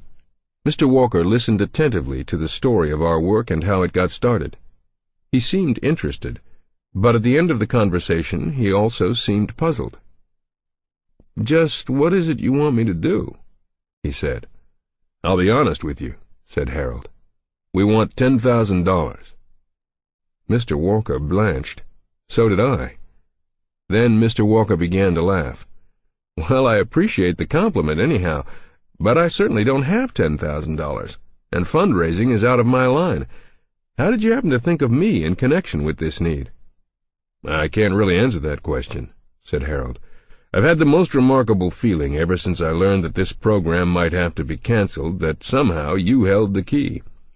Every time I'd think about it, I'd think, Chase Walker. Nothing more specific than that." Harold paused hopefully. Mr. Walker said nothing. "Well," said Harold disconsolately, "I was wrong. But these hunches, when they come so strong, usually mean something." Mr. Walker rose from his chair, bringing the interview to a close. "I'll let you know if I get any ideas. In the meanwhile, thanks for sharing the story with me." We were actually out the door of his office when suddenly Mr. Walker called us back. "Say, Harold, David, wait a moment." We turned around and went back into Walker's office. "Something funny has just occurred to me. I got a telegram today I don't understand at all." He fished around among the papers on his desk and came up with it. It was from W. Clement Stone, president of the Combined Insurance Company of Chicago, a friend of Walker's. "Disregard previous telegram," it said. "I will be at the Savoy Hilton Wednesday." "That's today," said Mr. Walker. "But I never got any previous telegram. And why should he let me know he's in town when we had no plans to get together? I wonder whether his secretary got my name confused with someone else's." Walker stared curiously at Harold for a moment, then picked up a pen and scribbled a note. "Go up to the Savoy," he said, handing us the note in an unsealed envelope. "Ask for Mr. Clement Stone. If he's in, you can use this as an introduction and just see what develops. Read it if you want to." We did, waiting for the elevator out in the hall. "Dear Clem," it said, "this is to introduce David Wilkerson, who is doing a remarkable job with teenagers in this city. David needs $10,000 for his work. You might listen to his story carefully and, if it interests you, help him out. Chase." "This is the silliest thing I ever heard of," I said to Harold. "Do you really think we ought to visit this man?" "Of course," said Harold. There was no doubt at all in his mind. 20 minutes later we were knocking on the door of a suite in the Savoy. It was now 5:30 in the afternoon. A gentleman came to the door tying a large bow tie. He was obviously dressing for dinner. "Mr. Stone?" The man nodded. "Excuse us, we have a note for you from Chase Walker." Mr. Stone stood in the doorway and read the note, then asked us in. He seemed as puzzled as we were about the situation. He said that he was due downstairs in a few moments, but that if we wanted to talk while he finished dressing, he'd be glad to listen. 15 minutes later, Mr. Stone was ready to leave, and I had barely launched into a description of teenage evangelism. "I have to go now," said Mr. Stone gently. "But if Chase Walker recommends you, that's good enough for me. I like the sound of your work. Send me your bills. I'll pay them up to $10,000. Harold and I looked at each other, stunned. "And now, if you'll excuse me, please." Mr. Stone edged toward the door. "Why don't you finish that story on tape and send it to me? I'll pay you a visit next time I'm in New York. We'll work out details." And he was gone. The $10,000 went to pay our debt, and it also paid for the second 13 weeks, and for a film, Vulture on My Veins, about dope addiction among teenagers in New York. But this money purchased more than just film and television time. It brought us a new respect for this ministry. It was becoming increasingly clear to us that the hand of the Lord was in our work.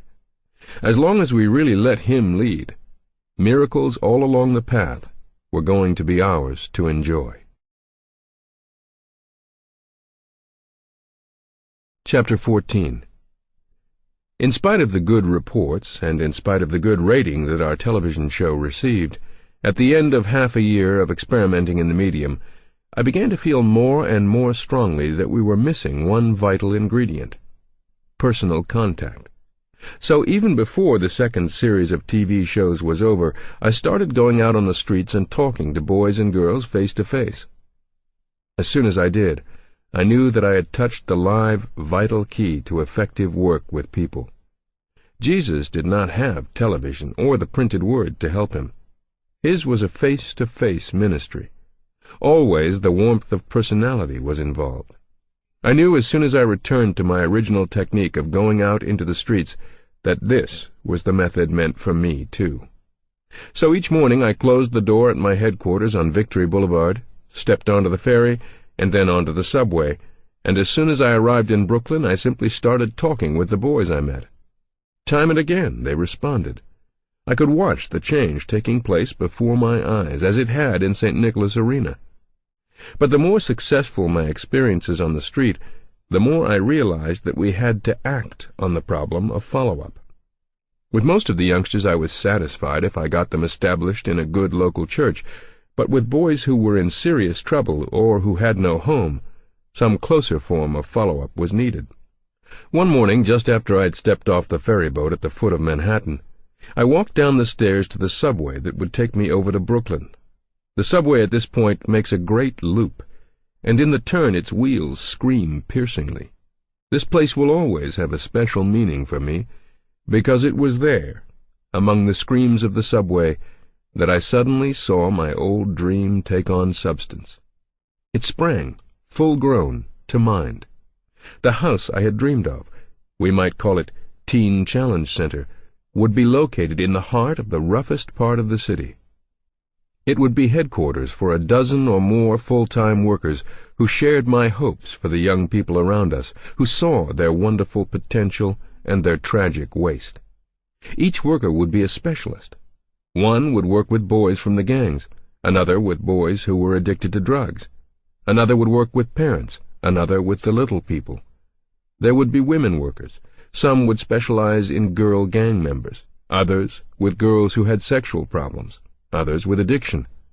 There, in Teen Challenge Center, we would create an atmosphere that was so charged with this same renewing love I had watched on the streets that to walk inside would be to know that something exciting was afoot. And here we could bring boys and girls who needed special help. They would live in an atmosphere of discipline and affection. They would participate in our worship and in our study. They would watch Christians living together, working together, and they would be put to work themselves. It would be an induction center where they were prepared for the life of the Spirit. In the summer of 1960, after I'd been working full-time in the city for close to a year, I began to talk about my dream aloud. On fundraising trips, I preached about the need. Among our churches in New York, I painted the picture as I had envisioned it. But always I was met with the same question. "Dave, this dream of yours has one flaw. It requires money." This was accurate, of course. We never seemed to have more than $100 in our account at any one time. It took a good hard scolding from Gwen to shake me free from the fear of launching forth just because we had no money. Gwen came to New York just as soon as the school year was over in Pittsburgh. I found a little apartment near the office in Staten Island. "It's not exactly the Conrad Hilton," I said to Gwen on the long-distance line, "but at least we'll be together. Get packed. I'm coming to get you." "Darling," said Gwen, "I don't care if we live in the street just as long as we live there together." So Gwen came east. We crowded all our furniture into 4 rooms again, but we were extremely happy. Gwen followed very closely all the moves of the new ministry. She was particularly interested in my dream of a working family with a center of its own. "David," she said one night, just after I had complained again about lack of funds, "you ought to be ashamed. You're going at this backwards. You're trying to raise your money first and then buy your home. If you're doing this in faith, you should commit yourself to your center first, David, then raise your money for it." At first it sounded just like a woman's thinking, but the more I dwelled on the thought, the more it reminded me of biblical stories. Wasn't it always true that man had to act first, often with what seemed a foolish gesture, before God performed his mighty miracles? Moses had to stretch his arm over the sea before it parted. Joshua had to blow some horns before the walls of Jericho fell. Perhaps I had to commit myself to the purchase of a new center before the miracle could come to pass. I got together with my central committee, which was really just a fancy name for the group of 6 ministers and 3 laymen, all men of wonderful spiritual vision, who were interested enough in young people to give time to our organization. I told them of the growing need for a home where gang members and narcotics addicts could associate with Christian workers. I told them about Gwen's feeling that we ought to commit ourselves to a place first, then worry about paying for it later. The committee was willing to go along with the idea. "We can think of it as an open experiment in faith," suggested Arthur Graves, one of the ministers on our board. This is the sequence of events that immediately followed our decision. On December 15, 1960, at 2 o'clock in the morning, while I was deep in prayer, I received the sudden, clear impression that there was a particular street in Brooklyn we were supposed to investigate. We knew that our home should be close to the heart of the troubled Bedford-Stuyvesant area. So we had been making our first tentative inquiries along Fulton Street. But now came the name Clinton Avenue. Quickly I got out a map and located the street. There it was, just a black line on a piece of paper, but I drew a line around it as if it were already settled that this was to be the future address of Teen Challenge Center. The next day I called several of the members of the committee, and we agreed to meet on Clinton Avenue to see what kind of houses, if any, might be available. Before I set out, I called Paul Delina, our treasurer, and asked how much money the organization had in the till. "Why?" asked Paul. "Well, we thought we'd go look at some houses on Clinton Avenue." "Jolly," said Paul. "Right now we have a balance of $125.73. That doesn't bother you?" "Not if our experiment works. We'll keep you posted." The very first house we looked at seemed to fit our needs. It was an older building with a decaying for sale sign out front, and although it was somewhat depressing, at least the price of $17,000 seemed reasonable. An old gentleman showed us around. We actually got to the stage of talking money with him, and the terms sounded good. We went back wondering at how swiftly all this had transpired. But when we came back the next day, the old gentleman began to stall. This went on for several days until finally we began to wonder if we were supposed to look elsewhere. So we decided to look at another house on Clinton Avenue that had a for sale sign in a window. I had checked the till. We had less than $100 in the bank now, and this time, instead of looking at a $17,000 house, we were talking to the owner of a $34,000 property. His was a nursing home. In many ways it was ideal for the center. It was completely furnished with beds, offices, accommodations for staff. The man came down in his price, too, while we were talking to him. I was ready to sign up, even though we did have just $100 in the bank, and even though the place did have a dank, institutional feel about it. "Before we make any decisions," said Dick Simmons, a young Presbyterian minister who was on our board, "I have the key to a house across the street. I think we ought to look at it." "How much is it?" I asked. Dick hesitated. "It's, $65,000. "Great," I said. "Every time we look at a new house, the price goes up and our cash balance goes down. We were thinking about a $17,000 house when we had $125. We were looking at a $34,000 house when we had $100. Now we're looking at a $65,000 place. We must have paid some big bills." The $65,000 house was a mansion. I must admit that my heart leaped when I saw it. It was a stately Georgian house built of red brick and just as solid-looking as Monticello. What a shock awaited us, though, when we stepped inside. Never have I seen such a shambles. The house had been unoccupied for 2 years. For several years before that, students from a nearby college had used it for a combination clandestine flophouse and brothel. An old recluse lived in the place now, illegally. He was one of these old men who finds his security in accumulated junk, and he had filled every room in the house with newspapers, broken bottles, skeleton umbrellas, baby carriages, and rags. Each morning he set out with an A&P cart, collecting trash from the neighbors' garbage, which he would tote back into the house and stash away. Technically he was a caretaker, I guess, but the owners had long ago ceased to expect anything of him. Most of the water pipes were broken, plaster fell from the ceilings and walls, banisters lolled on their side, and doors were ripped from their hinges. But through it all, you could quickly sense that this had once been a truly regal home. There was a private elevator going up to the second floor. There was a whole attic of servants' quarters. The basement was dry and sound, as were the walls. We walked through the sad debris, silent until all of a sudden, in a loud and clear voice, almost as if he were preaching, Harold Bredesen, our Dutch Reformed pastor from Mount Vernon, said, "This is the place. This is the place God wants for us." There was something so commanding about his voice that it had the quality of prophecy. The note of urgency and sureness in his voice lived with me throughout the next days, and had a lot to do, I think, with the quality of the experiments we proceeded to make. When Dick Simmons talked with the owners, as he returned the keys, he told them frankly that a price of $65,000 might be appropriate for the house in perfect condition, but had they seen it lately? The owners came down in their price. Dick talked some more. The owners came down again.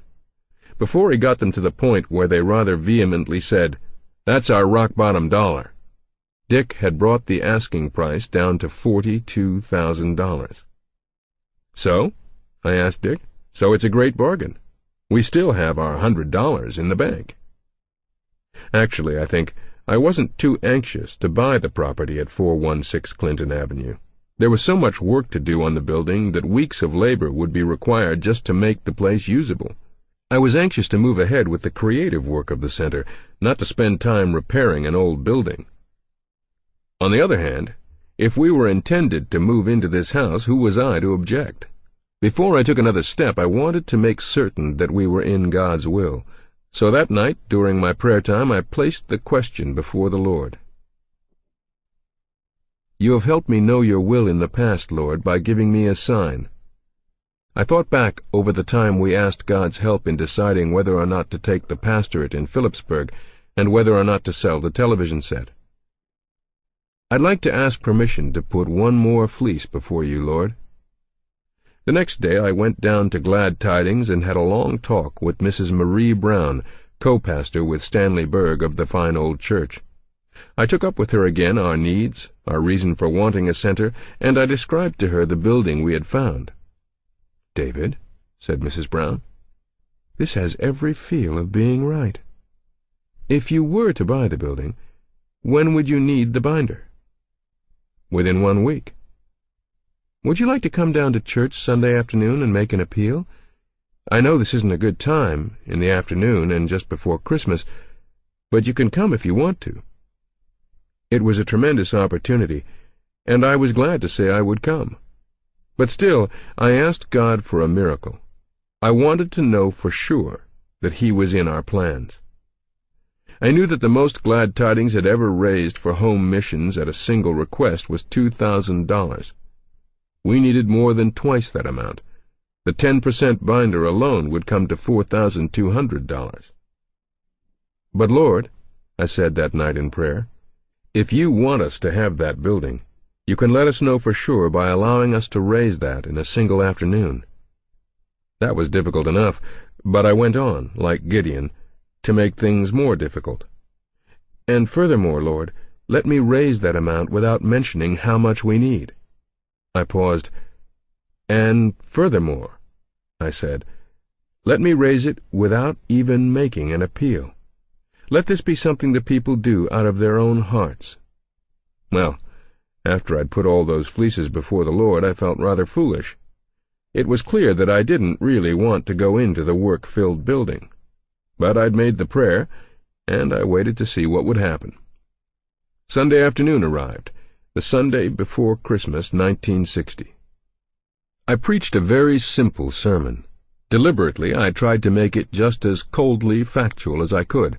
I stated our problem and our hope, and I told the stories of a few boys we had already reached. At the end of the service I said, "Folks, I'm not going to make an emotional appeal. I want this to be of the Spirit, if it's to be done at all. He knows how much we need. I'm going to leave now and go down into the basement. If it should occur to you that you want to give a certain amount to this work, I'll be glad to hear from you." And so, slipping out the back way, I went downstairs to the basement. I sat down behind an old pulpit there and began to wait. I'll never forget the horror of those minutes as they slipped away. I broke out into a cold sweat which surprised me. I had not known until that moment that I really wanted the 416 Clinton Avenue building. A minute passed, and there was no sound of steps on the stairs. 2 minutes passed. 5. 10 whole minutes went by, and I had given up. I was really rather glad that it was all over. At least I knew that my fleece hadn't worked. And then the door at the end of the hall opened softly. In stepped an old lady. She came across the room with tears in her eyes. "Reverend Wilkerson," she said, "I've been praying for 15 years for this work to be raised up. Here's $10. It's all I can give, a widow's mite, but I know it will multiply and be greatly used." But before she left the room, the back door opened again, and a fellow propped it wide with a chair. and after that, a steady stream came in. The next person was a lady about 50 years old, and she said, "Reverend Wilkerson, I've been paid some money from Social Security. I want to give it to your boys." I was completely overwhelmed. I had never seen anything like what was happening. The next person to come up was a man. He gave us $200.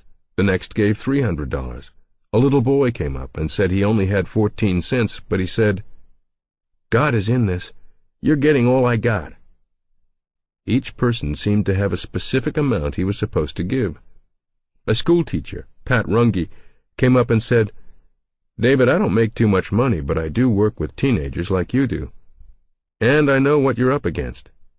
If you could take a post-dated check, I'd like to donate $25. It took 15 minutes for the line simply to walk through and lay its money on the desk. But each person brought more than just money. He brought encouragement, and above all, he brought a real joy to his giving, so that I felt the joy too.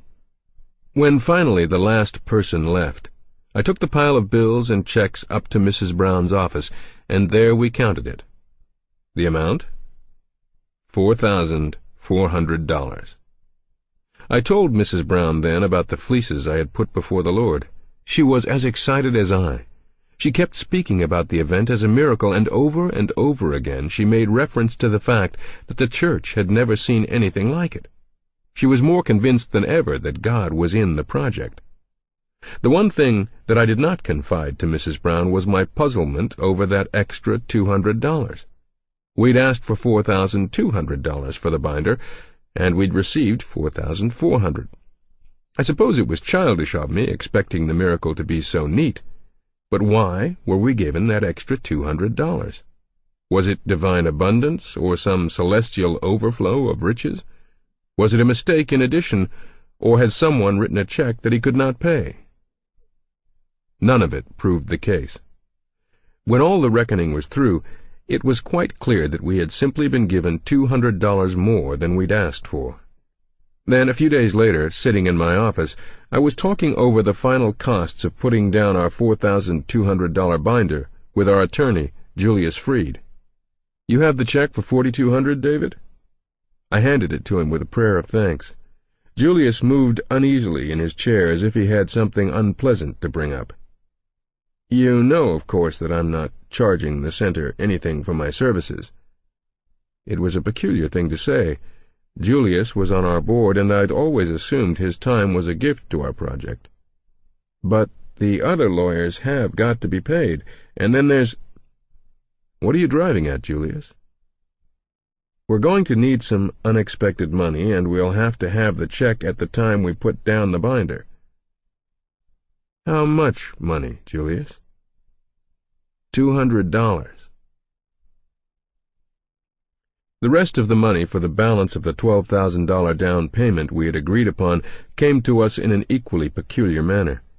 The following Sunday, at Bethpage, Long Island, a challenged congregation came streaming forward at the close of the meeting and pressed over $3,000 into my hands. The following week, Arthur Graves called me to announce a decision his church had made. "David," he said, "my board has voted to send me to the closing with a blank check. You can fill it in for the amount needed to close the deal." And that is how it worked out that God provided us with precisely the amount we needed for the creation of Teen Challenge Center. Down to the penny we were provided for. On the day we were handed the keys to the beautiful Georgian mansion on Clinton Avenue, I said to my wife, "Gwen, you were right. It took a woman to show us the way. Do you realize that within just 1 month from the time you challenged me to step out in faith, we have raised $12,200? Gwen was as pleased as I. "When is the second mortgage due?" she asked. "Not until next fall." It sounded so far off. I had no idea at all of the tremendous year that lay ahead of us, a year that would keep us so busy and so dizzy in amazement that the arrival of autumn, with its due date on the $15,000 second mortgage, would be upon us with devastating swiftness. Chapter 15. It's unbelievable how much junk one old man can accumulate. We discovered whole rooms we did not even know existed, because the door was covered with ceiling-high piles of debris. "However are we going to get this stuff out of here?" Gwen asked one morning when she came down to look over the property with me. And then she answered her own question. "Why don't you get some of the pastors to get up a teenagers' work party?" And that's just what we did. One overcast Saturday morning toward the end of January, 3 cars pulled up and out swarmed 15 young boys and girls, jabbering and yelling and proclaiming that they'd make short shrift of any junk we could show them. But this was while they were looking at their assignment from the outside. When they went in and were taken from attic to basement, I could watch the enthusiasm drain out of them. Each step they had to lift a foot high to make headway. They slithered and slid over the piles of newspapers and glass until they were panting, just trying to grasp the size of the task. But those kids did a wonderful job. They started at the front of the building and cleared a path for themselves, and room by room, floor by floor, they kept steadily at it until they had carried every bit of that junk out into the backyard. Here Paul Delena took over. He had alerted the sanitation department of the job ahead of them. "I think there will be at least 4 truckloads of trash to haul off," he said. Later Paul told me of a little drama with the foreman of the crew which, to him, said more about the spirit of our project than any previous sign. The sanitation department refused its tip. Paul said the trucks arrived at 416 Clinton on schedule, but that the men did not start to work. The junk piled higher and higher on the sidewalk and street, and the sanitation crew just stood around. When Paul saw what was happening, he caught on right away. "All right," he said. "How much do you want?" $30, came the quick answer. Paul shrugged his shoulders as one used to the ways of New York, and acceded. Rather than hold the project up, he would pay the necessary gratuity himself, when the job was done. Hours later, the last of the trucks was filled. 6 garbage trucks had rumbled down the street, groaning under their burden. The foreman came and asked Paul if everything was all right. "Perfect," said Paul. "You did a good job. I guess you want your money now." He started to reach for his wallet. "What money?" said the foreman. And then he laughed, but it was a forced laugh, Paul said, the kind that tried to cover up emotion. "Look, mister, those kids of yours told me what you're doing here. I've got a teenager of my own. Do you think we'd take money for helping you out?" And with that he got into his truck, revved it up, and stormed away with a show of one who was really pretty tough. At the end of 3 weeks, we were finally ready to begin work on the house itself. Painters from various churches arrived, and room by room we covered up the artwork with which students from the nearby college had decorated the walls. Then plumbers came. They had to tear the walls apart as new frozen and burst pipes were discovered. All this cost money, which I had to raise by taking time out for flights all over the country to make appeals. One real blow came when the city announced that before we could get a certificate of occupancy, a complete sprinkler system had to be installed in the building. The cost, $5,000. Off I flew again, taking time out from the work I really wanted to do, just to raise money. Even so, I could never have done all the fundraising by myself. Everyone on the board helped in his own way. One minister, for instance, Grady Finnan, traveled around the country to present our needs. Another member of the board was Martin Carl, a very successful professional singer, who used to be with the Mariners Quartet on the Arthur Godfrey Show. You can imagine the drop in income Marty took when he came to work for us as a singing ambassador. Marty took this challenge literally across the country, telling about the center that was starting in New York. Finally, the last painter and the last plumber left the center, and we settled back to look at what had happened before our eyes. With less than $100 in the bank, God had raised up this home. But now we had to put it to use. We wanted to fill it with His children, but before we could do that, we had to give His children a place to sit down. We had a fine building, but there was nothing in it. It was at this stage of our experience that I realized how much God wanted all sorts of people to be a part of our work. We started pretty much as an Assemblies of God program, and before we knew it, we had an Episcopalian and a Presbyterian and a Baptist and a Dutch Reformed committee member. And we had attracted the interest of some truly influential businessmen. One, for instance, was Mr. Walter Hoving, president of Bonwit Teller, and also of Tiffany's in New York. Mr. and Mrs. Hoving took a personal hand in introducing us to people we would never have met without their help. One afternoon, Mrs. Hoving held a luncheon at the exclusive River Club, to which she invited just a few people who should know about you. 50 people showed up. A converted drug addict stood up and told very simply how his life had been changed. There was not a person in that dining room who was not deeply stirred. Walter Hoving became the president of our board of advisors. "Since you're one of us now, Mr. Hoving," said Paul Delena, "we would like to return the courtesy of your generous meal at the River Club. Do you like lasagna?" It was Mrs. Hoving who answered. She loved lasagna, but it was so hard, she said, to get the real thing. Which is how it happened that the Hovings were invited to the home of the Delenas for a mouth-watering meal of home-baked Italian specialties. As we all sat around Mrs. Delena's table, I couldn't help but say a private prayer of thanks that God was bringing people from so many different backgrounds into this work. Another business friend of Teen Challenge Center was Mr. Grant Simmons, Jr., president of the Simmons Bed Company. We were introduced to Mr. Simmons through the Hovings, and we went to him with a specific request. We needed 20 beds. For an hour we sat in Mr. Simmons' Park Avenue offices, telling him about our hopes and about the strange way God was working in the city.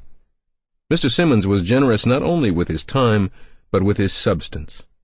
From that day on, many a boy who is used to sleeping on subway benches has slept at the center on Simmons beds and mattresses. To me, one of the real functions of our ministry is getting people like Walt Hoving, Grant Simmons, and Clem Stone interested in the work of Pentecostals. I would often hear remarks like this. "I'll have to admit," said one of our Episcopalian board members who had been to a service at our chapel, "that I was a little shocked when I first heard your young people praising the Lord and watched them raise their hands as they prayed. But I'll also have to admit that there was something very real going on in our hearts. We Episcopalians talk about the real presence of Christ. He's here, in this home." This was the highest compliment our work has ever received. It is this presence that makes the healing work of the Teen Challenge Center possible. That sense of presence has grown steadily, but its greatest growth took place when we began to put our dreams into action. We planned to use the home in this way. Eventually, we would have 20 workers at the center. Each morning, these young men and women would rise, have breakfast, and then spend the morning in prayer and study. This would be an essential part of our work. I had long ago discovered that too much running around without a base of quiet meditation produces little of value. After lunch, our street day would begin. Teams of 2 or 3 workers would start walking over a prescribed route, keeping an eye out for signs of trouble. They would be trained to spot the symptoms of narcotics addiction. They would be on the lookout for the teenage alcoholic or for the girl prostitute. They would talk to gang members, especially the members of fighting gangs. And they would go not with an eye to gaining converts, but with an eye to meeting need. The conversions would take care of themselves. If we really met a human need, the world would beat a path to our door. Most of the teenagers we contacted in this way would never live at the center. We would put them in touch with a minister near their home and work through him. We would keep careful records and follow up regularly until it was clear these youngsters could stand on their own. But some boys and girls would be sick enough to need special attention. They would be brought to the center, the boys to live in the top-floor dormitory with the men workers on our staff, the girls to live on the second floor with the women and with the married members of our staff. We expected to be working almost exclusively with boys, but if a girl were in need, we would not turn her away. The key to this whole plan lay with the workers. Where was I going to find 20 bright and aggressive yet empathetic and healthy young men and women who would work for $10 a week, all the budget would allow? For this munificent sum, they would literally risk their lives. Even as I began to face the problem of finding my staff, one of our boys was knifed on the street. His name was Carlos. Carlos had been a member of one of the worst fighting gangs in New York, the Suicides. After his life had been changed, Carlos wanted to go back to his gang and tell them what had happened to him. One day he took it upon himself to do just that. As soon as he came upon members of his old gang, Carlos was surrounded. "I hear you got religion," said the leader of the Suicides. "That's right," said Carlos. "And I hear you won't fight no more." "That's right," said Carlos. The boy pulled out his shim. "You'll fight if I stab you," he said. Years of training had taught Carlos that this challenge was real. He jumped sideways and ripped off an automobile radio antenna, which makes a vicious improvised weapon. Then abruptly Carlos changed his mind. He broke the antenna across his knee and threw it on the ground. "No, I'm not going to fight," he said. And with that, the leader of the Suicides stabbed Carlos.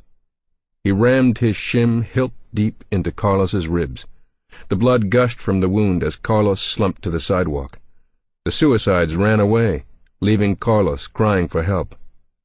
By the time the boy reached Cumberland Hospital, it was touch and go whether he would live. When he was finally released, it was with the doctor's friendly warning not to preach to boys who carried knives. Carlos paid no attention to him, but went back immediately to his street preaching. Perhaps because of this incident, he became one of our most effective workers. But who was going to run this kind of risk? How many boys like Carlos were there? As if in answer to this question, one morning shortly after we had brought the building into more or less usable condition, I received a wire from the Central Bible College in Springfield, Missouri, asking me to go there for a lecture. I accepted the invitation, flew out, and presented the challenge of our streets to the student body. It was a wonderful service in which everyone felt the same gentle moving of the Holy Spirit. Afterwards, the president of the school stood up and made a rather amazing statement, saying that he thought our work was the closest thing he had seen to the challenge found in apostolic times. He offered financial help to any needy student who wanted to go to New York to work with us on the streets. Those who were interested were to meet me in the school library. When I got to the library a few minutes later, 70 young people were standing in line. Out of these 70, I knew we could only use 20 workers, so I really went to work painting a dark picture.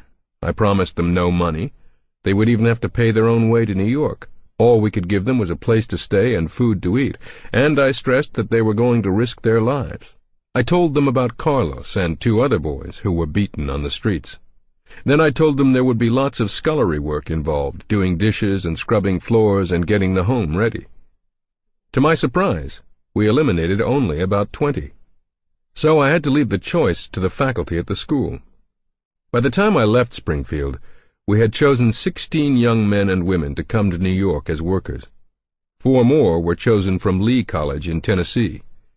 One by one, a few weeks later, they began to arrive. They came carrying their suitcases and craning their necks. They were all a little frightened, I think, at the strange new sights of New York.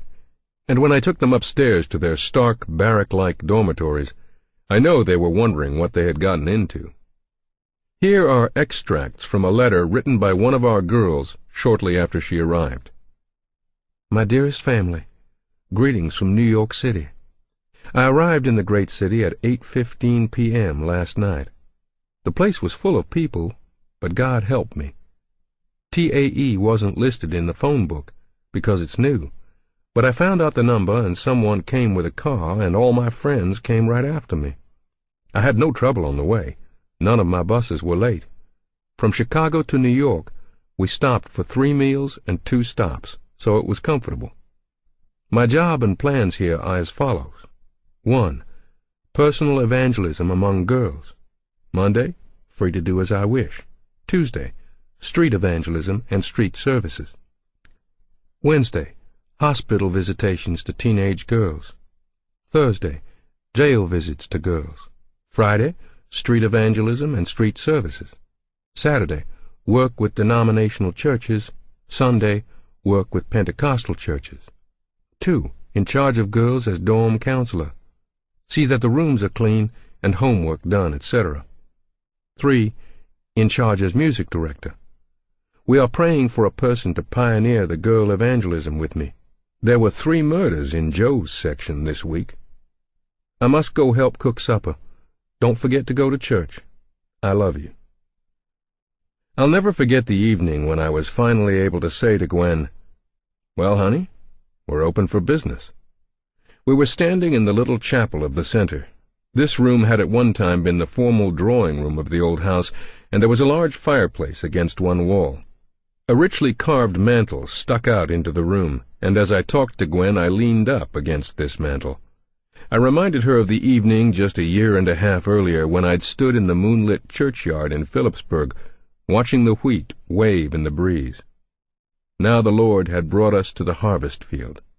He had given us the tools, 20 fine workers and a belief in the power of the Holy Spirit to change lives. "Darling," said Gwen, "look." I stood forward and tried to make out what she was pointing to on the mantelpiece. And then I saw too. There, beautifully carved into the fireplace in our chapel, was the bas-relief of a sheaf of wheat, brought in, tied, and harvested. Chapter 16. As soon as we got our workers settled, I took them into the chapel and, standing before the bas-relief of the harvested wheat, I gave them a briefing on the makeup of a New York fighting gang. Violence is the key word to remember about these gangs, I told the young workers. It can express itself directly by a war in which boys get killed, or by rape or street murder or muggings. Or it can express itself indirectly by sadism and homosexuality, lesbianism, promiscuity, narcotics addiction, drunkenness. These ugly things are the rule, not the exception, among the jitterbugging gangs in New York. It was important, I thought, for our young workers to know the reason for this pathetic state. We preachers are likely to use words a little too glibly, I said, but some of our professional vocabulary is wonderfully descriptive if you think about its real meaning. For instance, we speak of lost sinners. As I got to know these gang members, I couldn't escape the feeling that they were literally acting as if they were lost. They wandered around scared, and they looked furtively over their shoulders. They carried weapons against unknown dangers, ready at a moment's notice to run or to fight for their lives. These lost boys grouped together for protection, and there you have the making of a gang. There was one all-important fact that came out of my work with street boys. Virtually, without exception, they had no real home. Their slang words for home were prison and horror house. I wanted our workers to know this situation from personal experience, so I took a few of them into the home of one of the street boys I knew. When we arrived, the door was open. No one was at home. "You can see why they call it a horror house," whispered a young girl worker from a Missouri farm. And it was true. A family of 5 lived in this single room. There was no running water, no refrigeration, no stove except for the single-burner hot plate with its frayed wire that sat on a chest of drawers. There was no toilet. Down the hall in a single stinking stall was a toilet and a faucet which served 8 families on the floor. The ventilation in the apartment was poor, and a strong odor of gas hung permanently in the air. The room's one window looked out onto a blank brick wall 8 inches away. For light, the family had the use of a single 40-watt bulb which hung naked from the center of the ceiling. "And do you know what these people have to pay for their horror house?" I asked. $20 a week, $87 a month. I figured it up once. The landlord here makes just over $900 every month on this single tenement, and that is almost all profit. It isn't uncommon for a slum landlord to get a 20% net return on his investment each year. Why doesn't the family just move? Because a Negro or a Puerto Rican cannot really live where he chooses, I had to admit. This is a town of ghettos. Can't they get into one of the housing projects? To answer this question, we got in a car and drove a mile away to a great complex of apartments. These projects, many people thought, were the answer to New York's slums. Bulldozers moved into an overcrowded area like the one we had just visited. They tore down the old tenements and built towering, light new buildings in their place. In theory, you housed in these apartments the old tenants and also the old corner grocer and neighborhood lawyer and family doctor. Actually, it did not work out this way. The old tenant and the store owner and one professional man couldn't wait 2 years for the new building to be finished, so they moved away. Then, when the project was completed, who was shoved to the top of the priority list? The most desperate people, of course, the relief cases. The result was twofold. First, there was a completely uprooted neighborhood. Everybody in it was lost. None of the old institutions were left, none of the older and more stable population of professional men and businessmen. Second, because relief cases had priority, the projects in effect created mammoth eddies in the city into which floated all the people of New York who, for one tragic reason or another, could not take care of themselves. The project we visited was not more than a few years old, but already serious signs of disintegration were evident. We walked past desolate lawns that had long ago been abandoned. Several of the windows on the ground floor were broken and unrepaired. There was obscene writing on the walls. The halls smelled of urine and cheap wine. Here, too, we visited a family I knew. The mother had been drinking. None of the beds in her house had been made. Dishes from several meals lay on the kitchen table. The boy we had come to visit sat on a torn hassock, staring, never speaking, apparently not even aware that we were there. "I've known that boy in other moods," I said, once we were outside again. "He can be just as overactive as he is overquiet now. Usually he's out on the streets, thrown out. He can only come home when his mother has passed out, drunk." And this, I pointed out again, was the making of a teenage fighting gang. Lump 1,000 tortured families together in a single neighborhood, and you have a floating population of teenagers who are hostile and afraid, who flock together, looking for security and a sense of belonging. They will create a home for themselves by fighting for a turf which is theirs and which no stranger can violate. This is their fortress. It is marked out with military precision. The northern boundary is the firehouse, the southern boundary the superhighway, the western the river, and the eastern Flanagan's candy store. There isn't much these boys can do with their time. Many of them are degradingly poor. I met one 14-year-old who had not eaten a real meal in 2 days. His grandmother, who took care of him, gave him 25 cents each morning and chased him out of the house. For breakfast, he had a 7-cent Coke. For lunch, a 15-cent hot dog from a street vendor. And for supper, he laughed and said he was going on a diet. All evening he nibbled on penny candy. Strangely, though, although the boys I've met never seem to have enough money for food, they always have enough for a bottle of wine. "It really frightens me to see how much drinking these young people do," I said to our workers. "Many of the street boys drink wine all day long. They are seldom really drunk, they can't afford it. Nor are they quite sober. They start drinking just as soon as they meet at 10 or 11 in the morning, and continue until funds run out. Occasionally from somewhere, usually from a purse-snatching or from extorting lunch money from younger children, enough money comes into the common till to afford stronger stuff, and on more than one occasion in our neighborhood this has led to tragedy. When we got back to the center, I took our workers into the chapel again and told them the story of Martin Ilensky. Martin was a high school senior who worked part-time to help support his invalid mother. One day, when he was not working, he went to a vodka party at the horror house of another high school boy. 10 teenagers were there, 6 boys and 4 girls. After an hour of drinking vodka and dancing to rock and roll, the vodka ran out. The boys took a collection for beer, but Martin refused. A fight followed. A 12-inch German sword appeared from one of the boy's waistbands. There was a swift jab, and Martin Ilensky lay dead on the kitchen floor.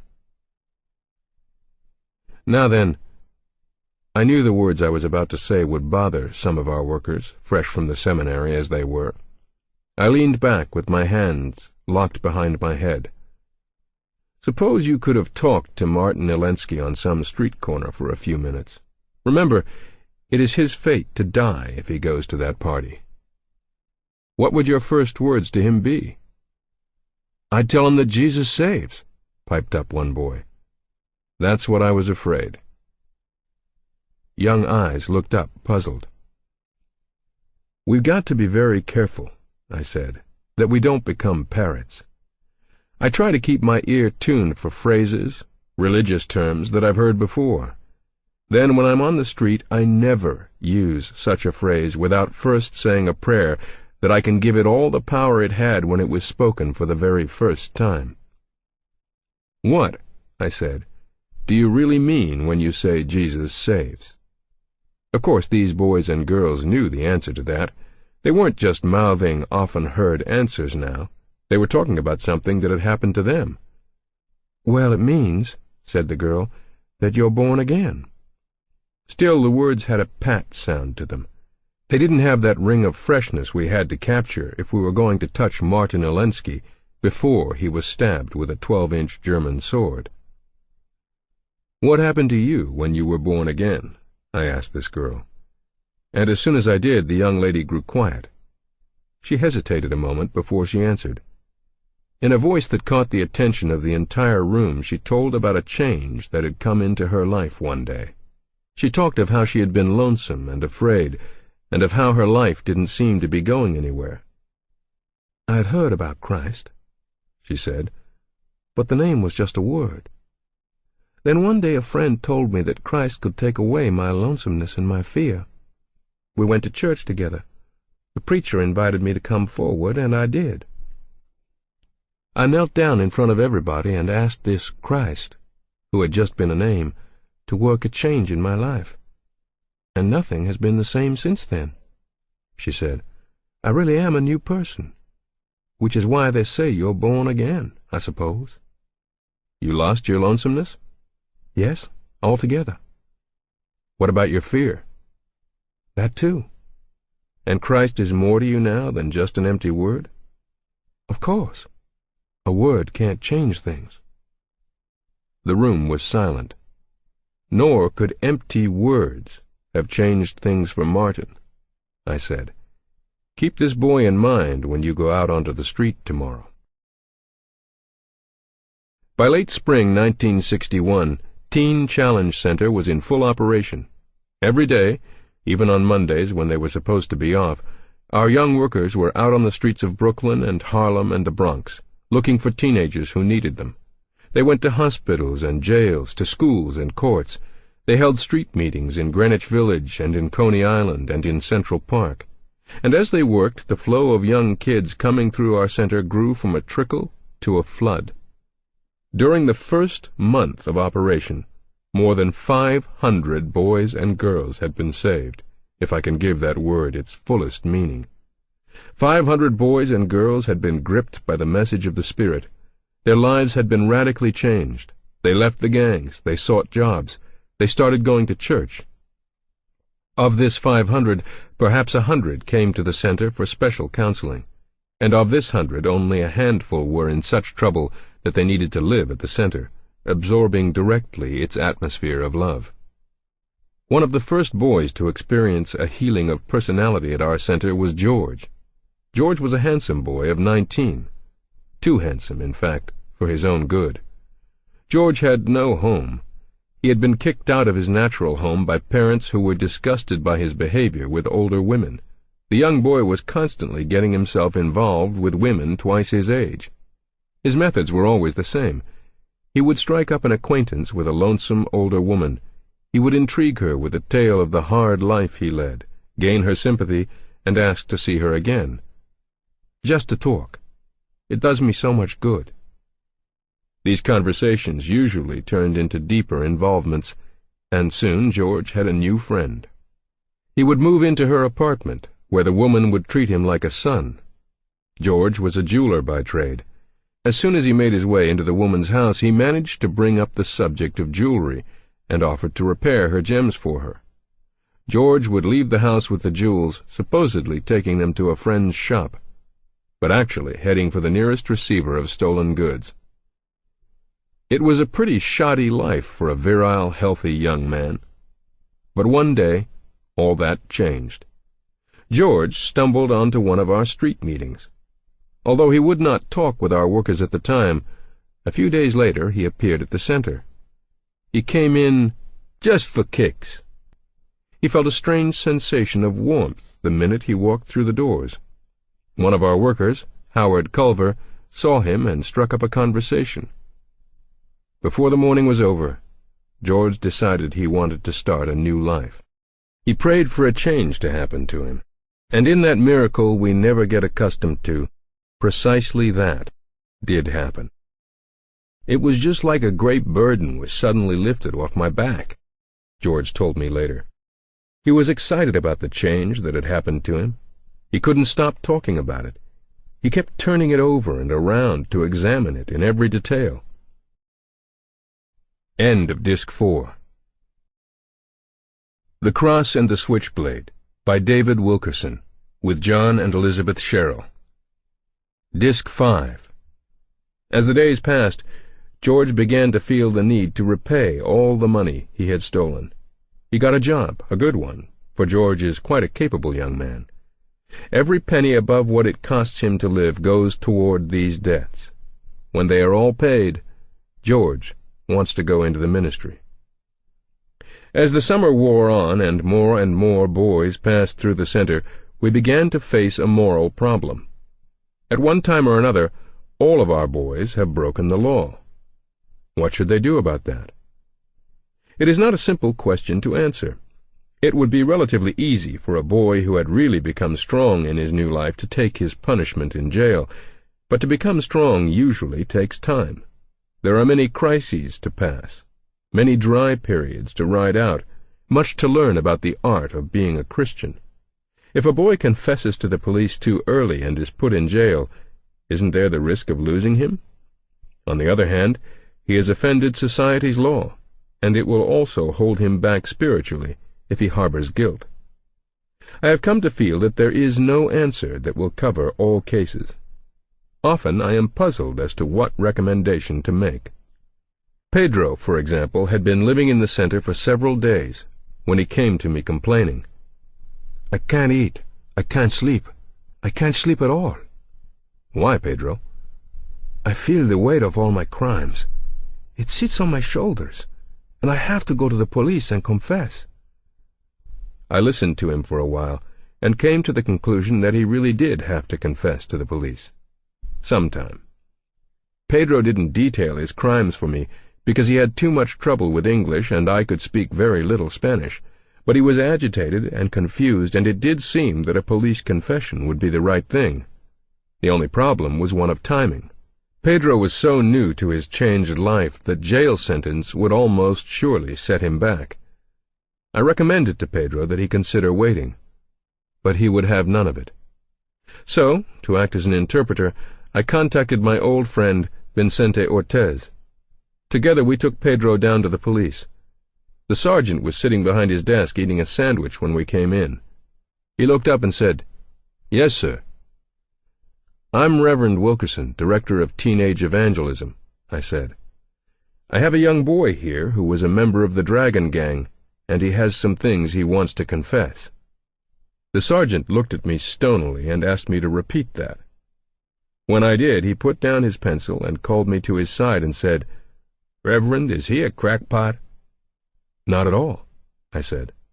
"We have people coming in all the time to confess things they never did. But if you think the boy's in his right mind, take him upstairs to the detective's room." So we went upstairs and waited. Pedro seemed composed. Soon a detective came in and asked me right away if I had forced Pedro to come. "No," I said. "He's here of his own accord." "You realize he might go to jail." I asked Vicente Ortez to explain this to Pedro in Spanish. The boy nodded his head. Yes, he understood. So the detective got out some yellow paper and licked his pencil and settled back. He was very kind, and he was very much impressed. "All right, Pedro. Suppose you tell us what you want to confess." "Well," said Pedro, through Vicente Ortez, "do you remember that stabbing?" And he proceeded to describe a knifing that had taken place in Central Park 2 months earlier. The detective put his pencil down and called in another officer. They remembered the incident, and their interest picked up considerably. Pedro detailed the events that led up to the knifing. He was on drugs, and he needed a fix. He was with 2 other boys. They spotted a young man sitting by himself on a bench, circled him, robbed him, and then put a knife in his stomach. Pedro then went on to confess 2 robberies. The detectives kept him there from 6 o'clock until 12 o'clock, checking and rechecking facts. They found the boy who had been stabbed, but he had a record at the station too and wouldn't press charges. He didn't want to get involved. The store which Pedro had robbed twice also refused to press charges. "I know that place," said Vicente Ortez. "I think they're making book on the side. They probably don't want to get involved." So, in the end, the police couldn't find anyone to press charges. They were willing to release Pedro in our custody. We went back to the center, and the next morning Pedro was up before anyone. He woke the entire house with his singing.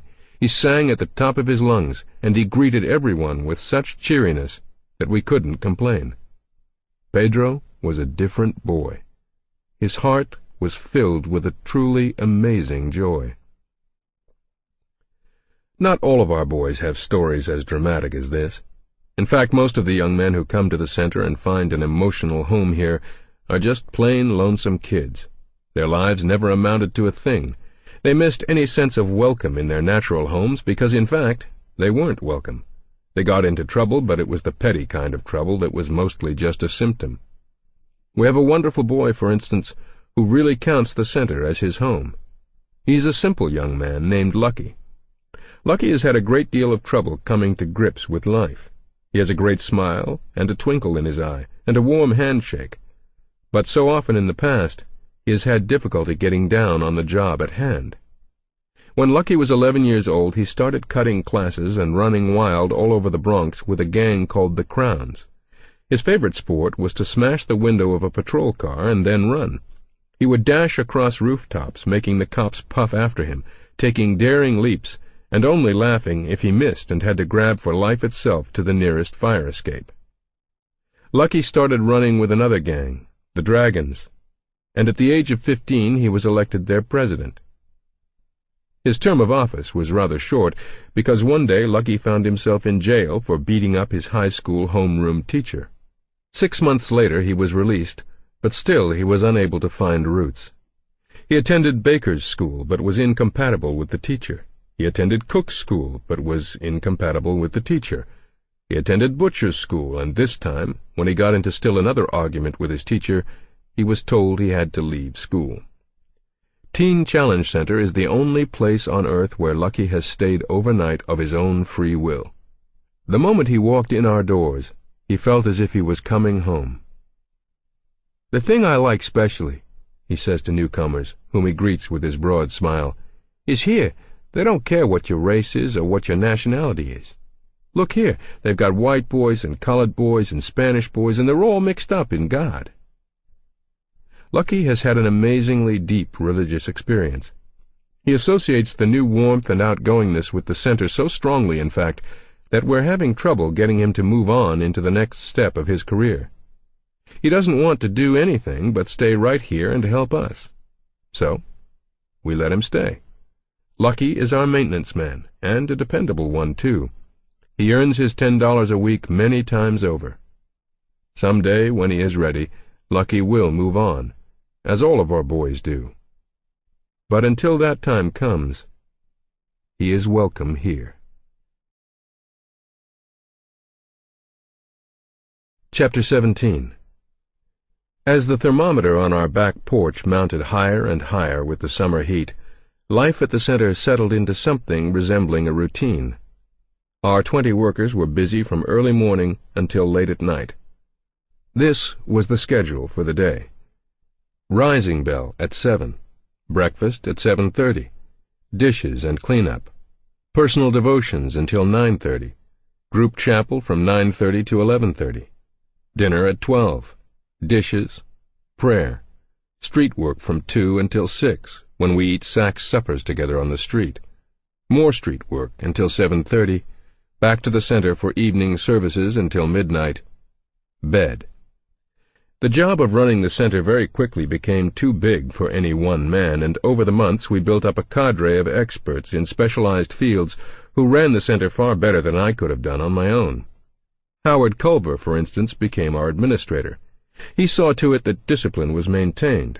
This was not always an easy task with 20 lively young collegians and an ever-changing number of young gang members on his hands. Howard's wife, Barbara, was a godsend. She is a registered nurse. We found her presence invaluable with undernourished youngsters, and especially with narcotics addicts whose bodies go through hell during withdrawal. If I have a special place in my heart for the next member of our staff, I think it is understandable. He is Nicky. What a day it was for me when Nicky walked shyly through the front door of the center with a beautiful girl on his arm. "Davy," said Nicky quietly, "I want you to meet my wife, Gloria." Nicky and Gloria had met on the West Coast while they were both in Bible school.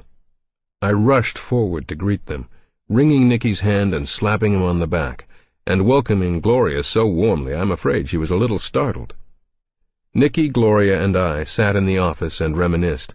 I found it difficult to believe this was the same boy who had threatened to kill me just 3 years earlier. On our first encounter, Nicky had impressed me as a hopeless case. Yet here he was, sitting before me a new person, a licensed minister, bursting with plans for the future. "What I want, Davy," he said, leaning forward eagerly, "is to work not just with kids, but with the parents. What's the good helping a boy if he's got to go home to a miserable family situation?" It made sense, exciting sense, and Gloria's idea was just as sound. She wanted to work at the center, too. She loved children, and her special field would be the little people. Nicky had told her about the 8, 9, and 10-year-olds who run on the periphery of the gangs, and Gloria now pointed out that to reach these little ones before they got into serious trouble was even better than trying to pull them out of trouble later. Our permanent staff really excited me as it grew. We were coming at the problems of the street kids from all angles. I was working with boys, Nicky with the parents, Gloria with the little people. But there was one large gap. We had no one whose special interest was in the Debs. Who is a Deb? And what is her relationship to the gangs? In recent years, the role of the young teenage girl has been growing in importance in the complex makeup of the gangs. She is known as a Deb. She groups together with other youngsters like herself to form auxiliaries to the boy gangs. Often these girl gangs take names that echo the names of their male counterpart, as in the Cobras and the Cobrettes. The girls, I quickly discovered, were often the cause of trouble on the streets. I know of one rumble that started because a Deb from one gang complained that a boy from a rival gang made a pass at her. Later, the girl confessed that she was lying all the time. She made up the story just so there would be a fight. She did it for kicks. It is a rare thing for a Deb to be a virgin. "Marriage is out of style, preacher," these girls told me, laughing. There wasn't any use my talking to them. They brazenly handled their nervousness by propositioning me. What we needed was a girl on the staff who was attractive enough to gain the Deb's respect and yet who was solid enough in her own faith not to be shaken by their taunting and laughter. And we finally found her. "We've got just the right girl to work with the Debs, honey," I reported to Gwen one evening. "Wonderful," said Gwen. "I hope she's pretty. She's got to be pretty for the job. I never thought I'd be urging my husband to find a pretty girl to work with." "She is pretty," I said. "Her name is Linda Meisner. She comes from a farm in Iowa. I just hope these city girls don't frighten her." Linda's job with the Debs was not an easy one. She got her introduction to the girls on her very first Saturday night at the center. In the late afternoon, 5 girls walked through the door and demanded to be shown around. Linda would have been willing to oblige, but I could smell alcohol on the girls' breath and tried to postpone the visit. "We have a service here at 7:30 that's open to the public," I said. "Come then. You'll be welcome." The girls came back at 7:30, bringing a group of boys with them. "What are we going to do, David?" Linda asked. "The girls are quite drunk." "Let's start by separating them," I said. "Boys on one side, girls on the other." It did very little good. The girls giggled, mocked, blew loud bubbles on their gum, got up, and walked in and out. I saw several of the girls get out knives and start cutting their shoestrings. In the middle of my sermon, they began to argue with me from the floor of the little chapel. I turned the meeting over to an all-girl trio, which included Linda, but they couldn't sing above the noise. Finally, we just gave up trying to hold an orderly meeting and turned our attention instead to individual boys and girls. Most of the girls got out of their seats and stormed out the door, slamming it loudly, not once, but twice, behind them. One girl who stayed went over to the fellows and put her arm around their shoulders. "Don't believe a word of it," she said to them, one after another. That night, the girls won. The evening broke up early with no results that we could see. This was Linda's introduction to her future friends. To cap the climax, we later learned that the same night, over on South 2nd, there had been a murder. "It's hopeless, David," said Linda the next morning. "I don't see how I can ever work with kids as hard as these." "Wait till you see what the Holy Spirit can do, Linda, before you make up your mind." The very next Tuesday, Linda had her first experience of watching the change. Afterwards, she showed me the letter she had written to her parents. "Every minute is full of excitement and new adventure. On Tuesday, the entire gang of boys and girls returned. We wanted to have them come on different nights, but the girls begged to come in with the boys for a service. They promised not to laugh and to be good, so we let them all in. During the service, we sang, 'Jesus Breaks Every Fetter.' Dave asked if there was anything that anyone would like for God to break in their lives. A 14-year-old girl said she would like to be delivered from heavy drinking every night. One of the girls pulled up her sleeve and asked if God could forgive this, a line showing heroin inserts. The girls behaved as well as I've seen girls behave anywhere." From that moment on, girls from the gangs sought Linda out for help. Elaine, for instance, one of the girls from the local gang, came to Linda with a very common problem for a Deb. She said she was poisoning her life with hate. I knew Elaine. She was a hard girl. You could just feel the hatred that clung about her. She was a discipline problem at school and at home. If she was told to sit, she'd stand. If to stand, she'd sit. If she was told she had to stay in, she'd slip out. Or if she was told to get out of the house, nothing could make her leave her room. Elaine's parents gave up and somehow managed to talk various relatives into boarding the girl for a part of each year. One afternoon, Elaine came to see Linda. Linda reported to me later that they sat out in the kitchen and sipped pop and talked. Elaine's first words were that she had been drinking heavily. Then she told Linda that she had recently started going to wild parties. They started off wild and grew wilder. She said that some time ago she had lost her virginity, and that sex was now just a dull routine. Suddenly, with no warning, Elaine began to cry. "Linda," Elaine said at last, looking up, "do you know I never did really fool myself? I never did once lie down on a bed with a fellow, without I knew here," she felt her heart, "that it is wrong. Linda, I don't want to hate myself any more.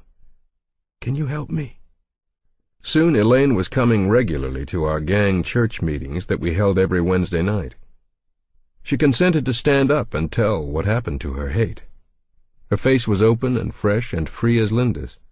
She was always singing or laughing. She started bringing her cousins and her friends. She stopped her drinking and her wild partying. "Do you know why she stopped, Dave?" Linda told me. "She just said she couldn't be bothered. She had more interesting things to do." And Elaine was no isolated case. Day in and day out we could count on reaching girls like Elaine with this special kind of love. I'll never forget the day Elaine put her finger on the quality of the love that redeems. "I finally got it figured out, Reverend Wilkerson," said the girl. "Christ's love is a love with no strings attached." Elaine is right. Christ's love is a love without angles, a love that asks nothing in return. It is a love that wants only the best for these boys and girls. And this is the quality that redeems. In one of her letters home, Linda wrote that her life was in constant danger. This was not an exaggeration.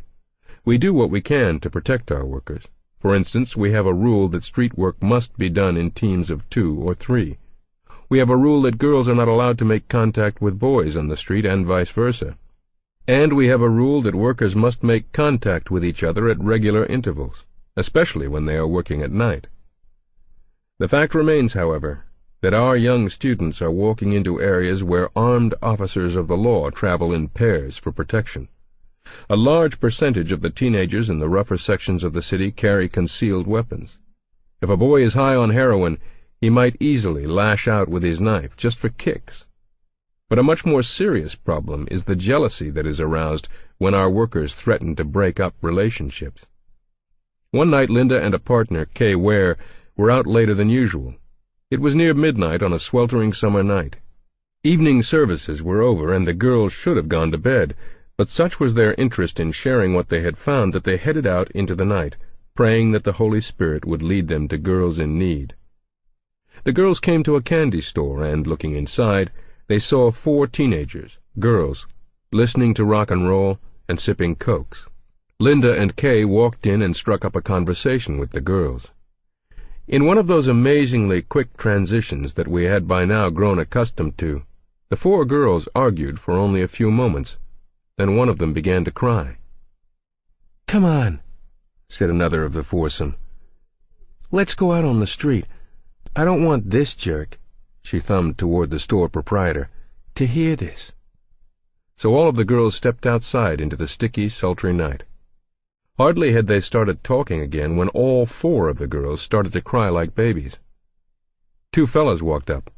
"What's going on?" they asked. The teenage girls told them to flake off. They didn't want to talk to the boys. This aroused the boys' curiosity even more than the tears, and they pressed in. "What are you trying to do?" they asked Linda. "Take our girls away from us?" One of the boys switched the approach and began to pinch Linda. "Come over into the park, pretty one, and I'll show you something." The other fellow joined in then, and the 2 of them issued a string of suggestions to Linda and Kay that left them embarrassed and confused. But they had a good defense. Swinging around suddenly and looking the leader of the 2 boys squarely in the eye, Linda said slowly, "God bless you." The boy's jaw dropped. Linda turned then and picked up her conversations with the 4 girls, and the boys sputtered a while. Then one of them said, "Hell, let's get out of this creep's way." Linda and Kay went back to their talks with the teenage girls.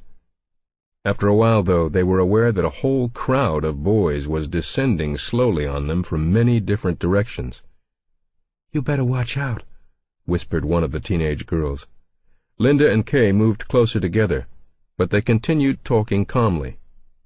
Then, suddenly, there was a loud laugh and a cry. All of the girls were surrounded by yelping, shouting teenage boys.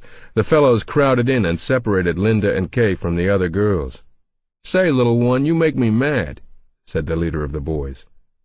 "You talking religion to our girls? You'll take them away from us." And again the sex talk began. Linda and Kay heard language they'd never heard before. The boys pushed and taunted them. From nowhere something glistened in the dark. Linda looked. One of the boys held a crescent-shaped knife in his hand that shone in the night like the moon. Without warning, he lunged at Linda. Linda slipped her body sideways. The knife slashed through her clothing. It ripped out a chunk of her dress, but it did not touch her body. Linda turned to the boy while he was still off balance. Once again she spoke the words that had helped her before.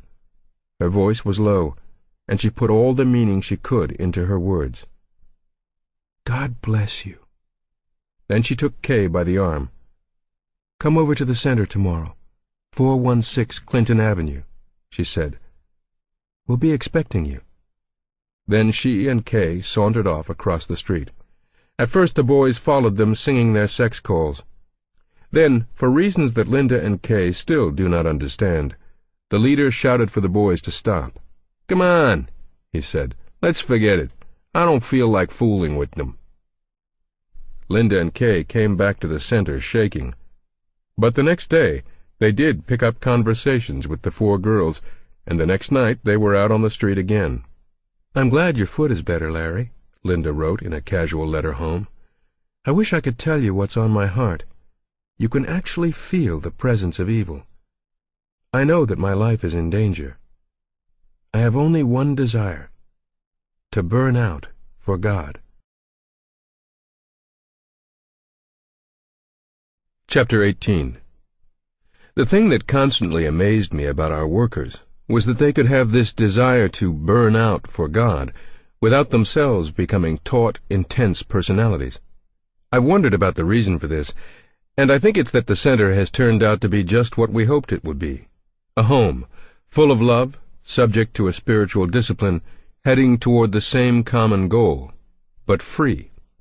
There's a release in that kind of atmosphere that can't be overestimated. It keeps us from becoming tied up in knots. It allows us to laugh. I'm glad about that. It doesn't seem likely to me that any true house of God is going to be a drab and somber place. Certainly the center is no place for the long of face.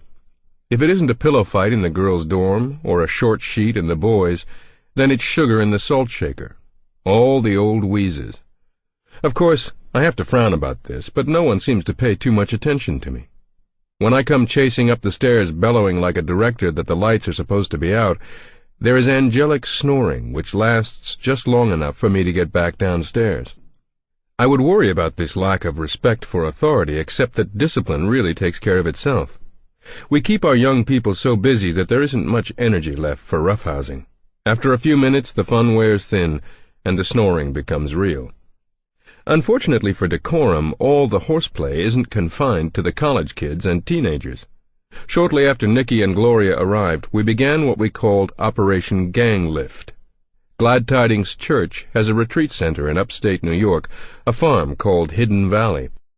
During the hottest weeks of summer, we asked permission to take a few of the boys from the gangs up to Hidden Valley for a breath of real air.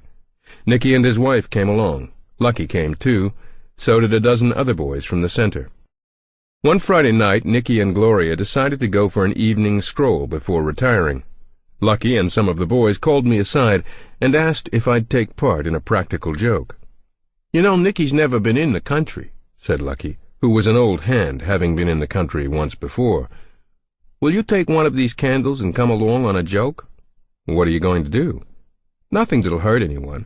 We're just going bear hunting." So we took candles, lit them, and started down the same path Nicky and Gloria had taken. Pretty soon we came upon the couple on their way back to the farmhouse. "What are you doing?" asked Nicky.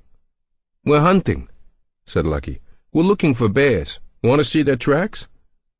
Lucky knelt down on the path and held his candle close to the ground. There, in the soft earth, were a series of old cow tracks. Nicky looked close, and sure enough he saw the mysterious, unknown markings in the ground. You could just see the hackles rise on his back. He drew his wife a little closer and asked for a candle. Suddenly Lucky stood up. "What's that?" he said. His voice was very low and frightened. He pointed up the path to an object which we could just make out in the moonlight. Sure enough, it looked for all the world like a bear hunched over in the dark. If I hadn't known it was an old abandoned school bell silhouetted in the eerie light, I'd have been afraid myself. This time, when we looked for Nicky, he was crouched beside his wife, behind a sycamore tree. The other boys picked up stones and threw them at the bear, calling on Nicky not to be chicken and to come help them. And then, suddenly, Nicky gave us all a laugh. He stepped out from behind his sycamore tree with his wife on his arm. "Phooey," he said loud and clear. "I've got faith. I'm going to trust God. I'm trusting Him to help me. Run!" And with that, Nicky and his wife headed back to the farmhouse, leaving us overcome with laughter. When we returned, we all got busy and made hot chocolate for Nicky and his wife. It took 6 cups to get the scare out of them. It surprised me that summer to discover how much of the free give and take we encountered at 416 Clinton Avenue centered on the kitchen. I think maybe God saw to it during those first long months of our work at the center that we never found a cook. We tried every system under the sun to keep ourselves fed, but the one that never worked out was to have a full-time cook usurp the pantry. A kitchen is always the heart of a home anyhow, and a real cook has a way of chasing you out so that she can get her work done. Thus you are chased from the heart of the home. Not so with the center, because we could never come up with a cook. The result was a wonderful, chaotic, happy mess. And to understand it, you must first understand where the food itself comes from. Like everything else at the center, we get our food by praying for it. This is one of the projects in which our living-in gang members take a most active role. Each day we pray for food, and the way it comes in is a vivid lesson to boys just learning about faith. People send in a ham, potato chips, fruit, vegetables, or they send in money not earmarked for a special purpose. One day, however, the kids awoke and washed and went down to breakfast, and there wasn't anything on the table. By the time I arrived in the office from home, the center was buzzing with the problem of no food. "Your prayers didn't work, I guess, this time, did they, Dave?" said one of the gang boys. "Lord," I said to myself, "teach us a lesson in faith that will live with us forever." And aloud I said, "Let's make an experiment. Here we are without food for the day, right?" The boy nodded his head. "And the Bible says, 'Give us this day our daily bread,' right?" "If you say so." I laughed and glanced at Reverend Culver, who shrugged and nodded his head as if to say he'd teach the boy the Lord's Prayer. "So why don't we all go into the chapel right now and pray that we either get the food for this day or money to buy the food?" "Before lunch, Dave?" said the boy. "I'm getting hungry." "Before lunch. How many people do we have here?" I glanced around. The number in the center was constantly shifting. On that day we could count 25 people who would need to be fed. I figured it would cost between $30 and $35 to feed that number of people dinner and supper. Others agreed. So we went into the chapel, closed the door, and we all began to pray. "While you're at it, Lord," said the little gang boy, "would you please see to it that we don't go hungry for the rest of the summer?" I looked over, mildly annoyed. It seemed to me that this was stretching things a bit. But I had to admit that it would leave us freer to work at other kinds of prayer if we didn't have to pay so much attention to such basic needs as food. One of the things about our prayer at the center is that it tends to be a bit loud. We do pray aloud often, and there is a wonderful freedom in the spirit that sometimes frightens people who hear it for the first time. They may think it is uncouth, without realizing that we are just expressing our true feelings before God. If we feel concerned, we say so, not only with our lips, but with the tone of our prayer. And this morning we were quite concerned. While we were saying so in tones that left no doubt about how we felt, a stranger walked in.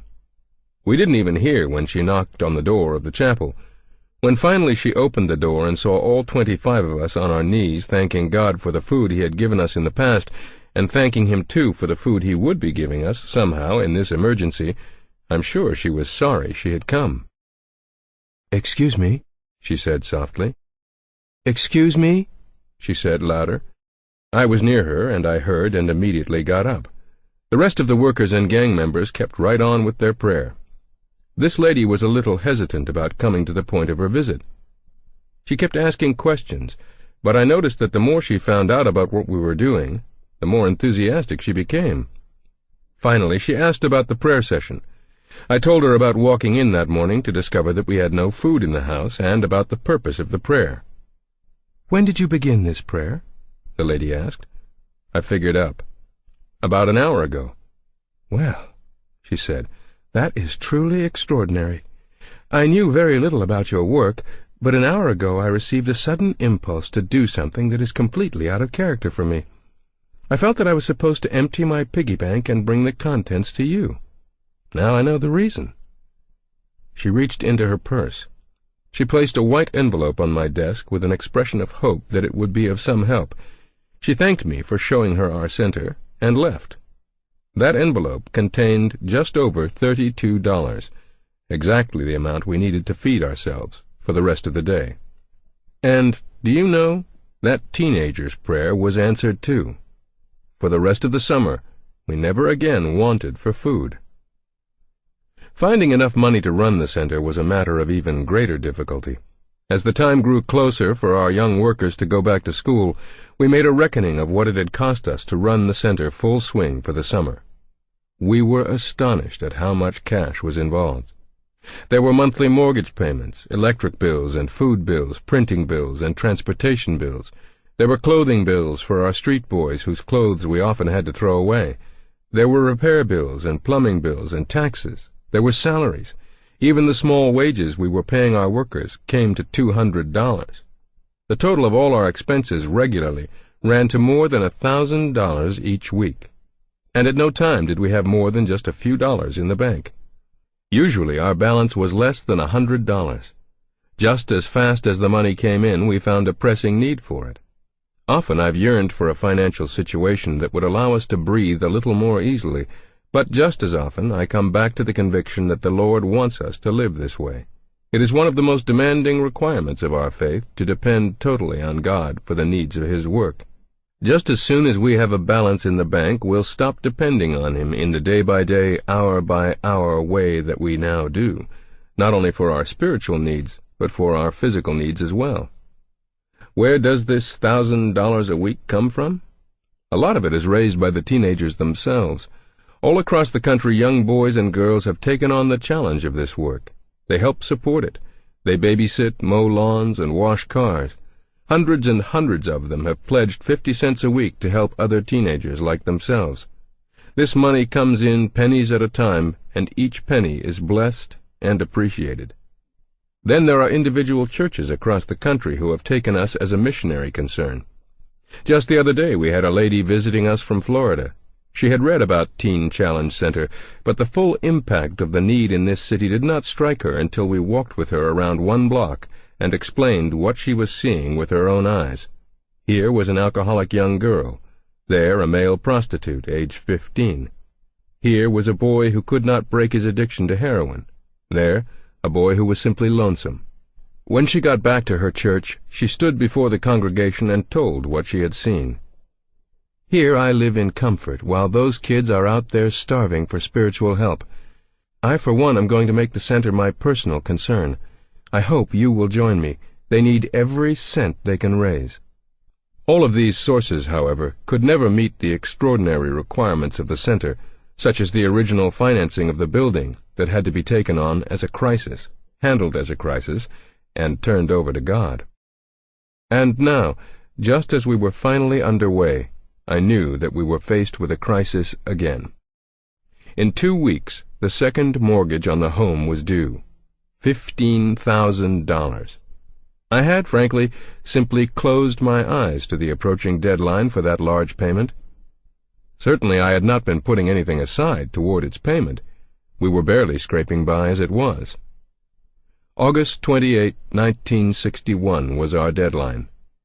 I knew all too well that we would have to face reality on that date. Chapter 19. The closer we came to our financial crisis, the more determined I became to find the money, because we were faced with another challenge on a different plane from any we had faced before. Late one afternoon, Maria telephoned me to say that she wanted to see me.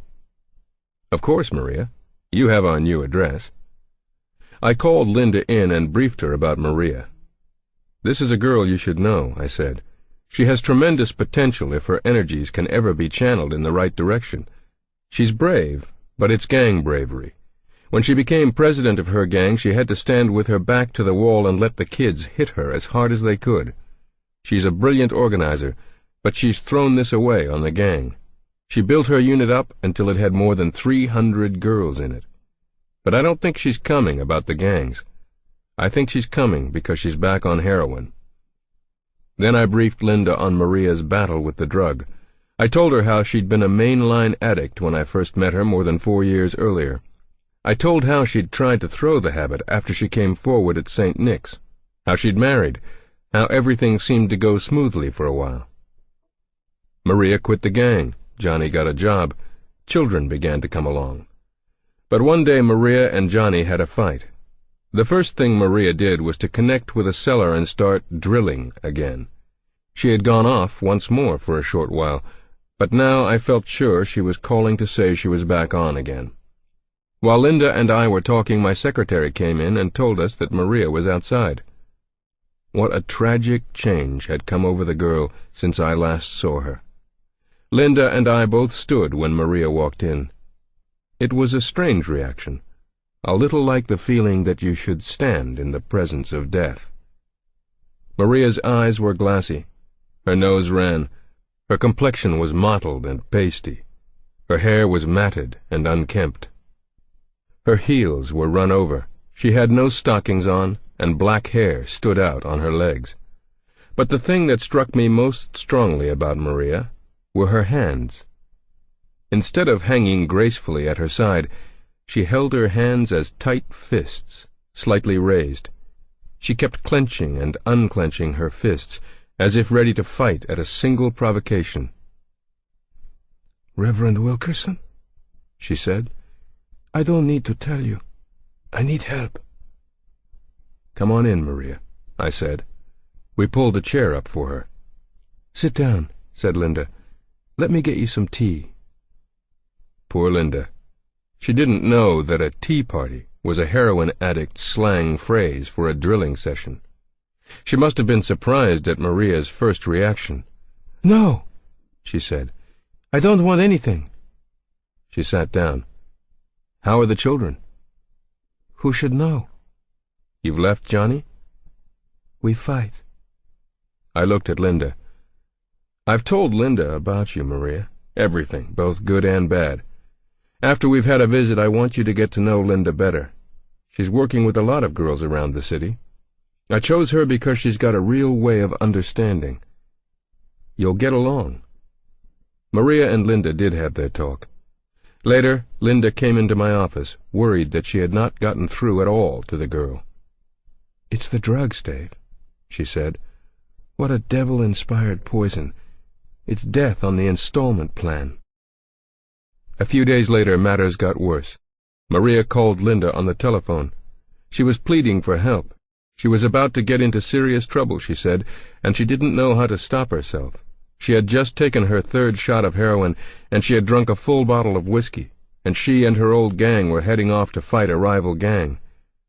"We're going to kill a girl named Dixie," Maria said. "You've got to come stop us." Linda and two of her partners raced uptown to 134th Street in Manhattan. They barged right into the headquarters of the girls' gang. They stayed for more than an hour, but before they left, the fight was called off. "Dave," said Linda when she got back, "this thing is desperate. We've simply got to do something for these girls." What is this thing called drug addiction? It took me 4 years to put into focus a picture of the complex threat that lies behind the single word narcotics, but the picture that finally emerged is staggering. According to the latest official estimates, there are more than 30,000 addicts in New York City alone, and these statistics are based only on the records of those who are hospitalized, jailed, or committed to an institution. Thousands of others are breaking in on heroin by sniffing and skin popping. Thousands of men, women, and children condemned to what Linda vividly called death on the installment plan. There are enough teenagers among these addicts to people a small town, at least 4,000.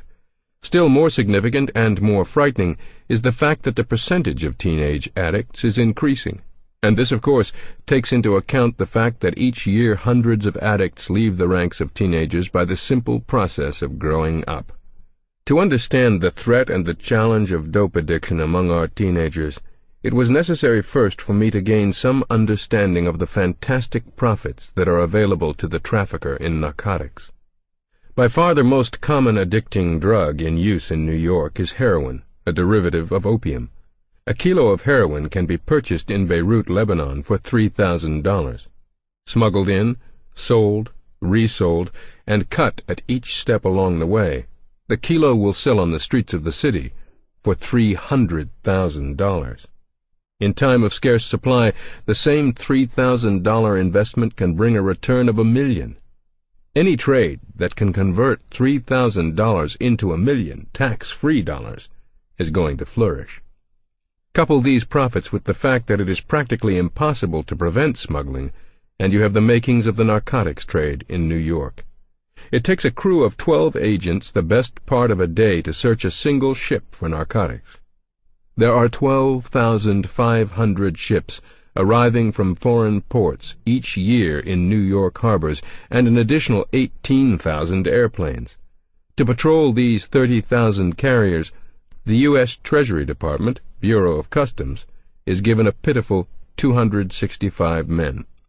The result is that a man not known as a runner can walk into the city with virtually no risk, carrying $1 million worth of heroin sewed in little silken bags attached to his garments. But how do the sellers find a market? Here is the story. Newspaper headlines recently screamed that dope peddlers were operating just outside the grounds of one of the city's schools. This was no news to school officials. They knew that most addicts got their first sample of narcotics in the immediate neighborhood of a school. Students at Junior High School 44 in Brooklyn were recently denied the privilege of leaving the school building during their lunch hour. Officials felt this captive lunch was necessary for the protection of the children, so prevalent was dope pushing in the immediate vicinity. Peddlers boldly waited just outside the schoolyard gate and on occasion actually came into the playground. These pushers offer samples of their wares free of charge. One boy, Joseph, whom I got to know very, very well, told me how this works. A pusher gets you into his car, Davy, and maybe he's got 1 or 2 kids from your class in there smoking pot. Marijuana won't hurt you, they say. Then they tell you it isn't habit-forming, which it isn't, but marijuana leads to habit-forming drugs. The pusher tries to get you to take a smoke, and if you hesitate, the other boys start to laugh and call you chicken, and in the end maybe you give in and take one of his cigarettes. That's how I got started. Joseph's story is typical. The child takes a puff in the back seat of some pusher's car. He learns that you don't inhale marijuana like you do tobacco. You sniff it until the fumes make you feel giddy. That first day, when the boy returns to school, he is untroubled by his problems. Most narcotics addicts are lonesome, frustrated, angry, and usually come from a broken home. One sampling of the wonderful weed, and the boy discovers what it would be like to be permanently happy. He forgets his drunken father and wandering mother. He is unruffled by the total lack of love in his life, by the stifling poverty that forces him to sleep in the same bed as his 2 sisters and in the same room as his parents. He forgets all this. He is free, and that is no small thing. The next day the obliging pusher is on hand to suggest another little sample of heaven. When the boy is ready, he is introduced to stronger stuff. Heroin. Here, too, the pattern is followed. A free gift of the drug the first time, the first 2 times. The pusher is happy to make the investment because he knows that only 15 days of continuous heroin use produces addiction. Now comes the truly fiendish part of this story. Heroin costs from $3 to $15 a deck. A deck is a tiny cellophane container of the drug, sufficient for a single intravenous shot.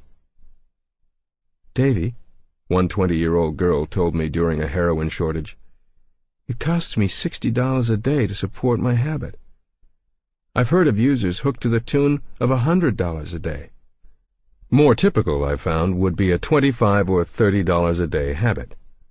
Where is a teenager who is given 25 cents a day lunch money going to find $25? He might turn to crime. Teenage muggings, purse snatchings, shoplifting, housebreaking, armed robbery, auto thefts have become a major problem in New York, and the police say the reason is dope addiction. But the boy gets only 1/3 of the value of his theft when he sells it to a receiver of stolen goods. So to support a $25 a day habit, he must steal $75 worth of goods. The director of the Narcotics Bureau in New York Inspector Edward Carey estimates that drug addiction is responsible for $200 million a year in stolen goods in this city alone. Theft, though, is not really the answer for a boy who has become addicted. It takes too much ingenuity and too much effort, and there is always the risk involved. A much simpler solution is to become a seller. On a dark street corner one night, a teenage boy told me how this happened to him. Carl is 18. He has been mainlining for 3 years. When he first realized that his habit was going to cost him $15 a day, then $20 a day, then $25, he went to his supplier and offered to help him sell. "Oh, no, boy. If you want to sell, you have to find your own customers." And in this sentence lies the reason for the steady spread of addiction. Carl, to pay for his own drugs, pressed narcotics on younger boys. He used the same technique that had been used on him. He passed off the habit as being worth the couple bucks it costs. He chose the more sensitive, hurt, withdrawn boys to pressure. He called them chicken when they wouldn't smoke marijuana. And in the end, Carl succeeded in building up a business for himself. Into the chain of ever-widening addiction, not 1, but 10 new boys were added. One of the questions I asked these boys was, "Why don't you just stop?" Suppose that a boy did choose to stop. This is what he faces. About 2 hours after the effect of the final shot wears off, the boy begins withdrawal symptoms. First, there is a deep craving which pulls at his body from every pore. Then the boy begins to sweat. He shakes with chills, while his body temperature rises higher and higher. He begins to vomit. He retches for hours on end. His nerves twang with excruciating pain from foot to hair roots. He suffers hallucinations and nightmares more horrible than the worst ever imagined by an alcoholic. This lasts for 3 full days, and unless he is helped, he just won't make it. Even with help, the chances are 9 to 1 that he will never be free from his habit. Each year, 3,500 addicts are admitted to the United States Public Health Service Hospital in Lexington. More than 600 doctors and staff members try to help the addict free himself from the habit. Yet a 20-year study carried out between 1935 and 1955 showed that 64% of the addicts returned. Many more went back on drugs without returning to the hospital.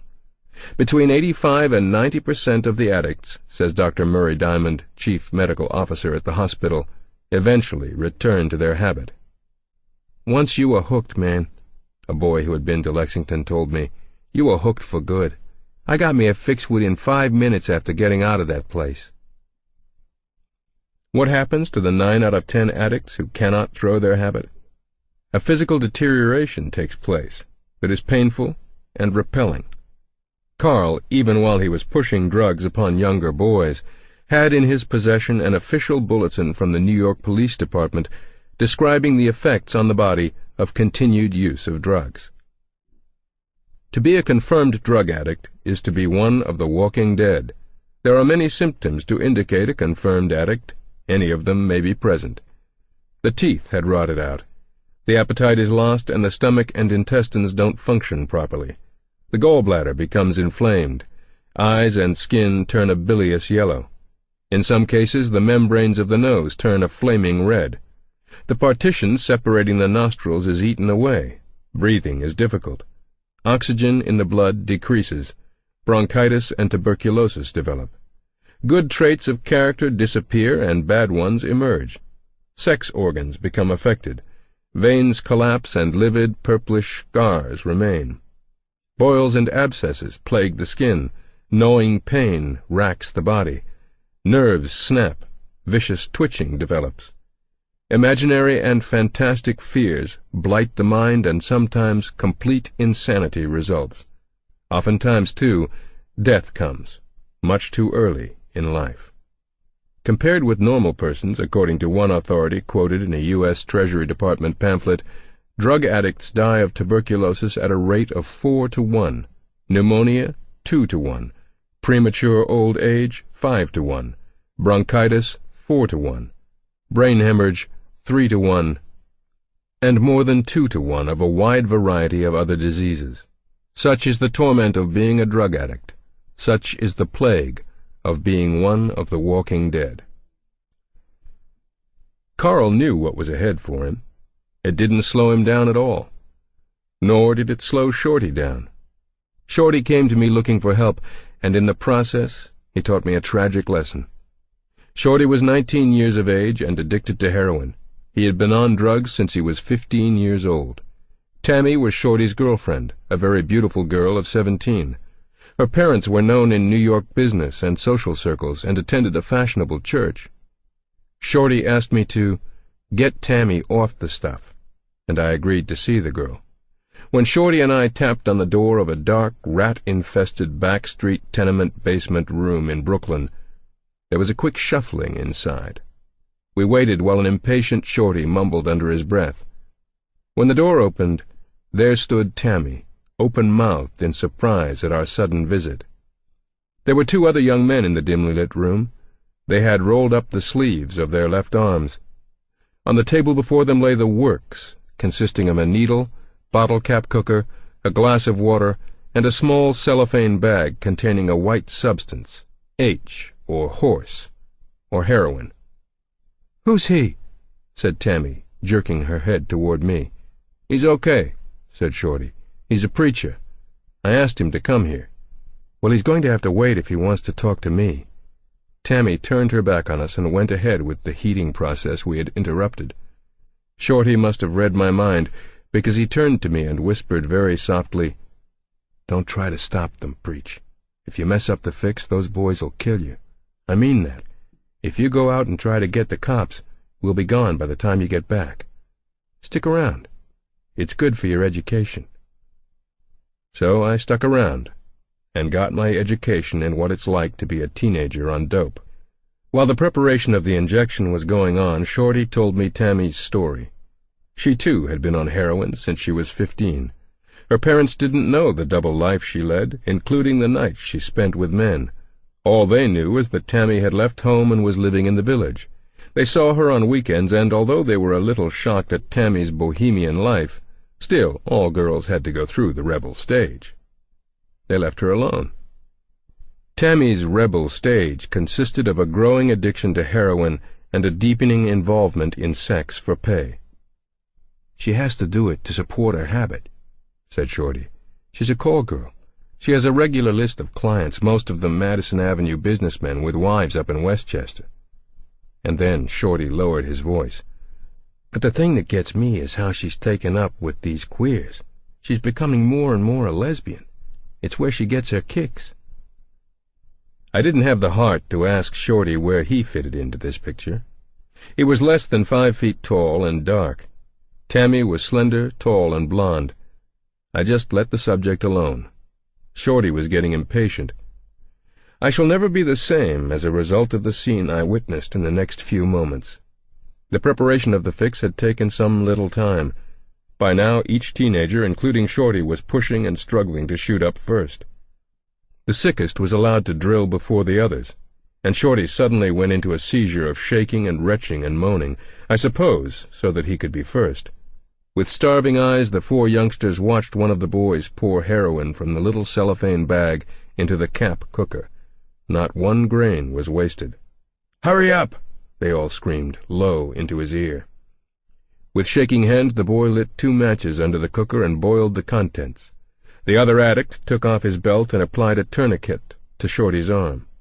The other addicts were now getting very agitated. They stood by, gritting their teeth and clenching their fists to keep from grabbing the loaded needle from Shorty's hand. Tears were streaming down their cheeks. They were cursing under their breath and biting their lips. And then, one by one, there was that final puncture that was so exhilarating, needle against extended vein. I have never felt so close to hell. The kids drifted off into a kind of euphoria. For a long, long time I listened to their foolish gossip and rambling. Shorty told me of a dream where he stood before mountains of white H, loaded needles, and an eternal fire to boil the stuff with. That seemed to him like pure heaven. a place where he could shoot mountains of heroin into his veins. "What about it, Preach? You going to get Tammy off the stuff?" Shorty asked, suddenly remembering why he had asked me in. I told him I would certainly try. And I did try to talk with Tammy then and there, but she looked at me with glassy eyes and told me to go to hell. What could I offer that she didn't have right now, she said. She was in heaven. I just didn't know what heaven was like. She could handle herself without any help from a screwball preacher. Shorty, too, thought better of having invited me in now that he had his fix. When I told him that I had no magic cure, that all I could offer was help while he went cold turkey, he looked at me and scratched his head and said, "Well, what'd you come here for, then?" So I failed. I failed as I had with Maria. I left the apartment. When I went back to try to help them again, Tammy and Shorty had disappeared. All their gear was gone. Nobody knew where they were, nor did anybody seem to care. Chapter 20. The tremendous hold that drugs have on the human body cannot be explained in physical terms alone. My grandfather would say that the devil had these boys in his grip, and I think my grandfather is right. The boys themselves say this, but in a different way. "Davy," I was told over and again, "there are two habits you've got to kick if you're hooked. The body habit and the mind habit. The body habit's not too much of a problem. You just stay in sheer hell for 3 days, put up with a little less torture for another month, and you're free. But that mind habit, Davy, that's something terrible. There's a thing inside you that makes you come back, something spooky whispering to you. We've got names for this guy. Either he's a monkey on our back or a vulture on our veins. We can't get rid of him, Davy. But you're a preacher. Maybe this Holy Spirit you talk about, maybe he can help." I don't know why it took so long for me to realize that this was indeed the direction we should take. The realization came about as an evolution, starting with a failure and ending with a magnificent discovery. The failure was a boy named Joe. I'll never forget the 4 traumatic days I spent with him trying to bring him through the pain of withdrawing from an addiction to heroin. Joe was such a nice guy. Tall, blond, at one time a good athlete in high school, he had not come into his addiction by the usual route.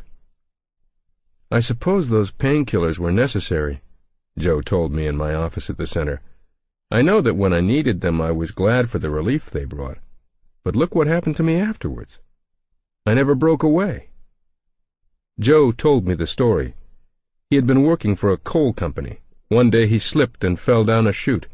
The accident put him in the hospital for several months, and for most of that time Joe was in severe pain. To help relieve his agony, the doctor prescribed a narcotic. By the time Joe was released from the hospital, he was addicted. "I couldn't get any more of the drug," he told me. "But I discovered that there was a kind of cough syrup that had narcotics in it, and I started walking all over the city buying it. I'd have to go to a different drugstore each time and use a fake name, but I didn't have any trouble getting all I wanted. I used to step into the nearest bathroom and down a whole 8-ounce bottle at once." After a while, even this didn't satisfy Joe's growing need for drugs. He knew that some of his old high school buddies were using heroin, and he got in touch with them. From then on, the pattern was typical. First sniffing, then skin popping, then mainline injections. When Joe came to us, he had been on heroin for more than 8 months. He was deeply addicted. "Can you stay here at the center for 3 or 4 days?" I asked. "No one else wants me." "You can live upstairs with the workers." Joe shrugged. "It won't be easy, you know. You'll be going off cold turkey." Joe shrugged again.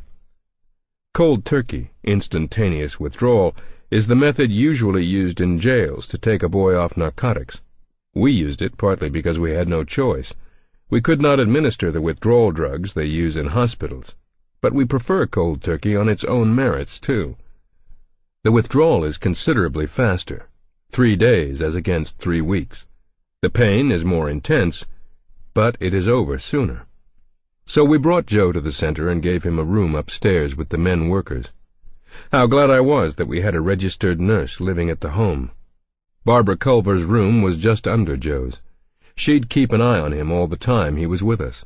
We also put a doctor on the alert in case we should need him. "Joe," I said, as soon as we had him settled in, "as of this moment, the withdrawal has started. I can promise you that you won't be alone for 1 second. When we aren't with you in person, we will be with you in prayer." We weren't just going to take the boy off drugs and leave him alone to suffer.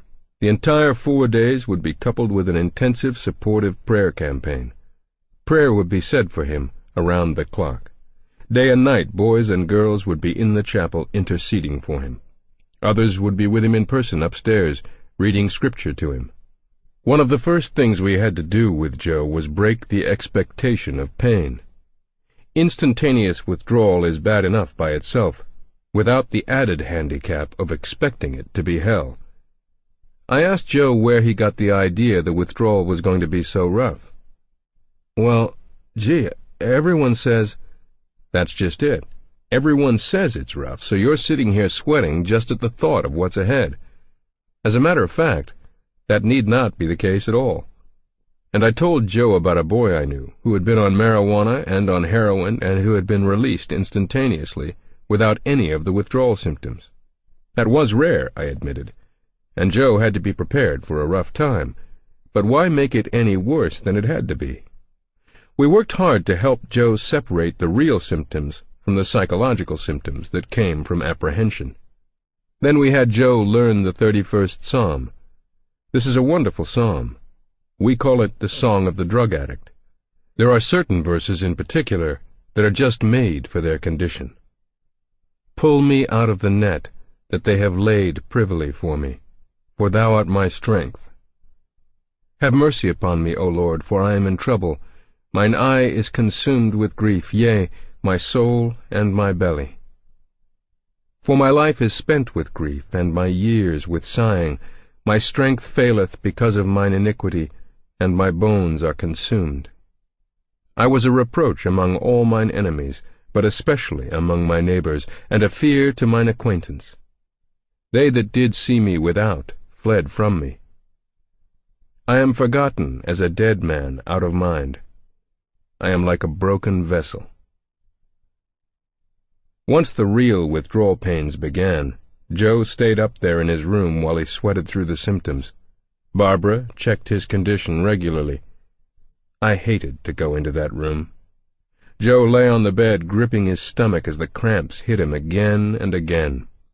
His body was a high, flushed pink. Sweat poured off him in little rivers that left the bed soaked through to the mattress. He cried out in his pain and pounded his head with his hands. He wanted water, then threw it up. He pleaded with me to help him, and all I could do was hold his hand and promise him that we cared. At night we set up a tape recorder by Joe's bed and played scripture readings to him. I stayed at the center during this trial. Often during the dead of night I would slip into the chapel to be sure someone was always there, then up the stairs to see how Joe was doing. The recorder was softly repeating portions of the Bible to the boy as he tossed in fitful sleep. Never once during those 3 days and nights did the torment let up. It was a terror to watch.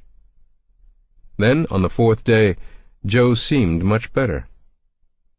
He walked around the center, smiling wanly, and saying that he thought maybe the worst was over. All of us were happy with him.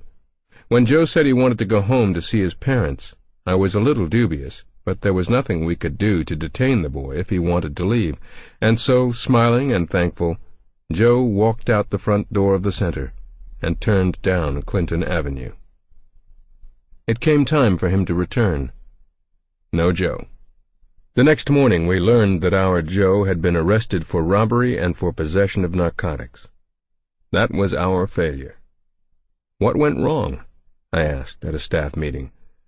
The boy went through the rough part. He got all the way through the worst 3 days he would ever have to spend. He had a tremendous investment to protect, and he threw it all over. "Why don't you talk to the boys who have come off successfully?" said Howard Culver. Maybe you'll find the key." There were several such boys I wanted to talk to. One by one I called them in and listened to their stories of deliverance, and they all spoke of a common experience. I spoke to Nicky, who had been taking goofballs and smoking marijuana. I asked him when it was that he felt he had victory over his old way of life. Something tremendous had happened to him, he said, at the time of his conversion on the street corner. He had been introduced at that time to the love of God, but it wasn't until later that he knew he had complete victory. "And when was that, Nicky?" "At the time of my baptism in the Holy Spirit." I called in David and asked him the same thing. When did he feel that he had power over himself? "Oh, I can answer that," said David. "When I was baptized in the Holy Spirit." Again and again I got the same report. I cannot describe how excited I was. A pattern seemed to be emerging. I felt that I was on the verge of something tremendous. Chapter 21. What is the baptism of the Holy Spirit? Shortly after we became interested in the Holy Spirit's role in helping a boy rid himself of an addiction to narcotics, we had a visit at the center from a Jesuit priest. He, too, wanted to know more about the baptism. He had heard our young people at a street rally and was so impressed that he wanted to know their secret. We spent an afternoon with Father Gary at the center, exploring with him the deep meanings of the baptism. The first thing we did was to show him the references to the experience in the Douay version of the Bible. "The baptism of the Holy Spirit is not a denominational experience," I said. "We have Episcopalians and Lutherans and Baptists and Methodists working with us, all of whom have been filled with the Holy Spirit. In its essence," we told Father Gary, "the baptism is a religious experience which gives you power. But you will receive power when the Holy Spirit comes upon you," said Jesus when he showed himself to his apostles after his death. In my office, Father Gary and I bent over the Bible. The first reference to this special experience comes in the early part of the Gospel story. The Jews, you remember, wondered for a while if John the Baptist were the Messiah, but John told them, "There cometh one mightier than I after me, the latchet of whose shoes I am not worthy to stoop down and unloose." "I indeed," he said, and this is the important prediction, "I indeed have baptized you with water, but he shall baptize you with the Holy Ghost." From the beginning of Christianity, then, this baptism of the Holy Ghost has had a special significance, because it marks the difference between the mission of a mere man, no matter how bold and effective, and the mission of Christ. Jesus would baptize his followers with the Holy Ghost.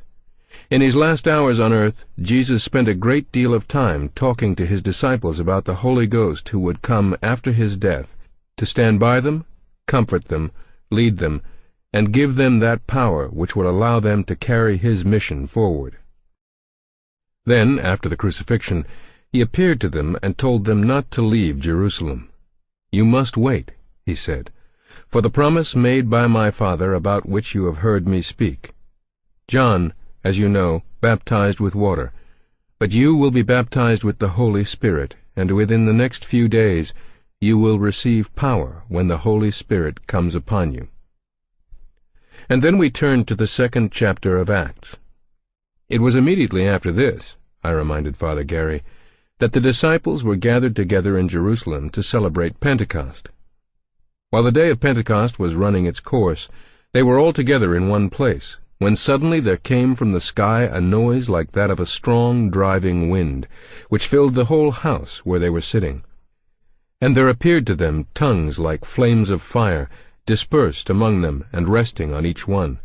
And they were all filled with the Holy Spirit, and began to talk in other tongues, as the Spirit gave them power of utterance. This experience at Pentecost is where we Pentecostals get our name. We place a tremendous store in the baptism of the Holy Spirit, as it was foretold by John, promised by the Father, and experienced at Pentecost. I'm sure you've noticed the vast change that took place in the apostles after this experience. Before, they had been timid and powerless men. Afterwards, they did receive that power that Christ spoke about. They healed the sick, cast out demons, raised the dead. The same men who had hidden themselves at the crucifixion went on after this experience to stand up to the hostile world with their message. Then I told Father Gary about the gigantic revival which swept the United States, Canada, England, and South America in the early 1900s. At the heart of this revival was the message that the power given to the Church at Pentecost had for the most part fallen into impotency, and could be brought back through the baptism of the Holy Spirit. The book of Acts tells of 5 different times when people received this experience, I said, and the early Pentecostals noticed that in 4 out of 5 of these times, the people who were baptized with the Holy Spirit began to speak in other tongues.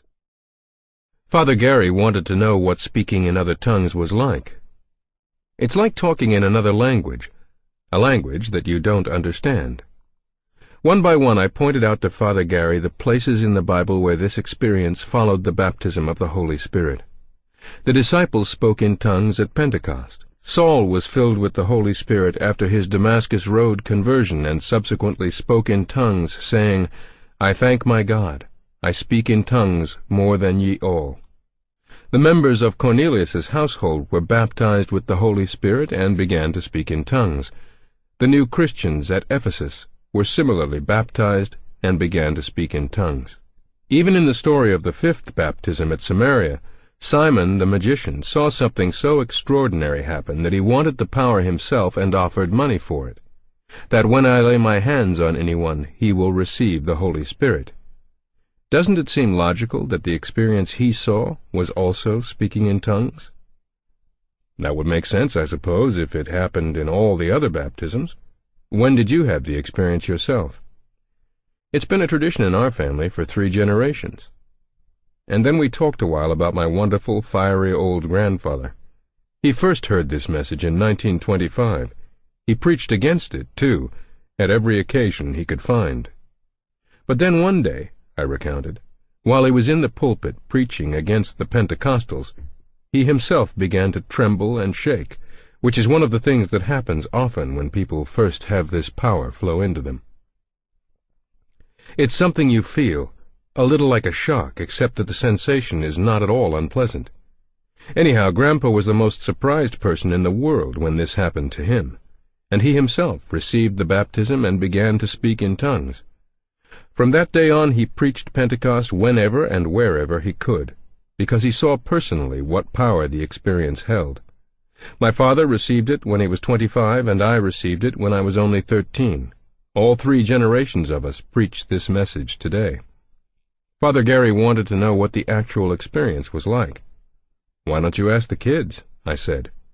We invited him to have lunch with us, and over chicken and salad Father Gary listened as several of our young people described for him what it had been like when they were filled with the Spirit. The first was a 12-year-old girl named Nita. We had found her in Coney Island, wandering around as if lost. Linda Meisner learned from her that sex and alcohol were the centers of her revolt against her family. "I used to drink a lot," she said now, "and to run around with any boy who looked that way at me. I hated my parents, especially my mother. Linda brought me here to the center, and I sat in the chapel and listened to all the other kids talk about how Jesus helped them when they were tempted.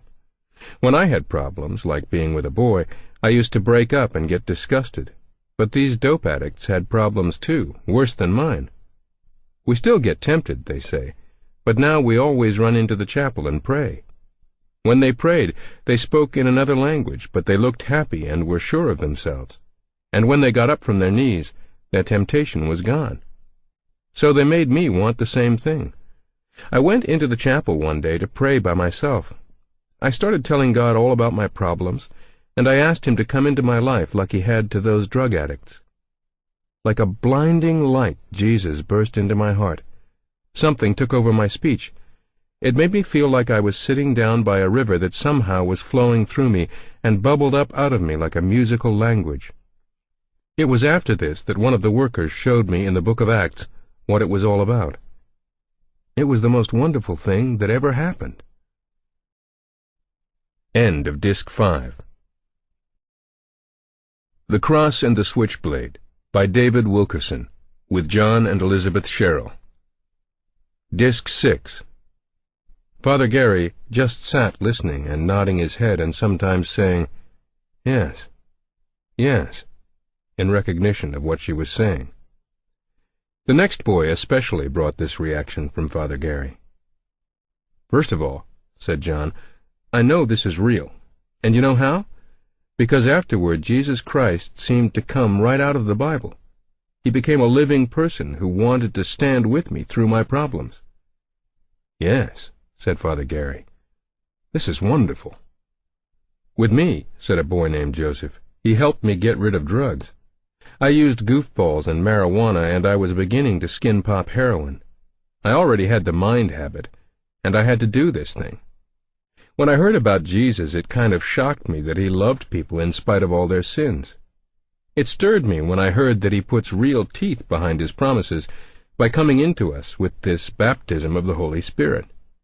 The Holy Spirit is called the Comforter, they told me. When I thought of comfort, I thought of a bottle of wine and half a dozen goofballs. But these guys were talking about comfort out of heaven, where I could feel clean later.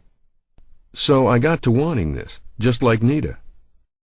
In the chapel," he turned his head toward the door of the chapel, "I cried to God for help, and that's when he came around. He took over my lips and tongue, and I was speaking in a new language. At first I thought I was crazy, but all of a sudden I knew I couldn't be, because something was happening, too. I wasn't lonely anymore. I didn't want any more drugs. I loved everybody. For the first time in my life, I felt clean." On and on the kids went, each wanting to tell what had happened to him. You had to make them take turns talking. When Father Gary left an hour later, he was still saying, "Yes, yes." He said he wanted to talk the experience over with some of his friends at Fordham University. I only wish he had stayed a little longer, because that same night another boy received the baptism, and he could have witnessed the experience for himself. The boy's name was Roberto. Roberto was 16 years old. He had been on heroin for 2 years, and on marijuana before that. He had been in jail 4 times, once for stabbing another gang member in a street fight. The boy had lived, but Roberto was afraid that someday he might kill. Unlike many of the boys who come to the center, Roberto had parents who stood by him. They tried everywhere to get help, but Roberto's downhill slide only increased its pace. That afternoon I met Roberto in the chapel. I guessed from the way he was fidgeting and moving around restlessly that he was about to go out for a fix. "I've got problems, Davy," he said, quietly lacing and unlacing his fingers. When an addict says he has problems, he means that he has to make contact and shoot it up, and soon. So I started talking to Roberto again about the baptism of the Holy Spirit. "Nicky will be preaching about it tonight. Be there, and let the Spirit come upon you." "I don't know, Davy. I've got to get some fresh air. I'm not feeling so good." I had to let him go, and frankly, I didn't expect to see him again. But that night he was in the chapel when I arrived. I could tell from the way he continued to suffer that he had made it without getting a fix. I sat down beside him and watched him carefully as several of our ex-gang members and drug addicts arose and quite simply told of the wondrous things that were happening to them. Nicky preached about the need of every drug addict to have the baptism of the Holy Spirit. If you want power in your life, if you are on the needle and really want to change, then listen to this. The Holy Spirit is what you need, and when you receive Him, you will also receive 10 special gifts which you can depend on. I'm going to tell you about them. If you have a pencil and paper, you can copy down the Bible references that show where I got them. First of all, you have power. You can read that in Acts 1:8. You shall have power when the Holy Spirit comes upon you. Then, you're going to have a comforter. John 14:26. A comforter doesn't mean someone who will make you comfortable. It means someone who will stand by you and give you strength. Next, you will have protection. Read in Acts 16:6 how the Holy Spirit forbids the apostles to take a step which would have been tragic. He will guide you like this, too. And here's an important one. You will no longer be hounded by the mind of the flesh, but you will have spiritual values. Read it in Ephesians 2, 3-6. You will have life. Now you are headed for death, but with the Holy Spirit, it says in 2 Corinthians 3, 5-6, that you will have new life. And you will be living with the Spirit of truth. The needle holds out a promise to you that is never fulfilled. You don't get release in a drilling session. It just gets worse. John 16:13 tells you that you will have truth. Access to the Father will be yours. Read Ephesians 2:18. And the last three? You will have hope. How many of you have that now? Not many. You will have hope, says Romans 15:13. And the point of all this is found in 2 Corinthians 3:17. You boys out there now, will have liberty. And how does this come about? Through a dramatic, sudden, overpowering experience. Read about it for yourselves in Acts 10:44. Then Nicky stopped. His voice dropped and he spoke in almost a whisper. That's what's ahead for you in this new life, he said. But here tonight, I don't think we want to read about it, and we don't want to talk about it. We want to do it. If you want this change and power and hope and freedom in your life, get on your feet and come up front. I'm going to lay my hands on your head just like St. Paul did, and the same thing is going to happen to you that happened to the new Christians in his time. You're going to receive the Holy Spirit. Roberto took one look at me and leaped to his feet, and my heart leaped with him. I want everything God has for me, he said. I want to make it through and never come back. Roberto fairly ran to the front of the chapel. He grabbed Nicky's hands and put them on his own head. Almost immediately the same thing happened to this boy that had happened to my grandfather. He began to tremble as if current were flowing through him. He fell to his knees, and the other boys stood around him, praying. It was like reliving a scene from the book of Acts. In less than 2 minutes a new language was flowing from Roberto's lips. It poured out like a spring bubbling up out of dry land. Of course, everyone was rejoicing. All the other drug addicts came around Nicky and Roberto and began saying, He's going to make it. He's coming through. Nicky kept saying, Thank you, Lord. Thank you for helping these boys. Then others picked it up. Thank you, Lord. Thank you for helping these boys. Thank you. Thank you. Thank you, Lord.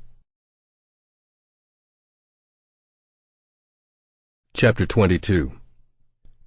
We did not find that the baptism of the Holy Spirit always freed a boy. In fact, it did just the opposite. It trapped him. This has been simultaneously one of the most discouraging and the most encouraging results of our work. At first, our hopes were very high that the baptism would always and permanently free boys from the hold of heroin. There was a good basis for this hope. As soon as we began to suspect that there was a relationship between the baptism and a boy's ability to throw the habit, we made a special effort to lead our young dope addicts into the experience. At first, we experimented rather cautiously on a marijuana user. Luis was one of our boys who had been smoking this weed, which addicts the mind but not the body. He received the baptism of the Holy Spirit, and his mind addiction left him completely. Encouraged, we went on to a tougher assignment. What about a boy like Roberto, who had been on heroin, which addicts the mind and the body as well? What would happen to him now? We watched Roberto carefully for signs that he was back on the drugs, but day after day he came to the center with his eyes shining and his hopes high. I think I am on top of it, David. I have a tool I can use. I just come here with the other boys and pray. Time and again we got the same results. Harvey had been referred to us by the courts. He had been deeply addicted to heroin for 3 years, but after the baptism he said the temptation itself went away.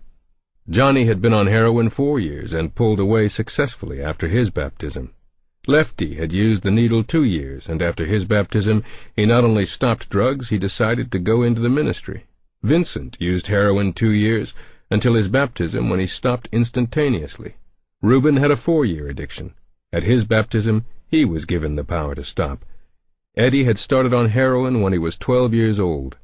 15 years later, he was still using the drug and was nearly dead from its continual use.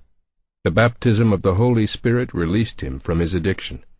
I was so excited that I checked with medical authorities to find out what grounds we had for making some bold claims. None, I was told frankly.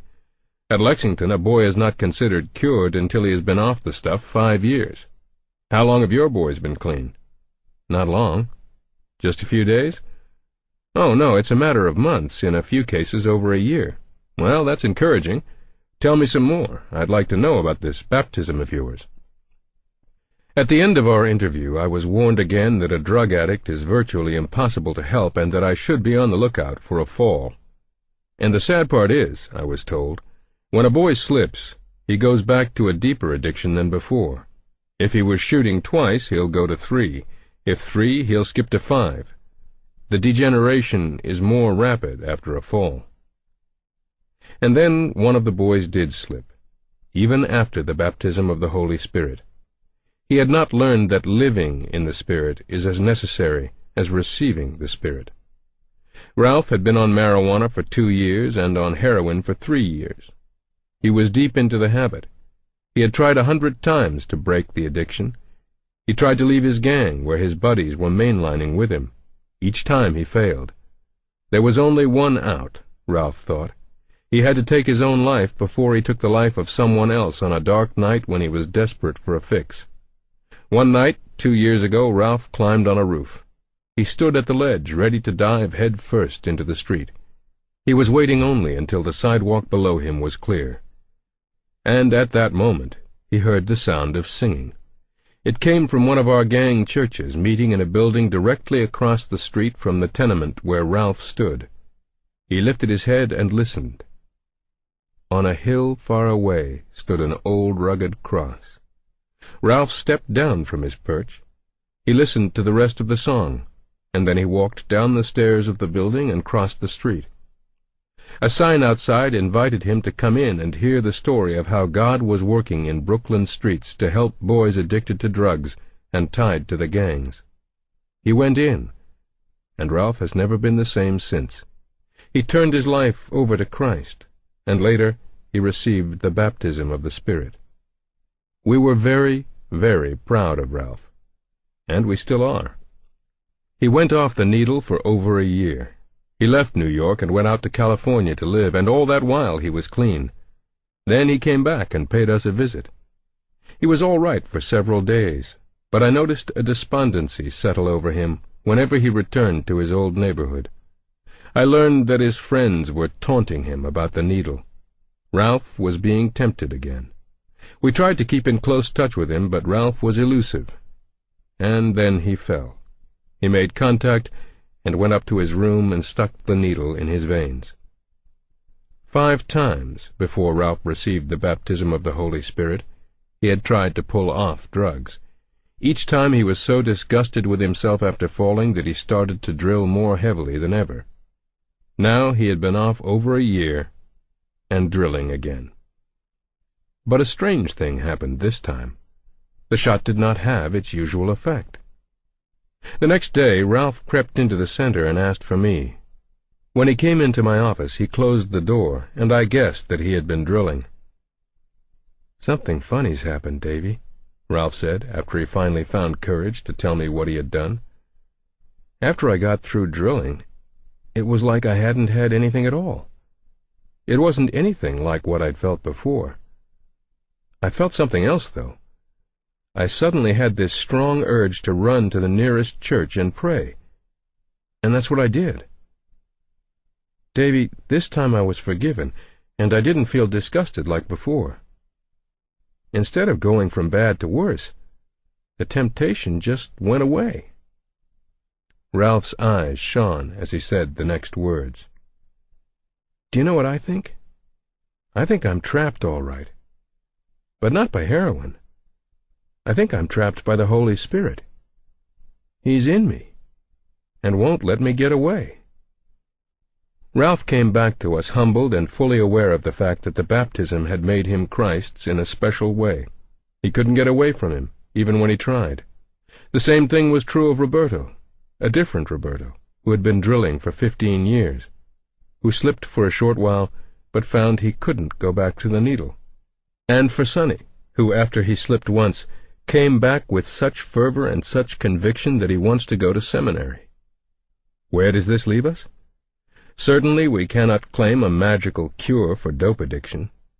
The devil which hides in that needle is so deadly strong that any such claim would be folly. All we can say, perhaps, is that we have found a power which captures a boy more strongly than narcotics. But that power is the Holy Spirit himself, which, unlike narcotics, does a strange thing for our boys. He captures only to liberate. We are still in the infancy of what we consider a bold experiment. We have much to learn about what this religious experience can and cannot do in unhappy lives. Every day we are making new discoveries. Every day we learn how to make our role more effective, how to increase our percentage of permanent cures. One of the promises of Christ was that His Spirit would lead us into all truth. It is on this promise that we take our stand, knowing that someday He will lead us to principles that can be used not only here on Clinton Avenue, but all over the United States, wherever loneliness and despair have led boys and girls to seek release from their problems with a syringe, a dirty needle, and a bottle-cap cooker. One day Linda and I were sitting in my office discussing these things and wondering where they might lead us. Yet I was aware that there was one name neither one of us was mentioning. Maria.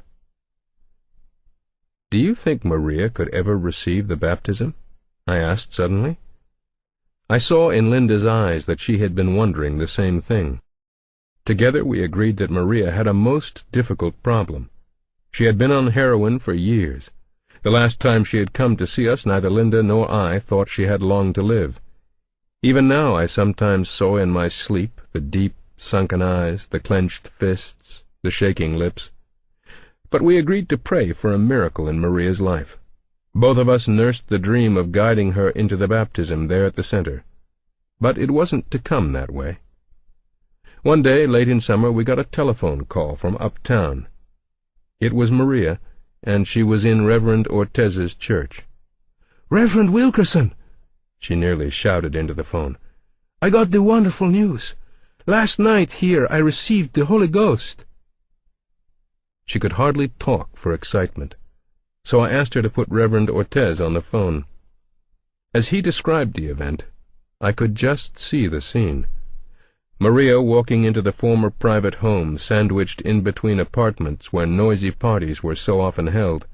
Maria working her way through other Spanish men and women until she found an empty folding chair. Maria listening to the preaching and hearing the altar call. Maria going forward. I could even hear her voice, so husky the last time she visited us, now begging the Lord to send His Spirit to dwell in her. I could see her sink to her knees and feel the hope in her heart as warm hands were laid on her head. And then the soft, melodic, bubbling language which she did not understand, coming from her own throat, the seal and sign that prayer had been answered. Reverend Ortez was jubilant. "We've all waited a long, long time for this, haven't we?" he said. "Indeed we have. It's another victory." Secretly, though, I was filled with apprehension. I knew that Maria had one great weakness. When she got angry, she went back to the needle. It was the pattern many addicts followed, but I had watched it with Maria so many times. I had the feeling that if, just once, she could conquer this problem of anger, she would be all right. And it wasn't long before Maria was put to this very testing. One evening, late, Maria stepped off a bus on an apparently deserted street in Manhattan near her old turf. From out of the shadows stepped 3 girls. "Hi there, Maria." Maria turned. She recognized the girls as members of the old gang. She greeted them warmly. In the dark behind them she recognized, too, the form of a boy. "Say, Maria," one of the girls said, "we hear you're off age. We hear you've got religion now." "That's right," said Maria. "Well, now, ain't that just wonderful? If you're not having to spend all that money on horse, you must be rolling. I wonder if you'd lend a couple of old friends $1 or two." Maria knew what the money would go for. Many were the times she had sat in a darkened room with these same girls, twisting a belt around her arm and pumping a syringe full of heroin into her veins. "I'm sorry," she said, "not for what you're going to use the money." "I know—" Maria never saw the blow coming. A girl's fist plunged into her stomach. Maria doubled over. Her first instinct was to fight back, and Maria was known all over the area for her fierce fighting strength. But she stood there, hands at her sides. Like the first day when she passed her test for the presidency of the club, Maria took punishment without resisting, without whimpering. But what a heroic difference between the two occasions. This time, Maria was praying. She was praying, too, when the knife went into her side. She was praying while the threesome leaned over her prone body and grabbed her purse and ran, laughing, down the street. After a while Maria stood up, slowly, in the lonesome street. She made her way home, somehow, where Johnny helped her take off her blood-stained clothes. Together they examined the wound. The knife had pierced her flesh close to the ribs. The wound wasn't deep, and Johnny didn't think it would be serious. What he did worry about was Maria's emotions over the incident. What would happen to her now? Far too often he had watched his wife come along the road to recovery just so far, then slip when something made her angry. But that night, after she had bathed her bruises and put bandages on the knife cut, Maria fell asleep with the peace of a child. I was tremendously impressed with this story. Maria paid us a visit at the center a few days after her beating. She walked in with the black and blue markings of her bruises still livid. "They maced me up a bit, Reverend Wilkerson, but I just prayed, and everything was all right. The Holy Spirit was with me." I looked at Linda, who was as astonished as I at the change. "That's all we need to know," I said aloud. The last time I saw Maria, she and her family were on their way to Puerto Rico. Johnny stood proudly at her side. Maria's 3 young children hung shyly to her freshly starched skirt, and they were clinging to a mother they were beginning to feel they could trust. Maria's hair had just been shampooed and set, and it gleamed in the sun. Her shoes were new. Her legs, perhaps a minister shouldn't be noticing this, were shapely and clean-shaven, and, a more appropriate observation, her hands hung relaxed and graceful at her side. Maria told me that she and her family were going to Puerto Rico for the special purpose of attending a Spanish training school, which will equip the couple for full-time work with the church. When they finish their training, they will return to New York, where we hope they will work with us here in the center. As I stood watching this family disappear, I found myself repeating over and over again the words of Jesus. "Ye shall know the truth, and the truth shall set you free." Chapter 23. For most people in Brooklyn, the morning of August 28, 1961 was just another bright, hot summer morning. But for us at Teen Challenge Center, the day was dark. That noon we were supposed to hand over a certified check to the holders of our second mortgage. The amount needed was $15,000. "How much money do we have in the bank?" I asked Paul Delina. "I don't even want to tell you." "How much?" $14. I had been counting so much on another miracle. Somehow in my heart I had confidence that we weren't going to lose the center, and yet here we were at our deadline, and there was no money. Noon came and went, and still there was no miracle. I had to ask myself serious questions about my own confidence. Was it just self-delusion? Had I expected too much of God without doing enough myself? "At least," I said to Julius Freed, our attorney, "I'm not going down without a scrap. Could you arrange for an extension?" Julius spent the afternoon poring over documents and signing papers, and when he had finished his day's work, he announced that he had succeeded in getting an extension. "They've agreed to wait until September 10th, David," Julius said. "But if the money isn't in their hands by that time, they will start foreclosure proceedings. Do you have any ideas?" "Yes," I said, and Julius's face lit up. But it fell again when I explained just what that idea was.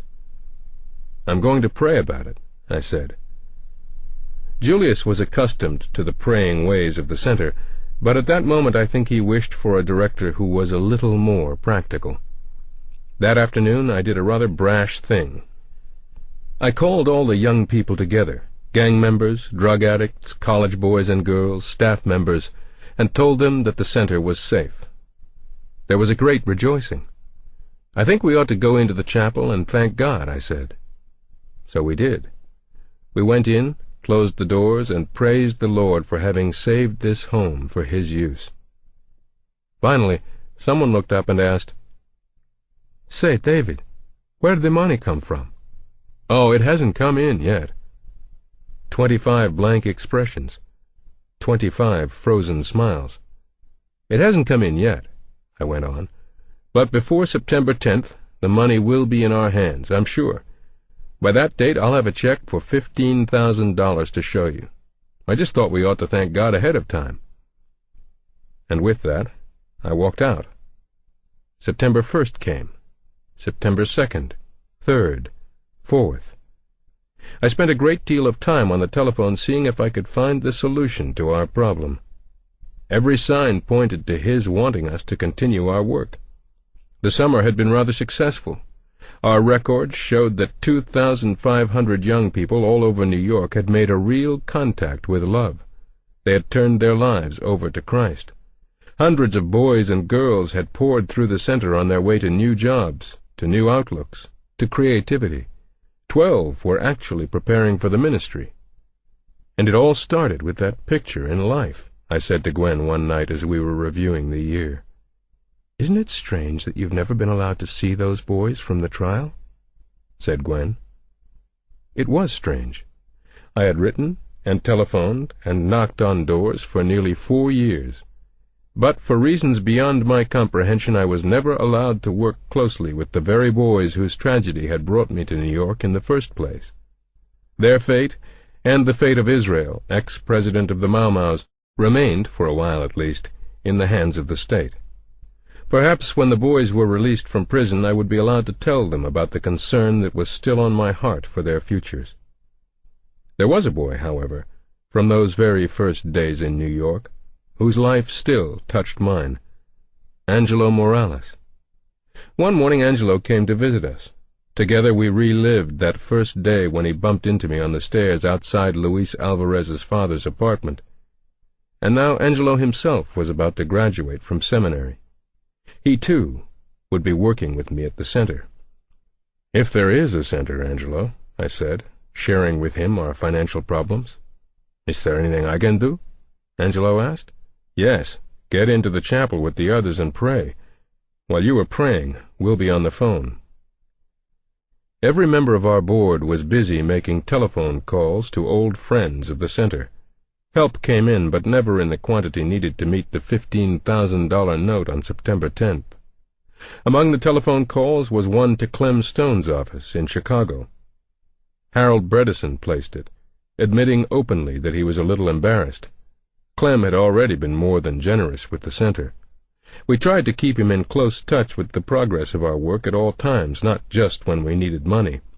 But I suspect that when Clem heard a call was coming from Teen Challenge Center, his natural instinct was to place a quick, protecting hand over his wallet. It was Clem's son whom Harold reached on the telephone September 8th. They had a long talk. Harold told about the work that had been accomplished already, and he thanked the Stones for their part in that. Then, with a shrug, he finally got to the point. "We've got to have $15,000 by the day after tomorrow," he said, and he explained why. "I have no idea what your position is at this moment, and I'm certainly not going to ask for a decision while you're on the telephone. But talk this over with your father. Tell him thanks for what he's already done to help, and then let's just see what happens." September the 10th arrived. The morning mail came. We opened it, eagerly. There were envelopes from children sending in their pennies. "Thank you, Lord," I said. "We couldn't do without these pennies." And that was all.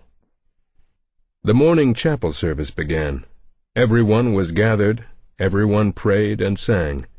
Here and there I heard our young people still thanking God for sending us the check for $15,000. In the middle of the service, I was called to the door. It was a special delivery. I looked at the postmark, Chicago, Illinois. I opened the envelope, and inside was a certified check for exactly $15,000. I couldn't talk when I took that piece of paper into the chapel. I stood before the fireplace with its sheaf of harvested wheat in bas-relief on the mantel. I couldn't talk. So I just held up my hand for silence, and when the room was quiet, Paul Delina handed the check to the young boy nearest me. "Pass that around, will you please?" Paul said, almost inaudibly. The canceled check, which Clem Stone now has in his files in Chicago, tells a mute story of the wonderful leading of God among young people in New York City. It is properly endorsed, properly deposited, but it is more than that. If you look closely at that check, you will see that it is stained. It is really quite grubby from having passed through the hands of 24 youngsters who have learned what it is to believe. And perhaps there are a few tear stains on it, too. Tears of gratitude to a God who moves in mysterious ways, his wonders to perform. Epilogue. This story, of course, is far from finished. Each day new chapters are being written in the transformed lives of youngsters all over New York. But another volume is being written, too. This one is oriented to Chicago, not New York. A brand new Teen Challenge Center already exists and is in operation in that city. Borrowing on the mistakes and successes of our pilot project here, Chicago's center is bounding ahead. Like the home in New York, it will operate on a budget of close to $50,000 during the first year alone, and like our home here, it will operate on current balances of $14, $15, $16 at a time. When I flew out to Chicago to help get the new center started, I could just hear echoes of Paul Delina's question. Where's the money? Where's the books? And who's in charge here? The Holy Spirit is in charge. As long as he remains in charge, the programs will thrive. The minute we try to do things by our own power, we will fail. This is the guiding principle of the center here in New York. It is the principle which directs our new center in Chicago and the one that is starting in Philadelphia and in Boston and in Los Angeles and in Toronto. The Holy Spirit is in charge here. We should write it for all to see on the lintels of every doorway we build. But since that might seem like so many words, we will do better. We will write it in our lives. And in all the lives we can reach out to and touch and inspire with the living Spirit of God. Thank you for listening to this recording of The Cross and the Switchblade by David Wilkerson with John and Elizabeth Sherrill. This book was read by Paul Michael.